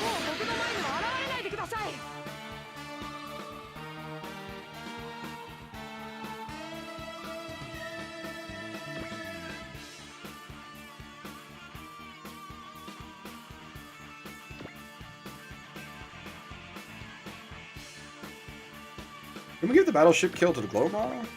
Oh, one square out, really? Can we kill it with the frickin' pop guns?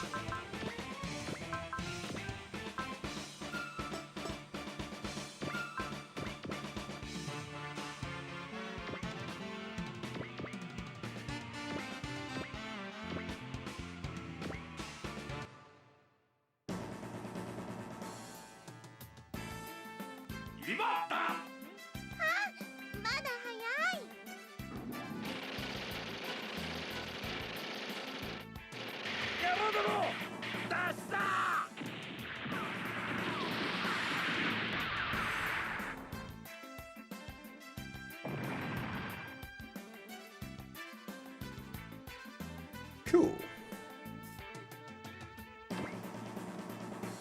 Yeah, some of the Zabongle generics do indeed have quite impressive chins.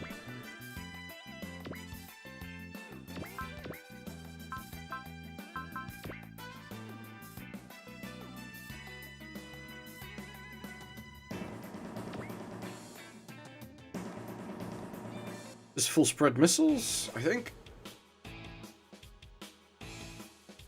あいつにはここでお引き取り願いましょう。そいつは大賛成だ。敵こちらに近づいてます。ミサイルやっちゃって。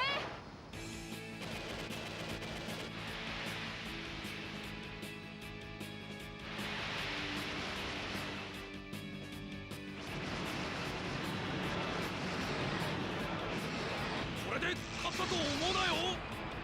I'm surprised Talho's even allowed to do a fire missiles full spread. That would be very expensive. The Gecko State is not made of money.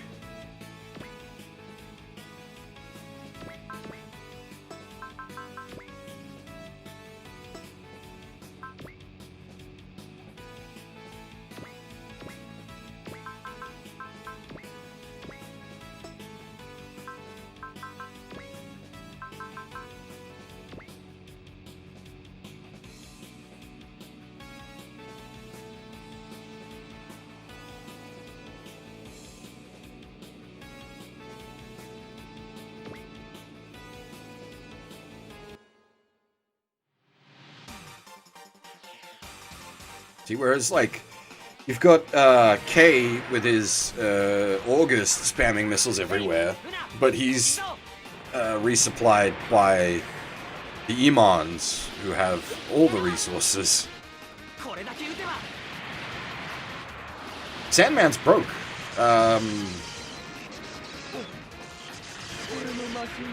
What was it? He paid for the Aquarion? No, the God Sigma.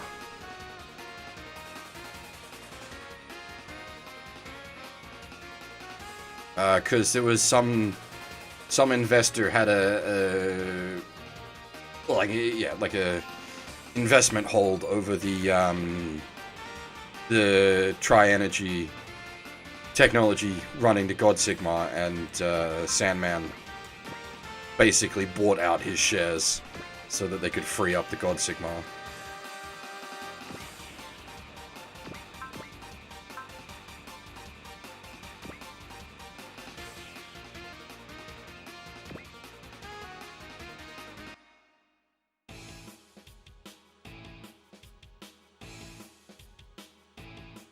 It was a plot point early on because all the Grand Knight crew ended up just eating rice because they had no money.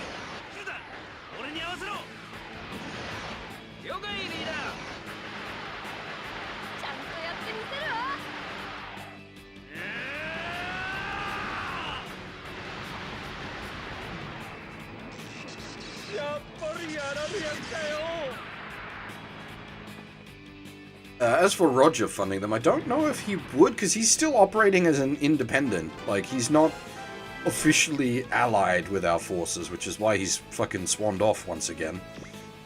Why is there a Amuro and a Rick Diaz?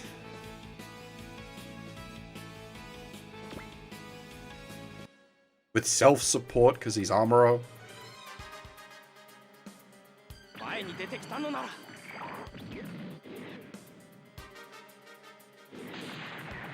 Yeah, that's most robot shows, actually. There's a reason しておいてやる I enjoy the robot stuff. Like, even super robots get, like, quite heavily political. Especially the really good ones, like, oh, what's, Big Boy, Pride and Joy of A Portable. Oh, bollocks.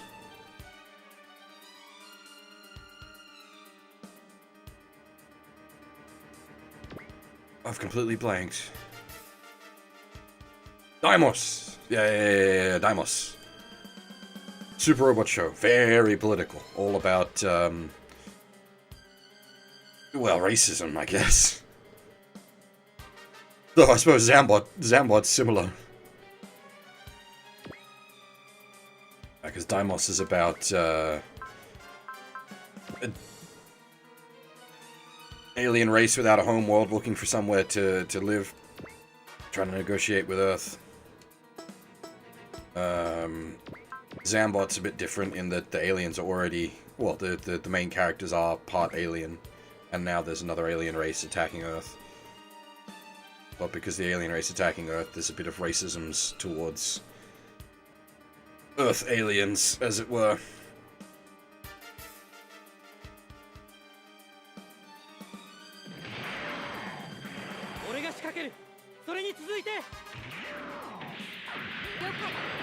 It's a little hard to cover the like political intrigue in the like the way I'm handling the story for Zed.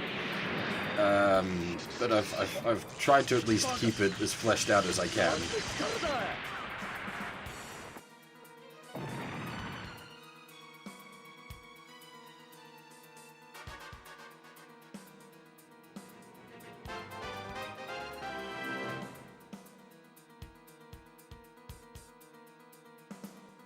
There's a couple that go that big.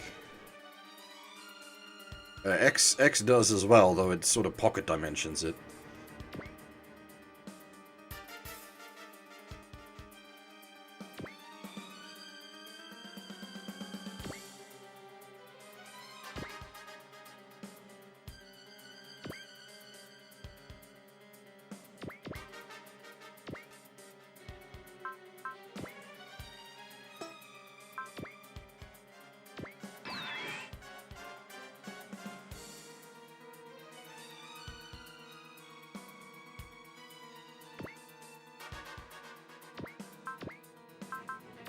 The problem with, like, big, galaxy exploring stuff is it costs you a lot of series that you can't bring along. But there's more you could put in, so you could go down, like, Ideon, Sidonia no Kishi, I suppose any of the, like, Battleship series.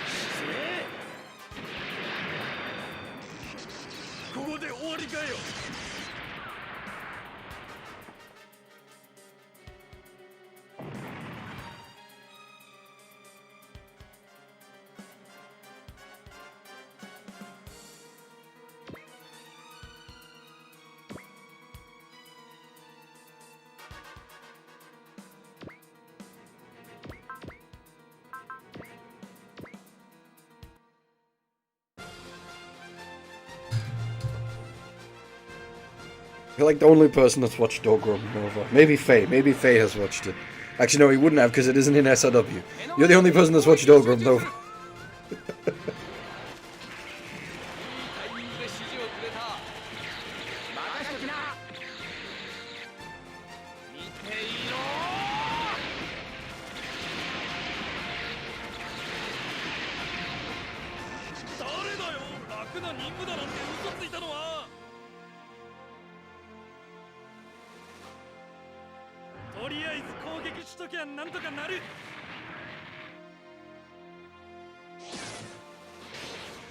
Such a good track.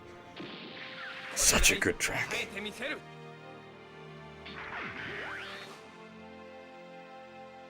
The Lady in the Franks? Oh, you mean Darling in the Franks?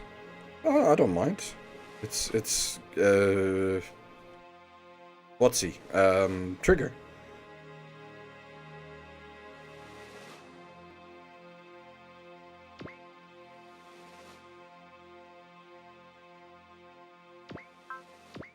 I'd be fine with Frank's getting into SOW, to be honest. I know a lot of people, I'd be okay with it.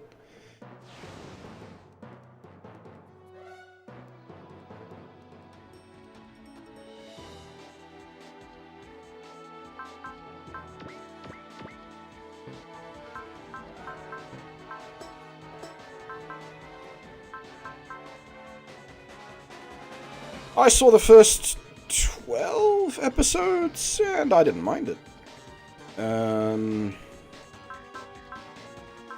We giving him the overfreeze? Yeah, give him the overfreeze. The reason I watched 12 and stopped is because I thought it was a 12-ep show. So I watched the whole thing as episode 12 was about to air. And, towards the end of the 12th episode, I was like, wow, this is an impressively slow show for a modern show. And then it turns out, yeah, because I'd only watched half of the season.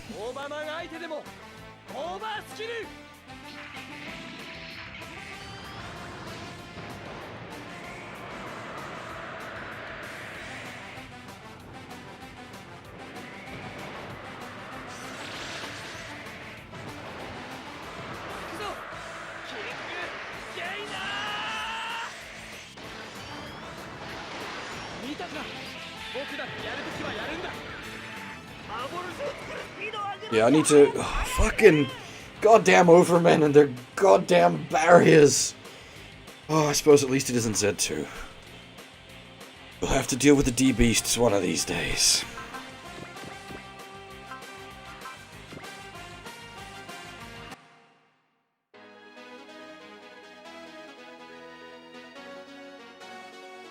I mean, yeah, it's a Gynax series. It sounds like a Gynax series. Do you have counter? Really? Why do you have that?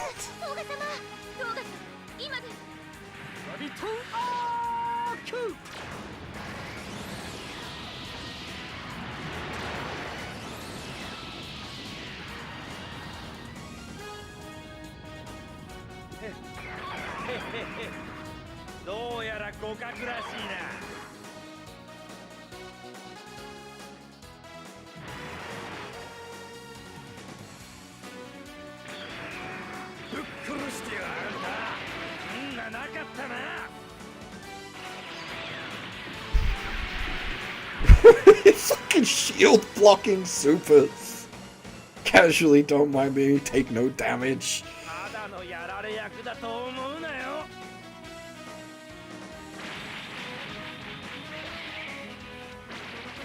And and the Gravion doesn't even need to like shield block. It's just like, I'll just not tuck in and I'm not gonna take any damage.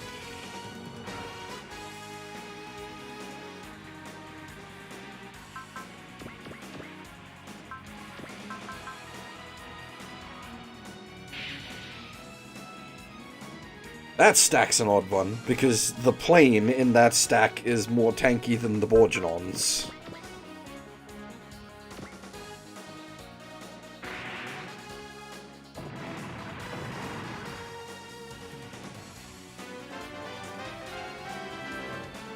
The plane is both piloted and built by Koji.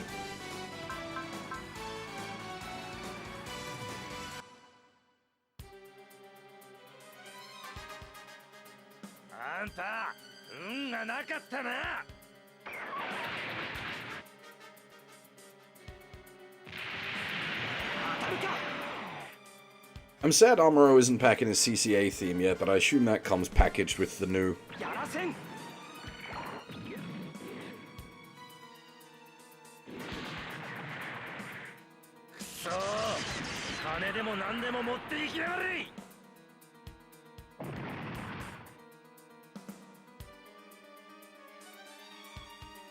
Needs Tobey Gundam.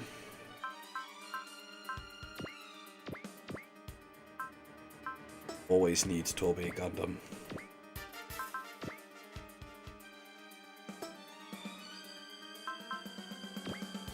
It's Amuro, man.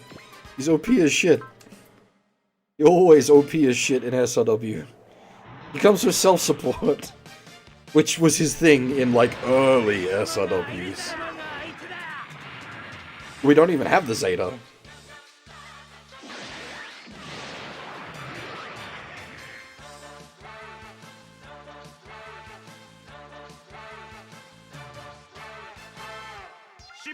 You did see Camille. He is in the Mark II.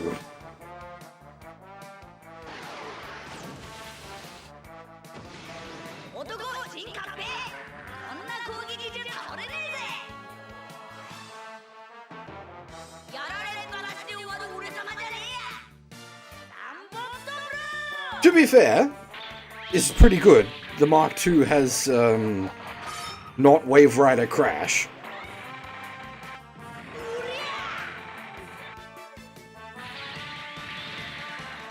What do you, base jabber crash? I don't even know what you'd call it. Because it's not a base jabber, is it? It's a... What is the flying armor called? Is it just flight armor?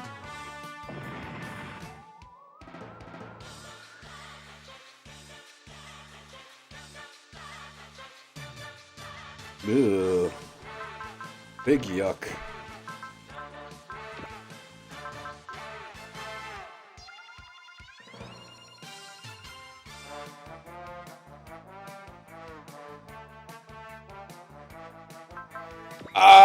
I don't know if Zeta plot properly happens in this game?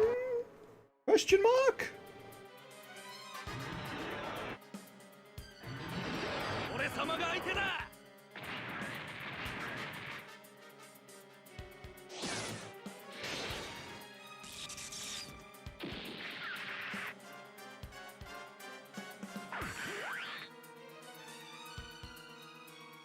Well, Pimptimus is currently,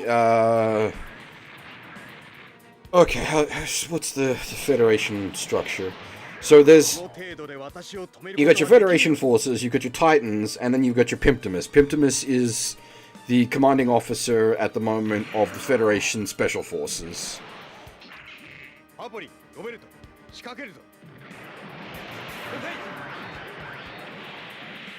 準備完了です。沈め。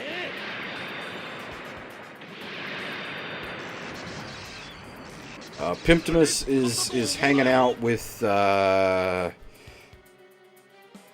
what's the monstrous guy's name from E7? Starts with like a D.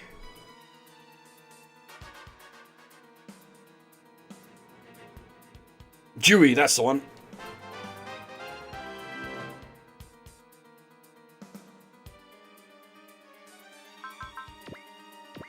There's like a big stack of evil going on in the Federation.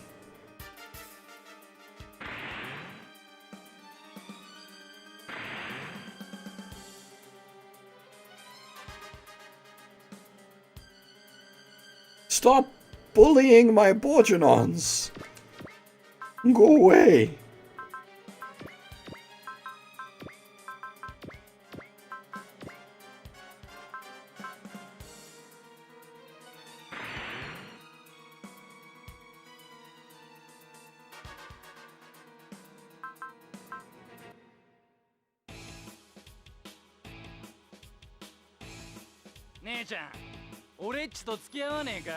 I mean, the Funtime bad guys haven't quite happened. Well, okay, so we've got Asaham. He's fun. And the other Takahito Koyasu character, Gingham, will be down later. He'll get angry at us for punching the moon so much. 私たちの前にいたあんたが悪い。車線上に味方来はりません。今よ剣豪。手法を。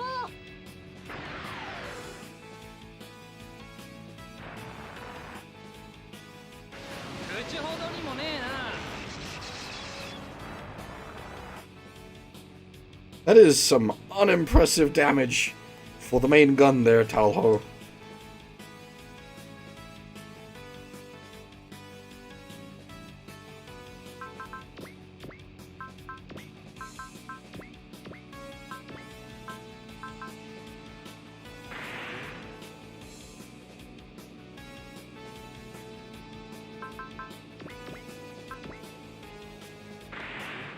We are about to run out of energy.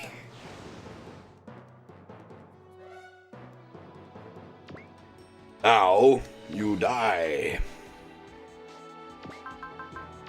the house, right? Yeah, house is Ian.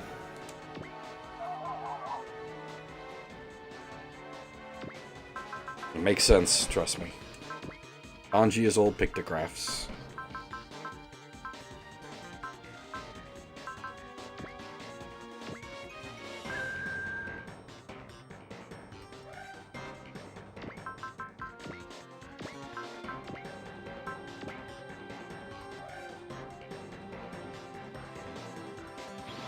Oh, yeah, I forgot about that. Thank you.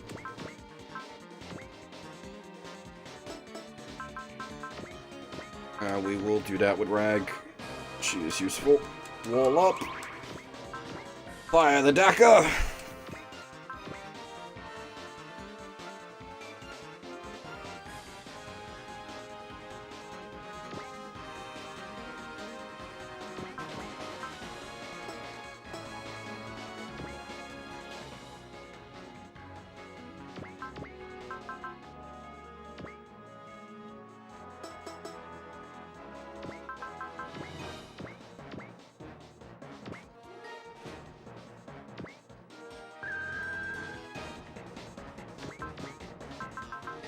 Alright.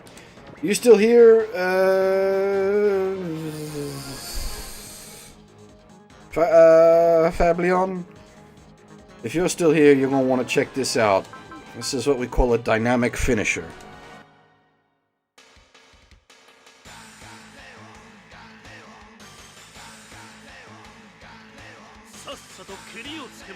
After he does his counter cut at it. Can you... I don't want to hit skip and accidentally skip the whole thing.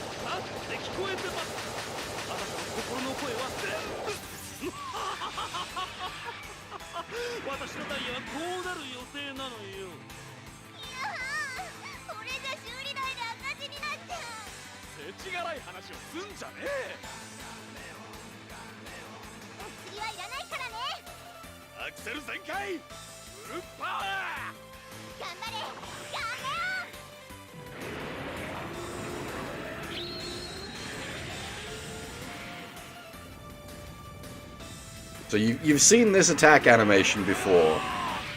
This will have the dynamic finisher variant. But not only do you get all these awesome attack animations, but given the right conditions, you get the dynamic finishes.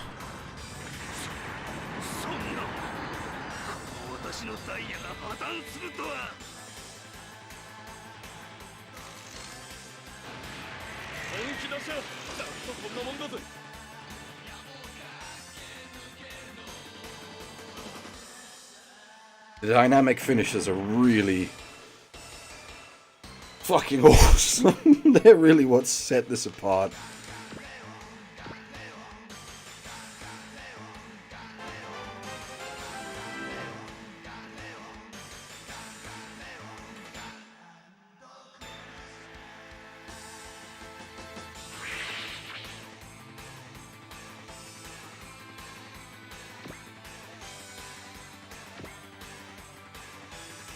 I actually don't know if Overfreeze has a dynamic finisher. Probably should.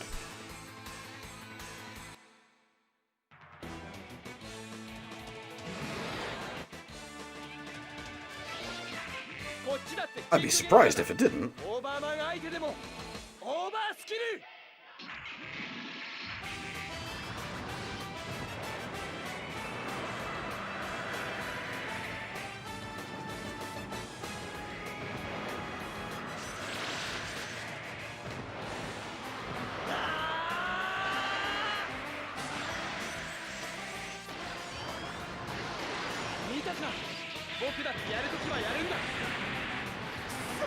Yeah, okay, it's not like a super flashy dynamic finisher, but it does the cool guys explosion pose.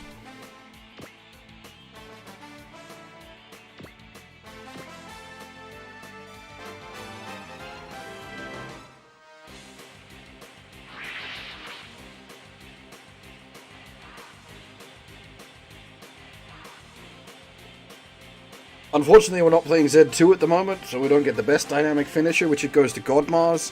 that just sticks its fist through things.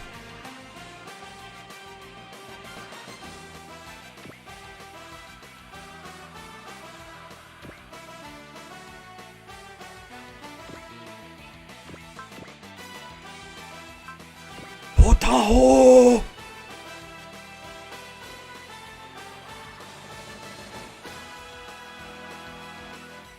Unfortunately, no good angle.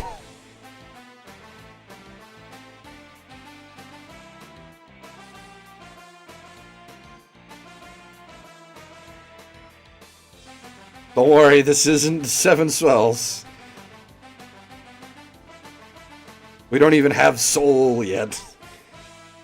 We will get off a Poton Cannon attack, though, on these clowns. I'll just get the Gravion out the way.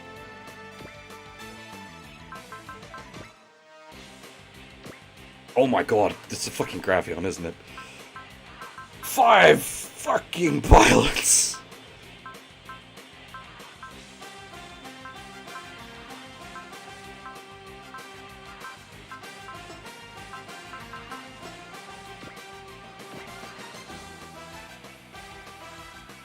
Where is Timp? We should probably go start smacking a bitch.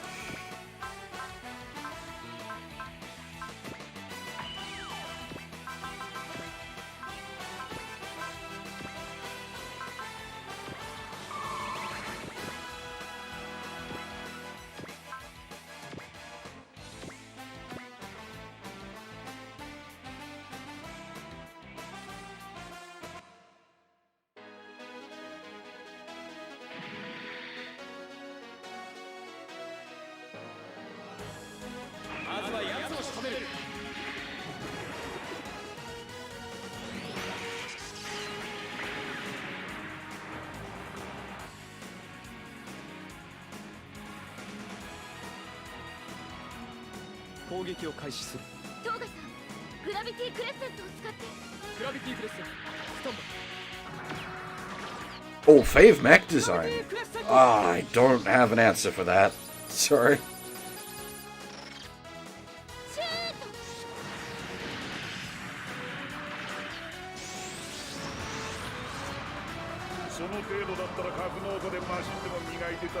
The answer is just yes. Yeah, fair.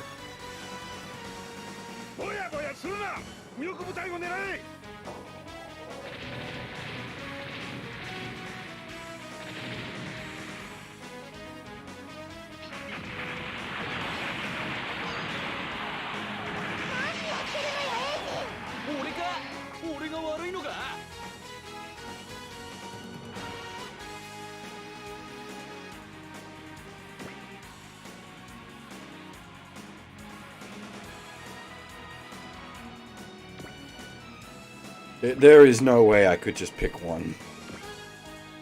Yeah, I used wall. I used wall. We cheated. We cheated.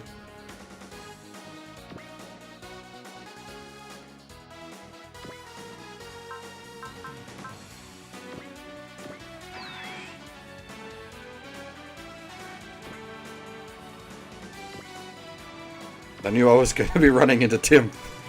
I took precautions.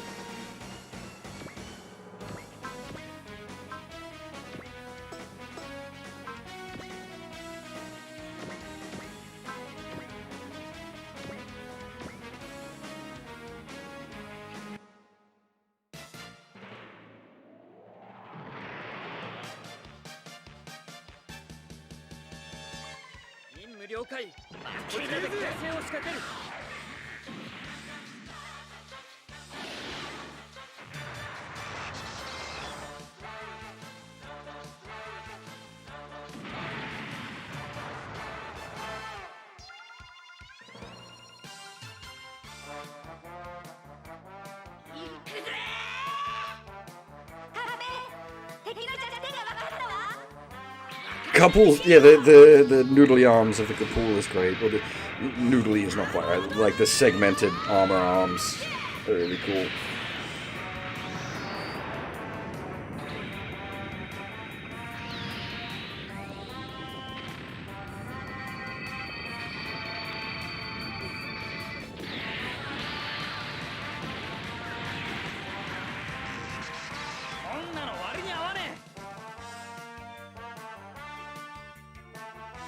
の出番だ。行くぜ。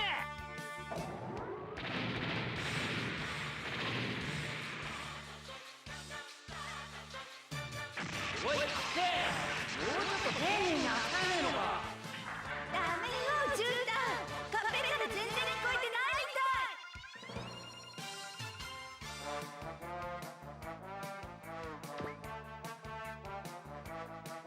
い。 We've got our Kapuli boys are over here. I suppose they're Kapul ladies? Oh, hang on. Before I put anything else in the way, let's fire the Potan cannon. 行けパターン砲。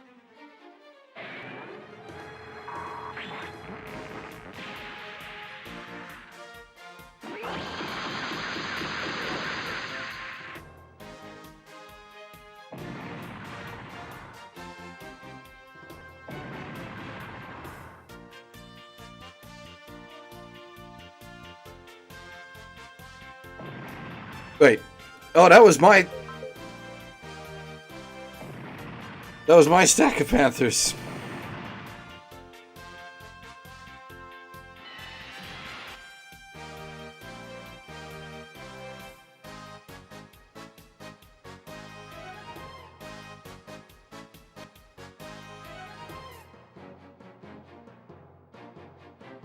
The Otheron.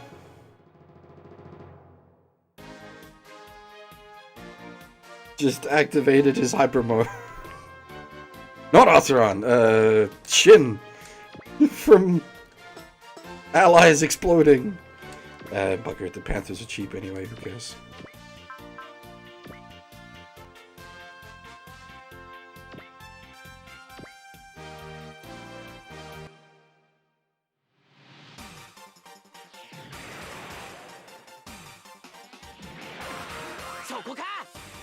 Yeah, we had to make Shin angry. Now he's got the angry eyes.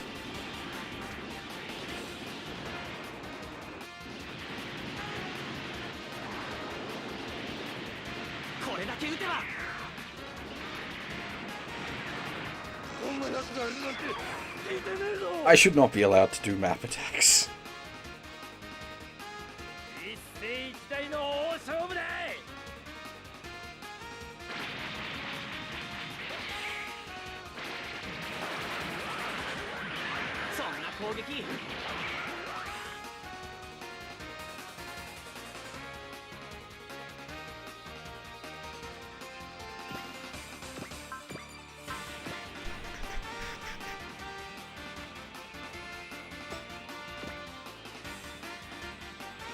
Actually, if we just, like, run up to Timp and start smacking him one...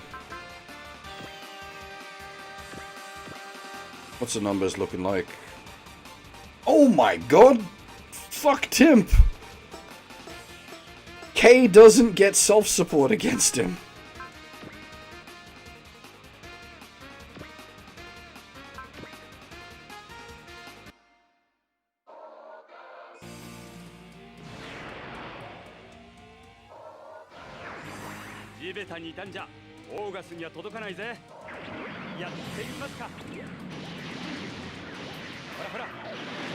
Means Timp's got skill. Literally, like, high number.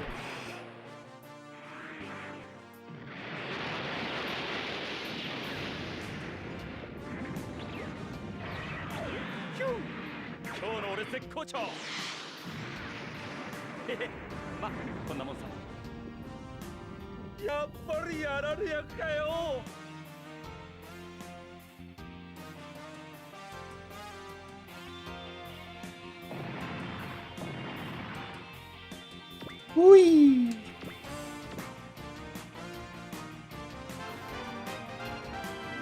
Don't worry, boys. K's gonna carry you to victory.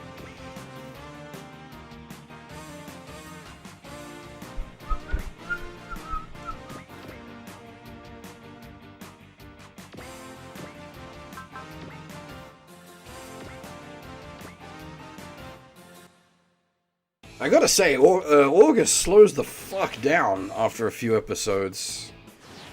It gets a bit faffy in its plot.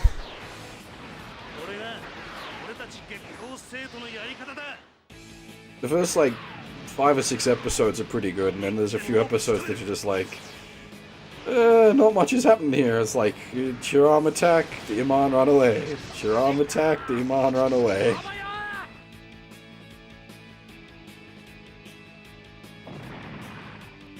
I would agree, Dracon. Zed is pretty much the peak of the franchise for me.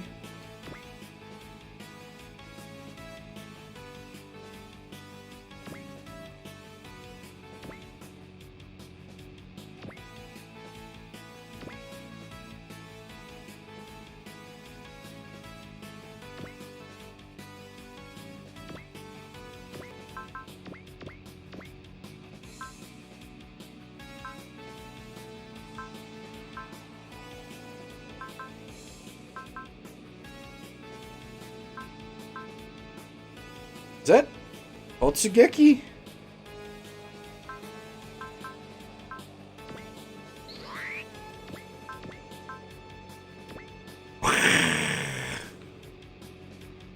What do we say about map attacks? Aren't allowed to do them.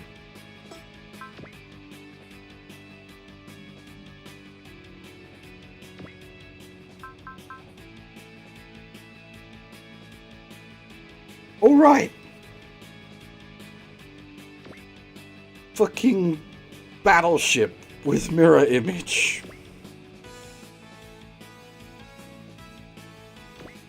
I didn't even start Season 2 of IBO. I watched Season 1.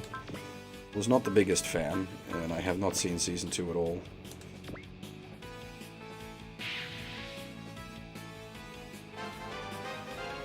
Yeah, I'm thinking I'm gonna just toss the Borginon into the Gecko Go.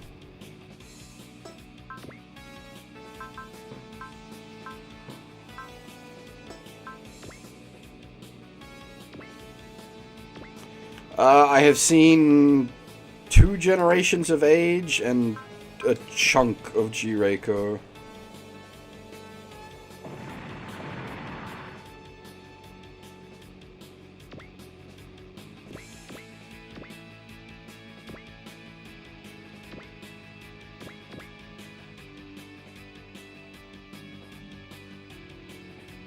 Wasn't intentional, like, I know a lot of people didn't like the 3rd generation. It wasn't a case of I had heard about the 3rd generation and dropped. It was just that the first 2 generations were all that it aired at the time that I watched it.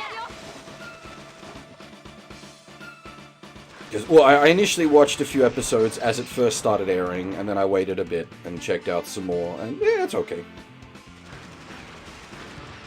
I like the battleship captain in Season 1. I like the old man Frit.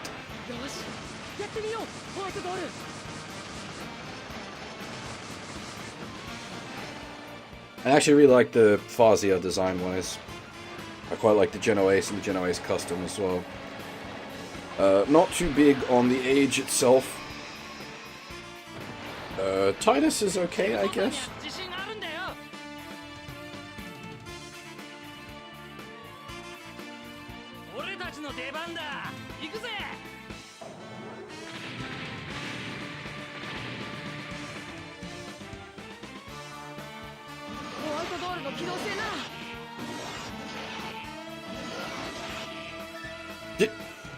Did Soshi just mirror image in a couple?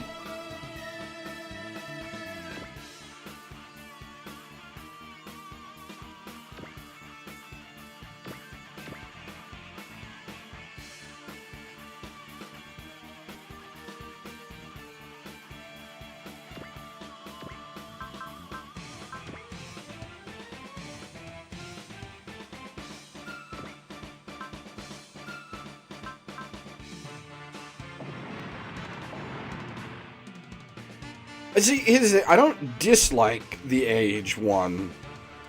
I'm just not particularly fussed by it. Whereas, say, like, the Barbados, I really don't like.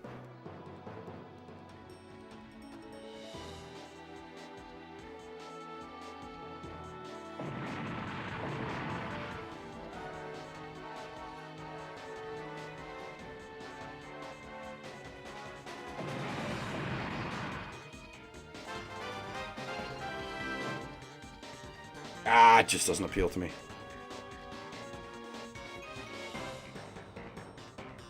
Doesn't do it for me.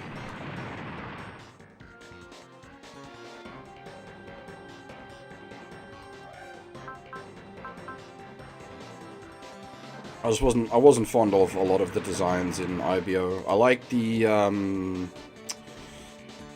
grazers.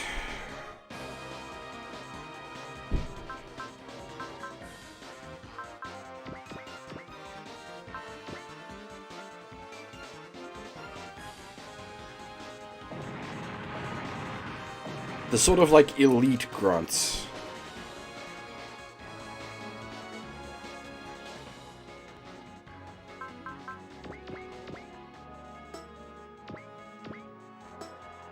There we go.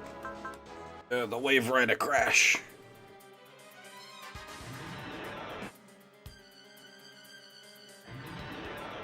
There's some of the big boys from IBO I like that I'm not really familiar with. I only know them because of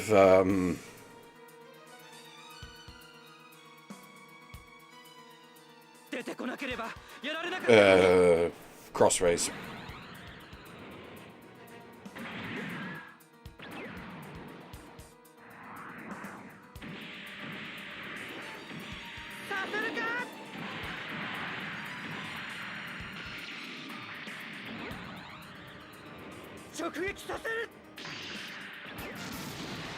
Oddly, I like a lot of the designs in G-Reiko.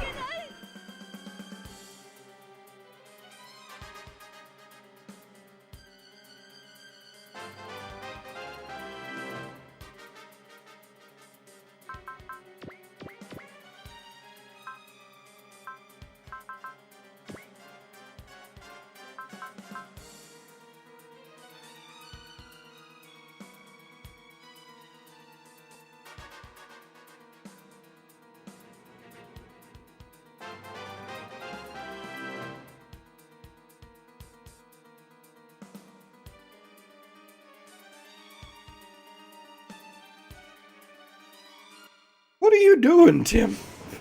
Oh, of course. He's programmed to tally ho for Giron. And Giron being on the other side of the map just means he's wasting his turns trying to get to him.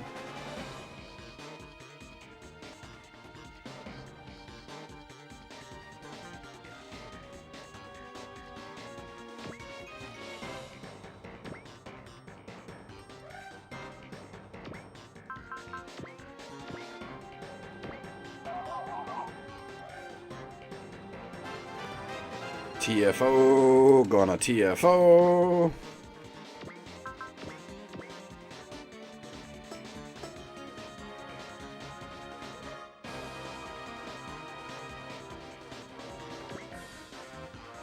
Timp and Giron really have beef.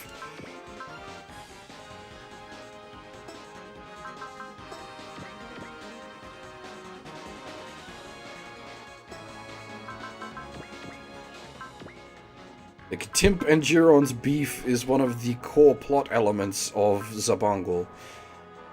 Is that what I think it is?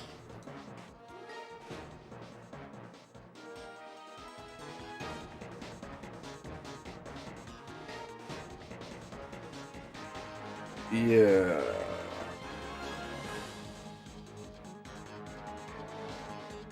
Nah, it's not. Damn, it's one of the boosters. It'd be money or XP.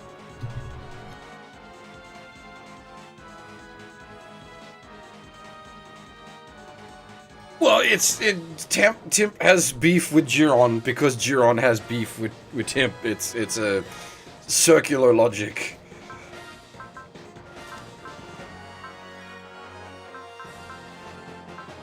Because we're post-Zabangle plot, like, Giron caused much problems for Timp.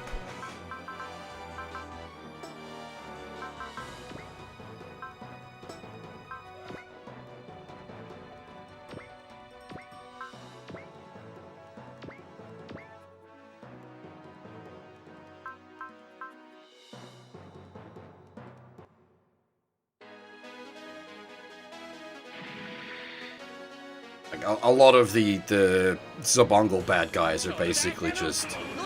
We have beef with Giron, because Giron beat us so many times.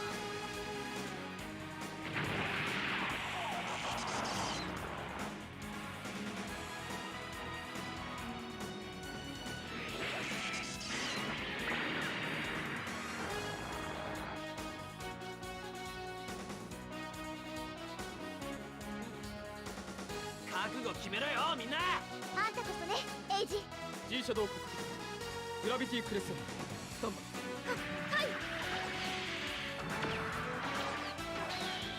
グラビティクレッセント。シュー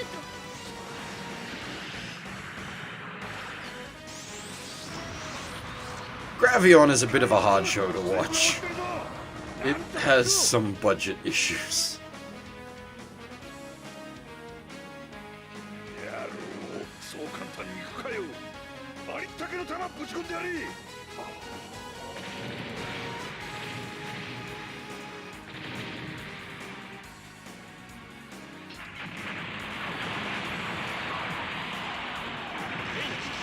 害状況の報告を。Yeah, but I can get Gravion in good quality even if it's got budget issues. And Kukunova, you can barely get in 480p.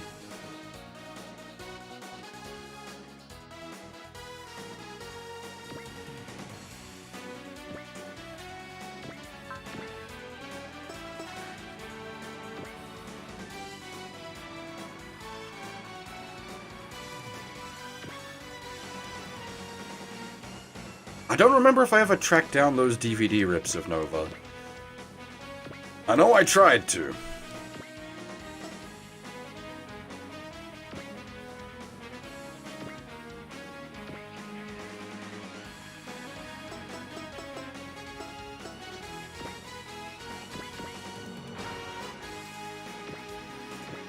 We need to sort of be careful with Timp because he does have Prevail, which will kick in eventually.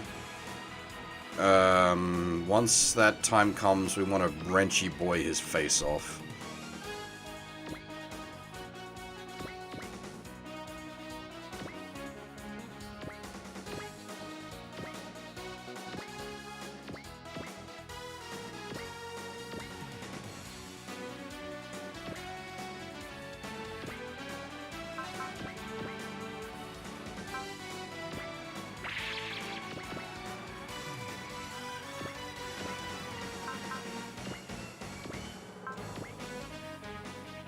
Ugh.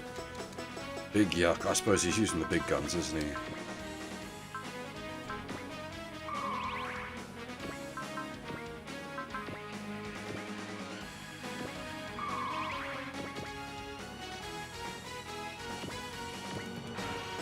Oh, that might work, actually. Fair call.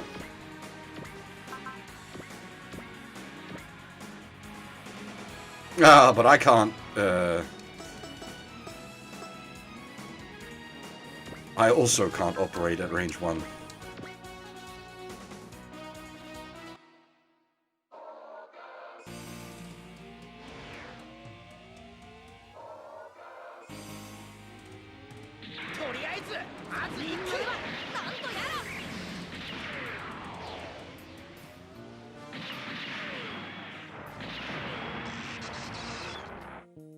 I suppose, yeah, Garrod Chop is a pretty good solution to problems.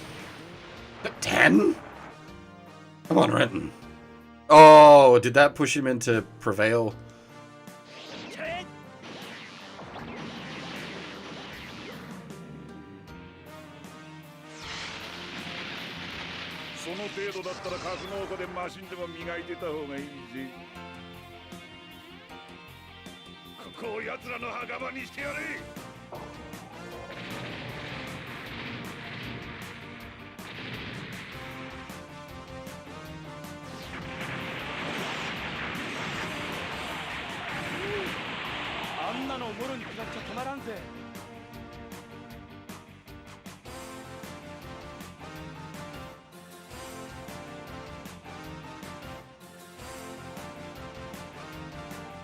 Thanks for watching, Fab. Take it easy. I suppose, yeah, fair enough. The Nirvash isn't meant to be stack filler. That's not its job.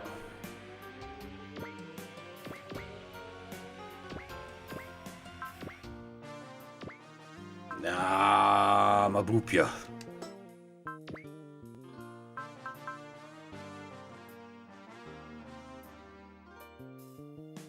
Fucking hell. He booped me something fierce.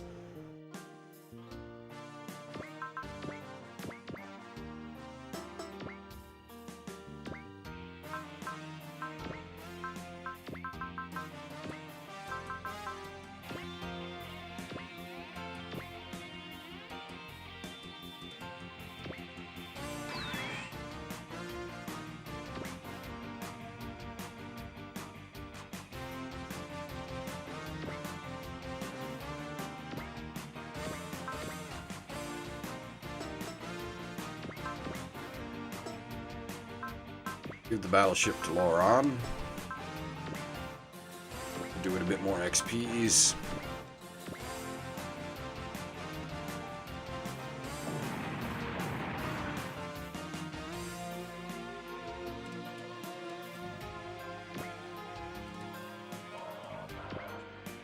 What about these dang stacks that are hanging around here? Proton cannon! Ah.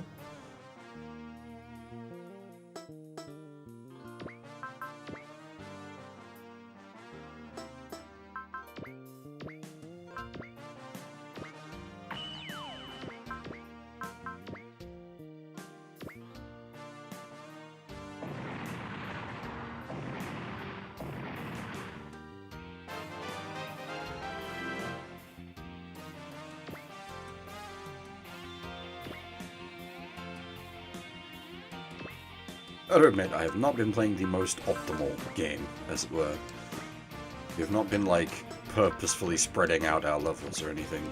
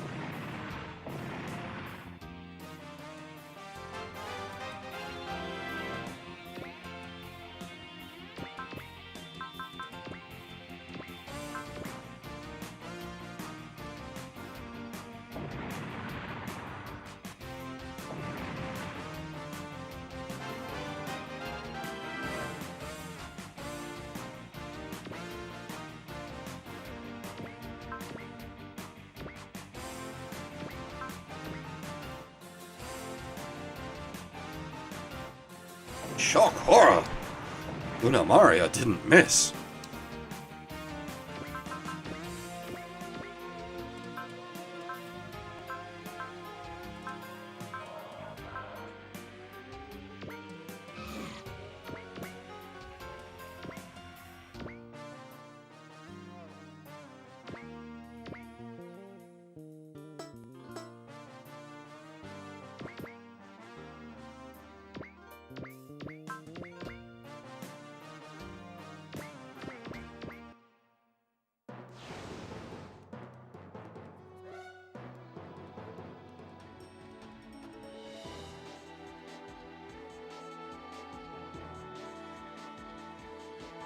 Is Rand just gonna, like, wrench him out of existence?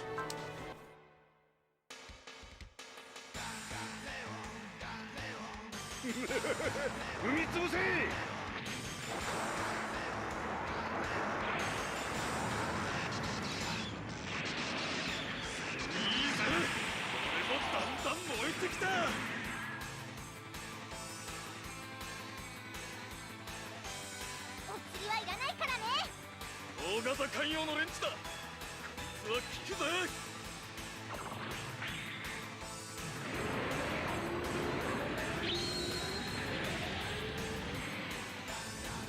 Yeah, hitting the Gunleon for that kind of damage is scary. If he was hitting, like, any of the reels, they would just explode. 渦鉄になっちまうな。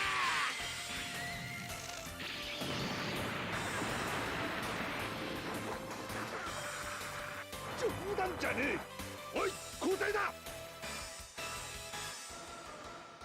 Well, at least I get to feed him to someone. But whom?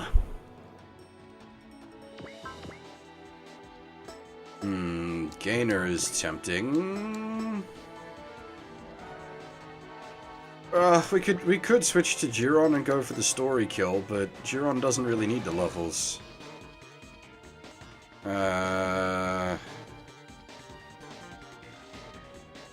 Unfortunately, that would be our best candidate, and he is on the other side of the map.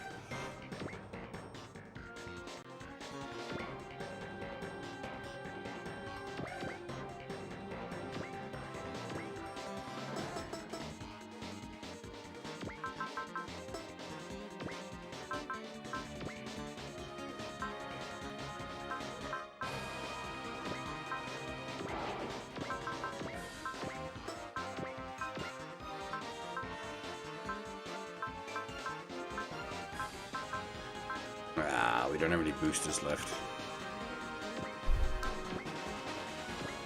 We haven't got like self boosters.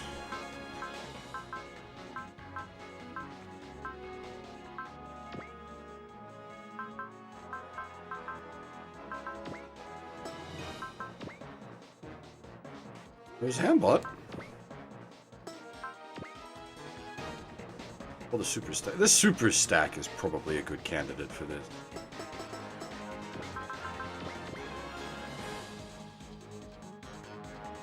Oh, Gravion de-Gravioned.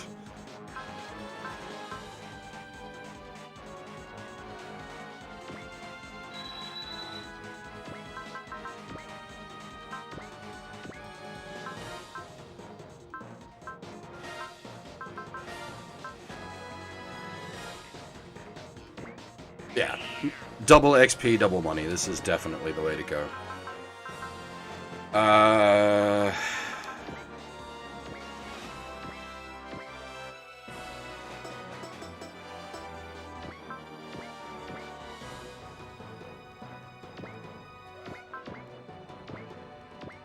Gotta pay for them Panthers.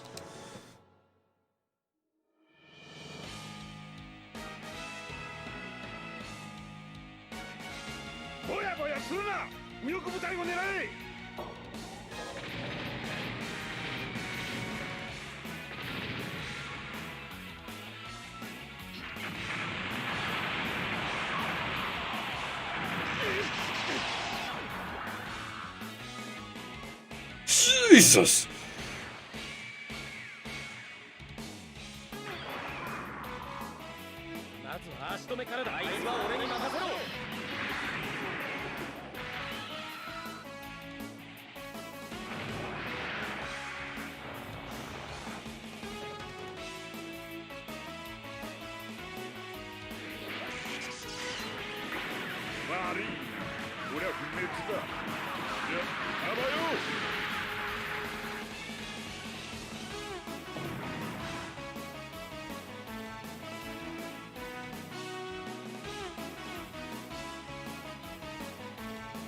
Nice! Yeah, okay.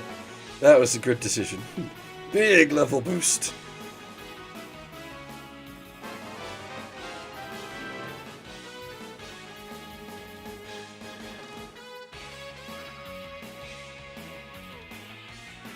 Oh, I suppose, plot. We need the plot. Where's my plot?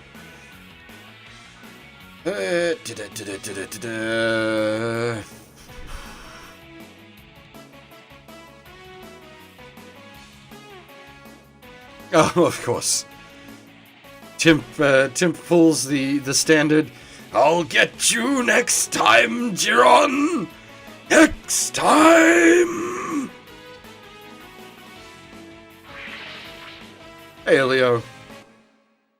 I'm doing well.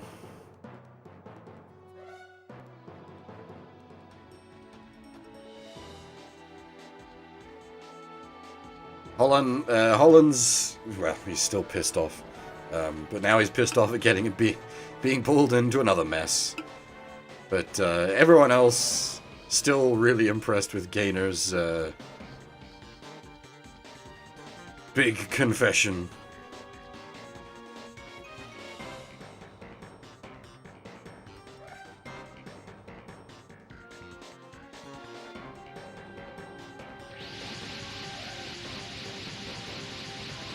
And thanks to all the hype, the Skyfish have shown up.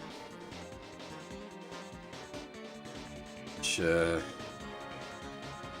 very unusual that such a large crowd of Skyfish shows up at once. It's usually like one at a time. So it's taken Yorika by surprise. Okay, figures it's thanks to all the fuss Gainer caused.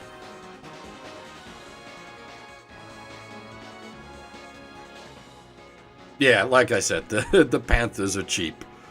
4,500 all up for 3 units. That's unfortunate, but it's like we got 14,000 out of killing Timp alone.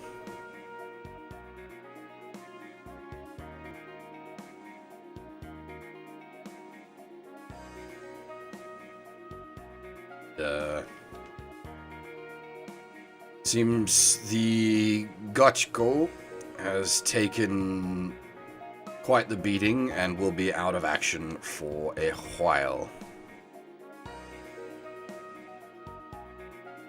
Gotchko being Gain's sniper bot.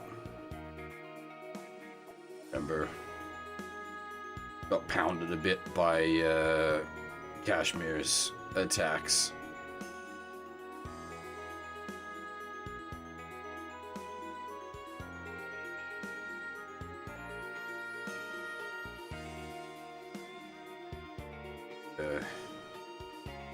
Gainer concedes that indeed Kashmir was quite the strong foe, but Gain says heads up, an even more dangerous enemy is approaching. F-O-E.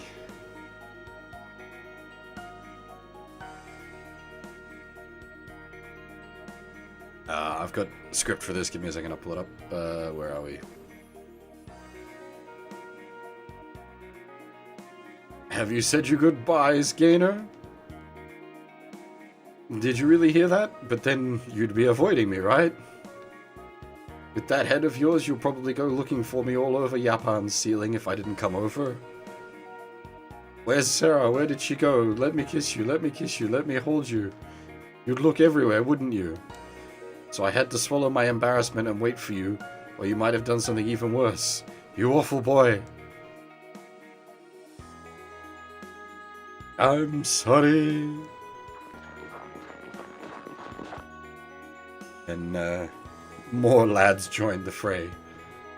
Renton's still pretty hyped about Gainer. Comes in, Gainer! My man!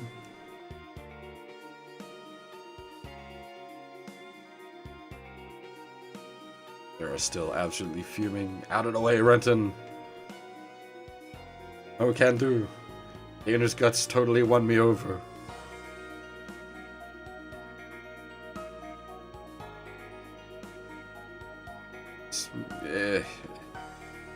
Renton sort of calling everyone bro at the moment. Moondoggy's like, I thought I was your bro, Renton.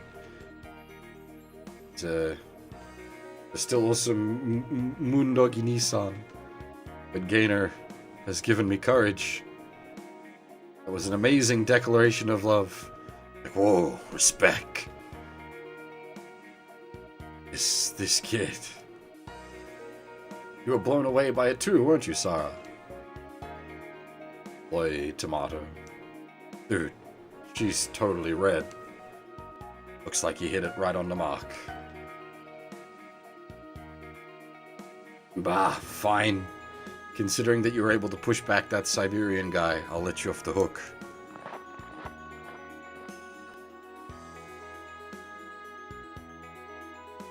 Looks like Sarah isn't very upfront either. It'll be alright. Bro, she's just embarrassed. Really? But you really jumped ahead of the competition with this. Jumped ahead?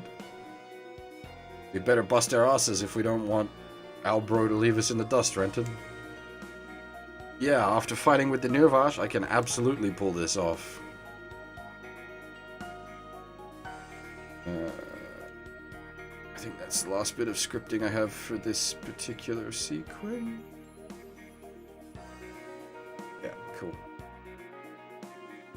Just stuff around. Okay, yeah. Moondoggy and Gidget are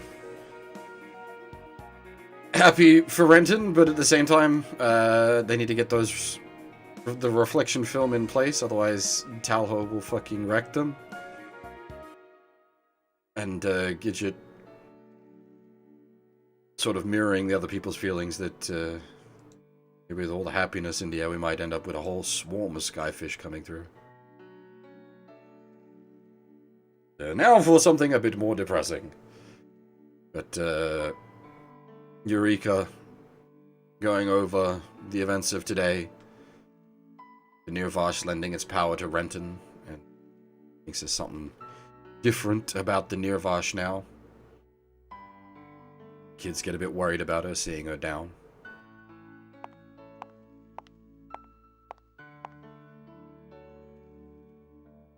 Have Tiptree come in, noting that Eureka is finally able to smile. Also recognizes the kids with Erika.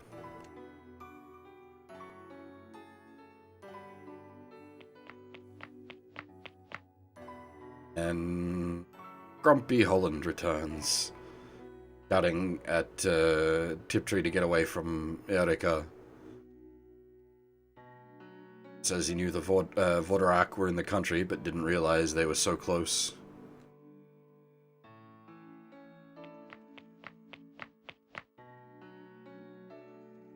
Renton comes running in. What's going on? Holland tells him, back off, kid. None of your business.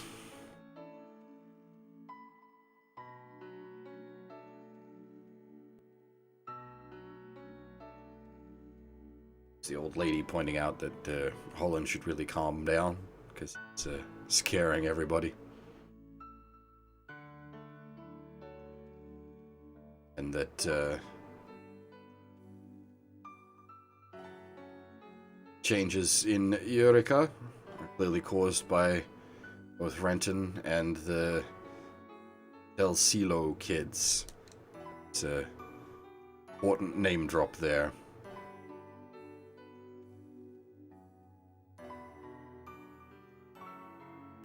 Picks up on the name, remembering that it's the Vodorak Holy Land.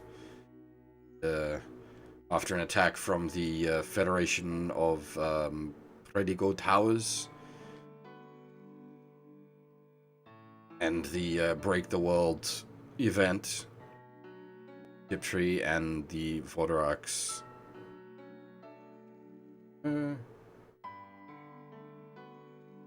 Tiptree and the Vodorak cultists are returning there.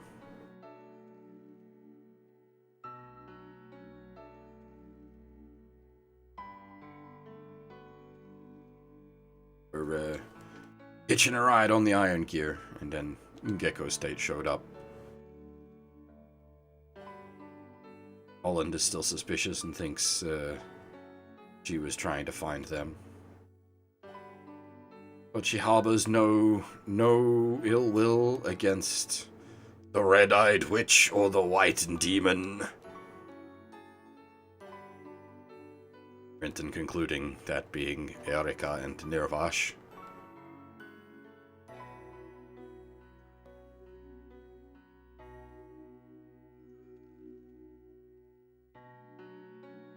Says that all she's interested in is trying to find a way to help the future of the world. Asks if Holland is looking for Norb's whereabouts. that she's doing the same.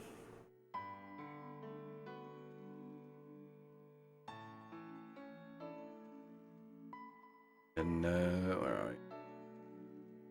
Tells him that he needs to study the world more if he intends to pass through the Del Cielo's Gate of Choice with Erika. He's sure Norb would have said the same thing if he were here. Holland asks what he should do. Fade to black. As I said hours ago now at this point, we've got some plot dumpy stuff that's happening here. Oh yeah, this is a good track. Okay. In the Minerva's briefing room, all the commanders have reached an agreement. They're going to join forces and support the Japan sealing exodus to Japan. As I've mentioned a few times, it's sort of convenient for everybody. We all were going there anyway, and this works well.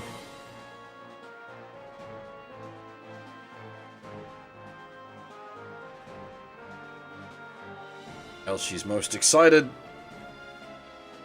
because not only do they get to go, she knows that the Exodus job is finished.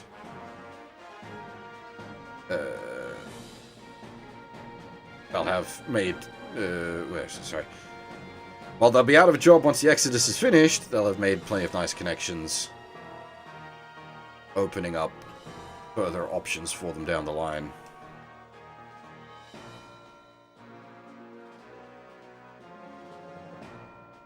Talia thanks Holland for the Gecko State's cooperation. This is unnecessary. The thanks is unnecessary. They're here for their own reasons.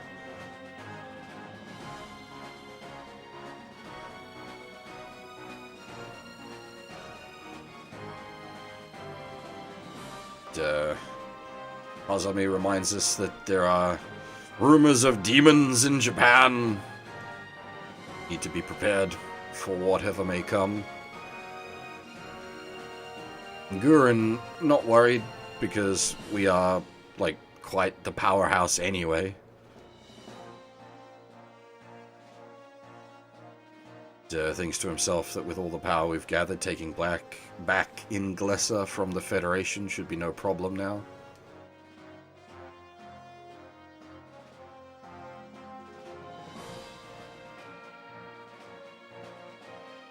And Shire's happy to come along as well because it is en route to the Iman, country of the Iman. Going via Japan is en route, so it's all good.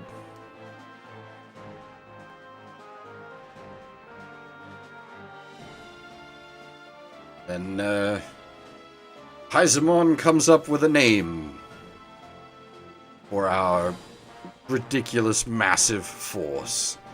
The Z Emergency Union of Terrestrial Humans, aka Zeuth. That's where that name comes from, for those of you sort of familiar with SRWZ.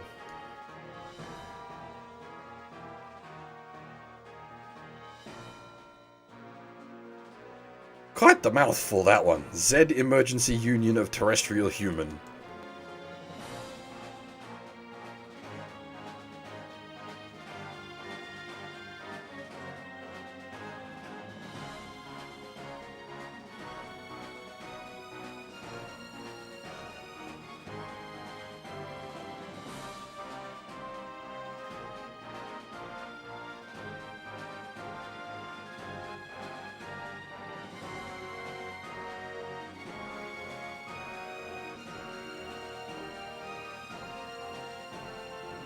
Some of them aren't so excited about the name, and we do actually have the option to change it later if we wish.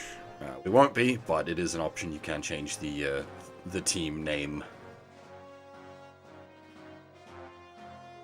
Yeah, there it goes. As I said, we'll stick with the team name. We don't need to muck with it.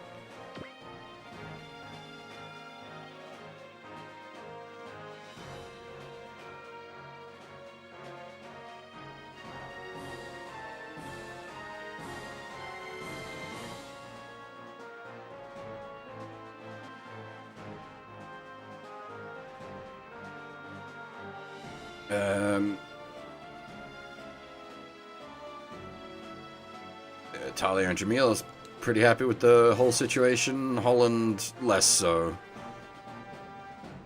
Feels like he's being played. And this whole gathering of forces is someone's greater scheme in action.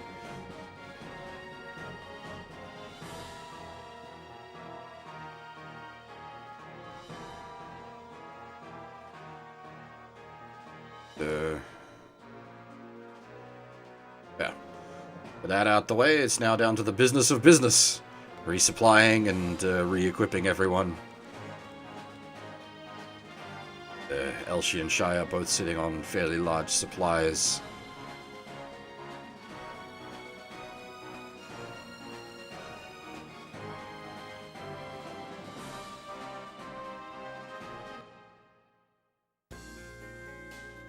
Right. I think we've got some bazaar business to do. Yes. Alright.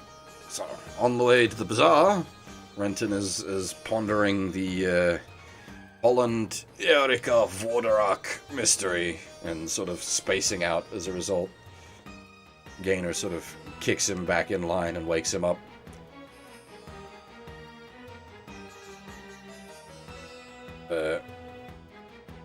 Come out to the bazaar for Gainer is looking to sell his issue 1 copy of Ray out. Gidget is quite surprised to see such a rare item. Gainer's looking to on-sell it to pick up hopefully something of equal value that Sarah will like, as he's done with it now. You remember he bought it initially for what was the, like, fashion tips and whatnot, how to be cool, basically. But he has, to some extent, already succeeded at that.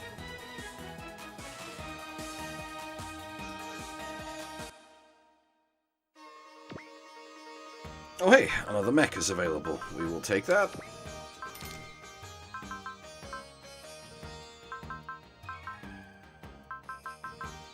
I am tempted to grab that PP booster. I think I will. That's a really good item.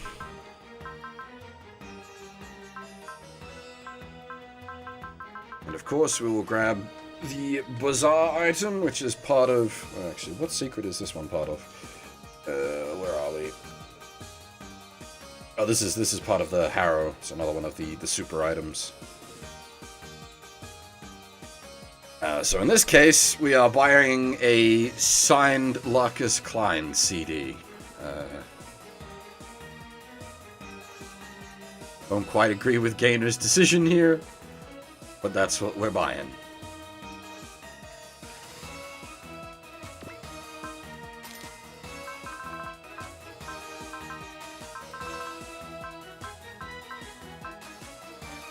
Not even to say that the Larkus/Mir music is bad, but just...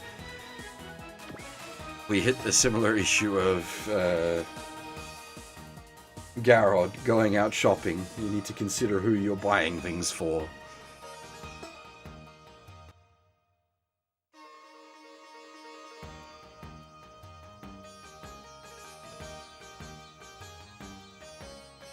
And, where are we?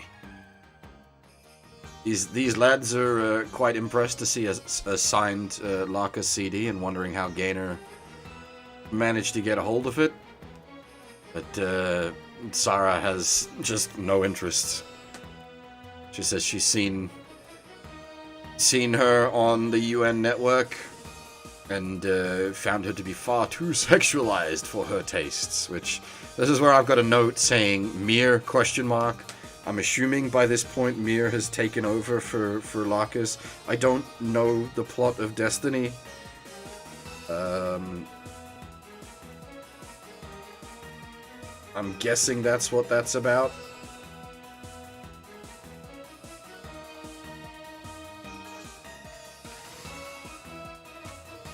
Because what I know from Seed, I would not have associated Mir with sexy as such. Wait, Mir? Lacus, words.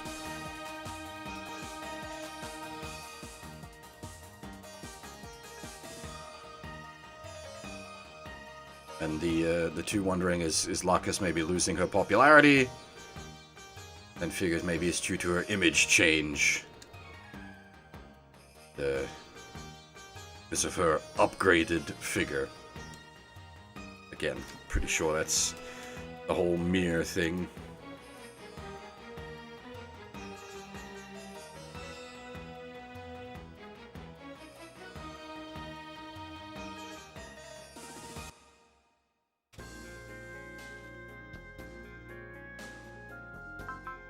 As I said, my Destiny knowledge is very limited. Alright, so we pulled a bunch of pots there. What did we get? Another range booster, nice. Suspect it's mostly gonna be biscuits. What? Is it SP biscuit?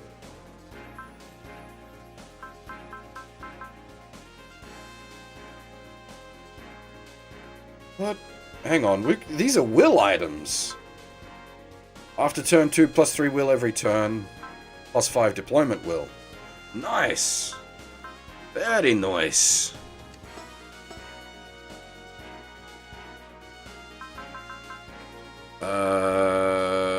Where is...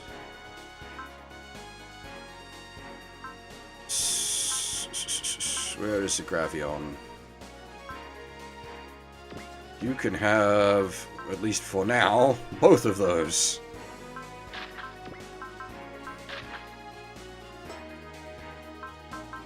Because the Gravion needs to spin up as fast as possible.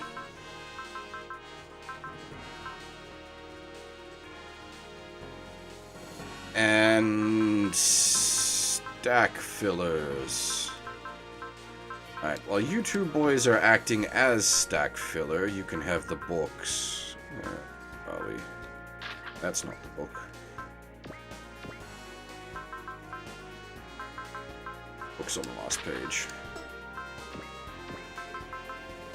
Just means they get 100% PP while acting as stack filler.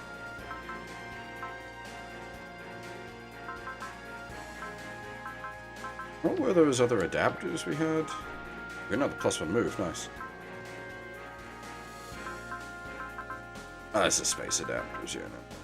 No. Yen biscuits. Yeah, Yen biscuit. HP biscuit. SP biscuit.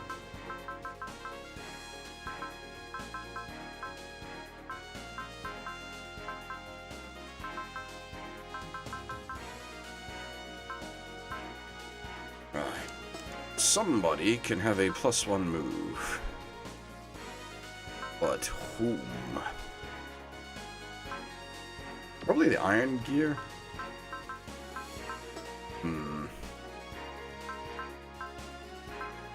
Pretty got some zoom though.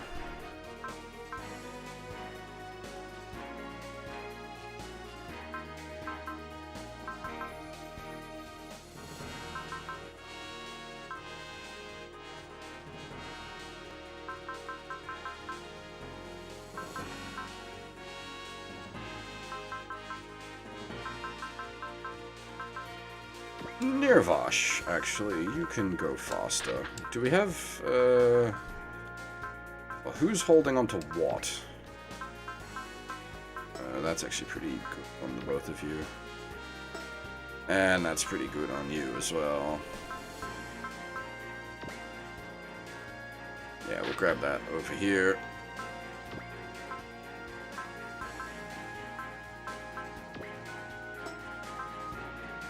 Stay over there.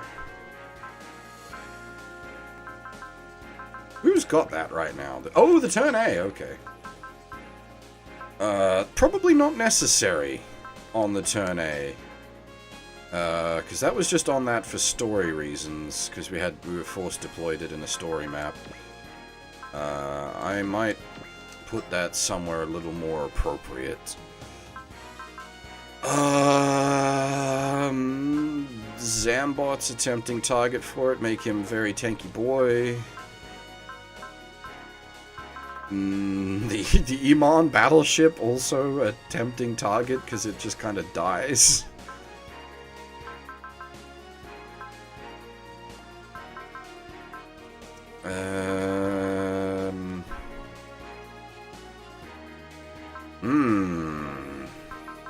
The E7? I guess, actually. It gives it some chance to survive? Yeah, why not?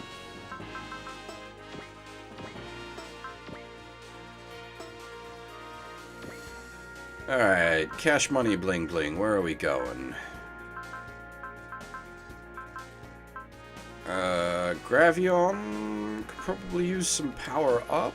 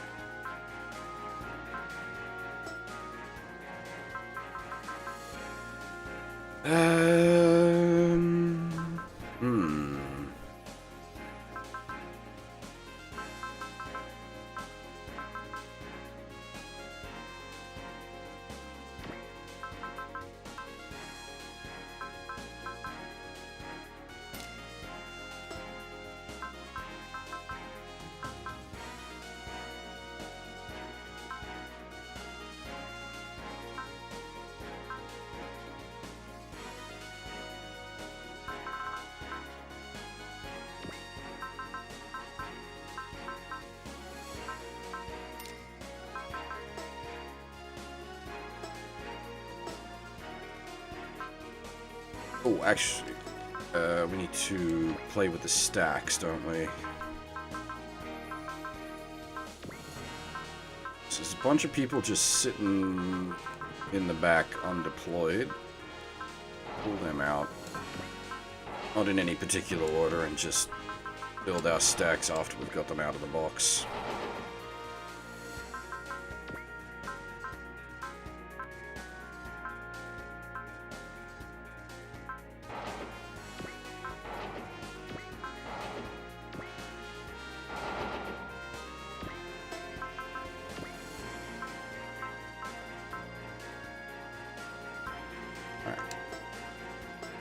That's everybody out. Now!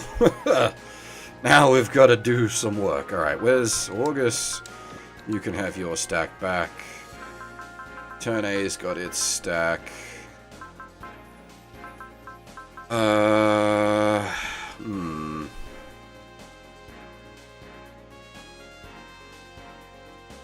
Where's the Garrod?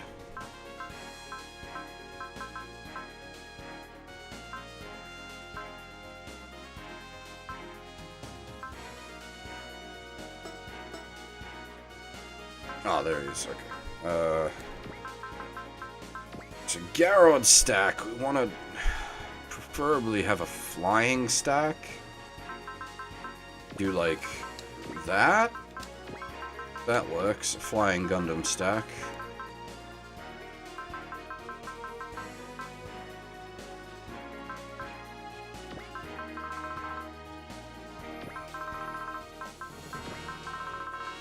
Sort of bodgy flying super stack.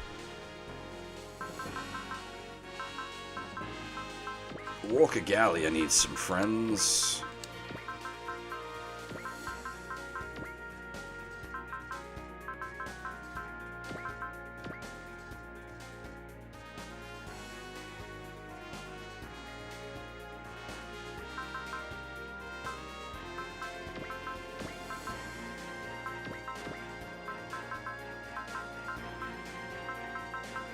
Actually, you know what? Amuro can hang out with the Borginon stack.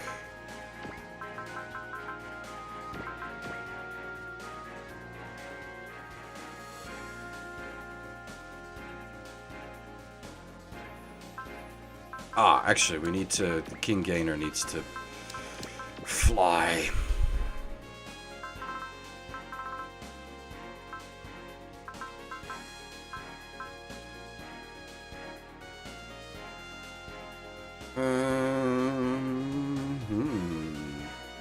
Orando? Or do I build like an E7 stack? But then what do I do with the Gainer?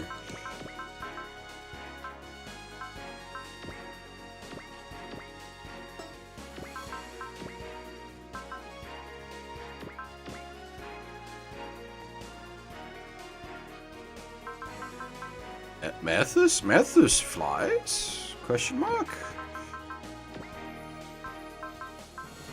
It does not, apparently.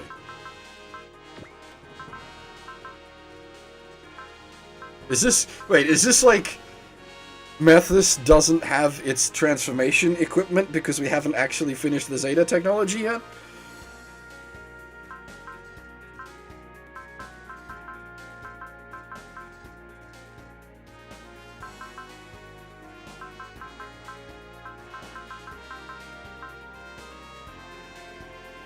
The Impulse can technically fly? I think? Yeah, that stack is now flight capable. Cool.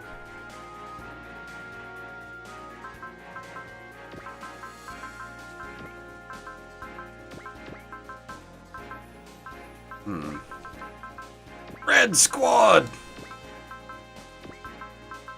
Red Shooty Boys at that.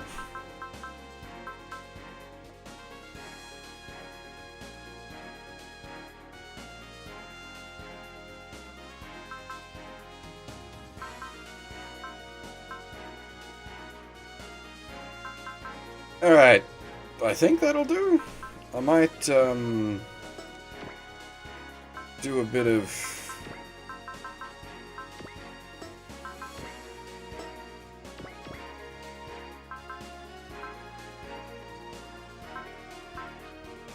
Okay, so it actually can't fly if we swap it out of its basic form.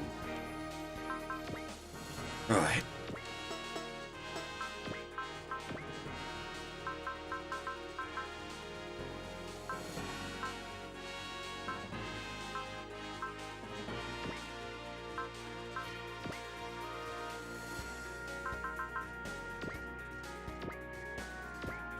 Does it have to have a sub-pilot?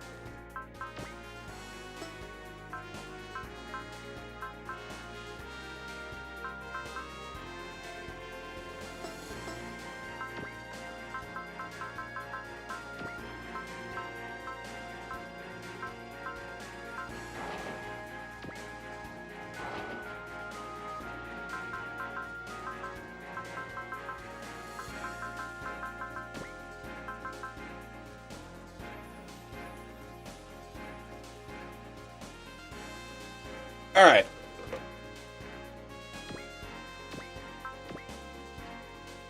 I'm gonna take a short break, and, what is it, 9 AM? Okay. So what I'm gonna do is, I'll leave it up to you guys. I think I've got the option to do a poll, don't I? Yep.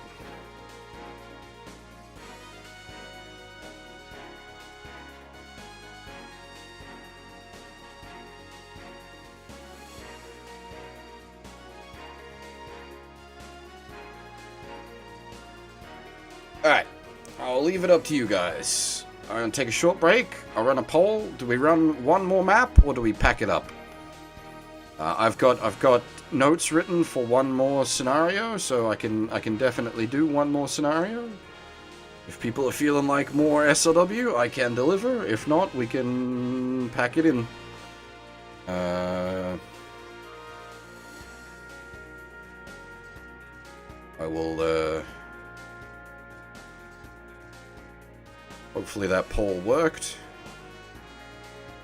No, I don't have work for the next 4 days, actually. It's fantastic.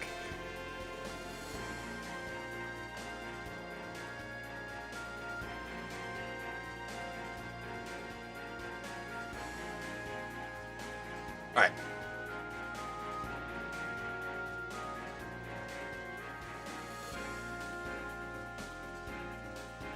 gonna step out for a couple of minutes. Oh shoot, knocking things over.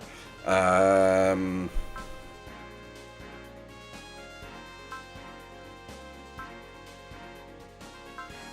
will leave you guys with... There we are.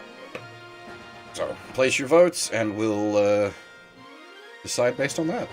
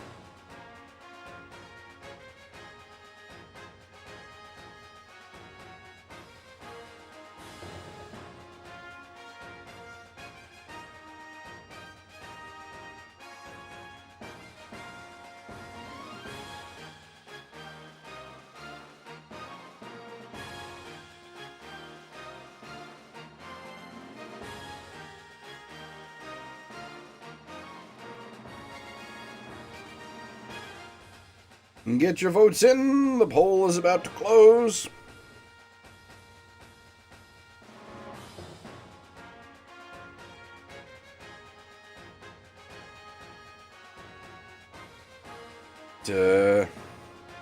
Surprisingly, seems like Pack It Up is the winner. Did not expect that.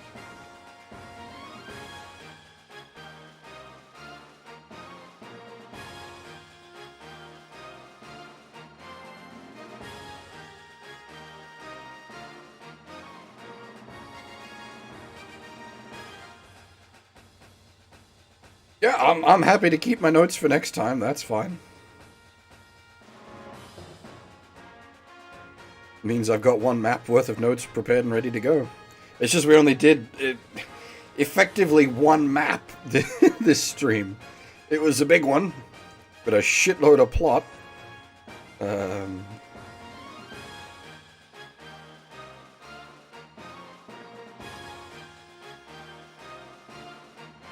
Yeah, it was a good map. I enjoyed it a lot, actually. As I've mentioned before, that's my favorite episode from King Gainer. It's one I'm particularly fond of. Anyway, I guess we'll pack it up there then.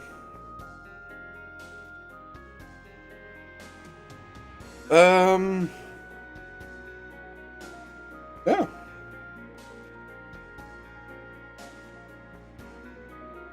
We'll be back at roughly the regular stream time tonight. Doing more Persona 4 Golden. Looking, hopefully, to finish the game in the next few streams. I don't know how long it is. But it feels like we're getting to the end. So, stick around for that, because it's getting pretty hype.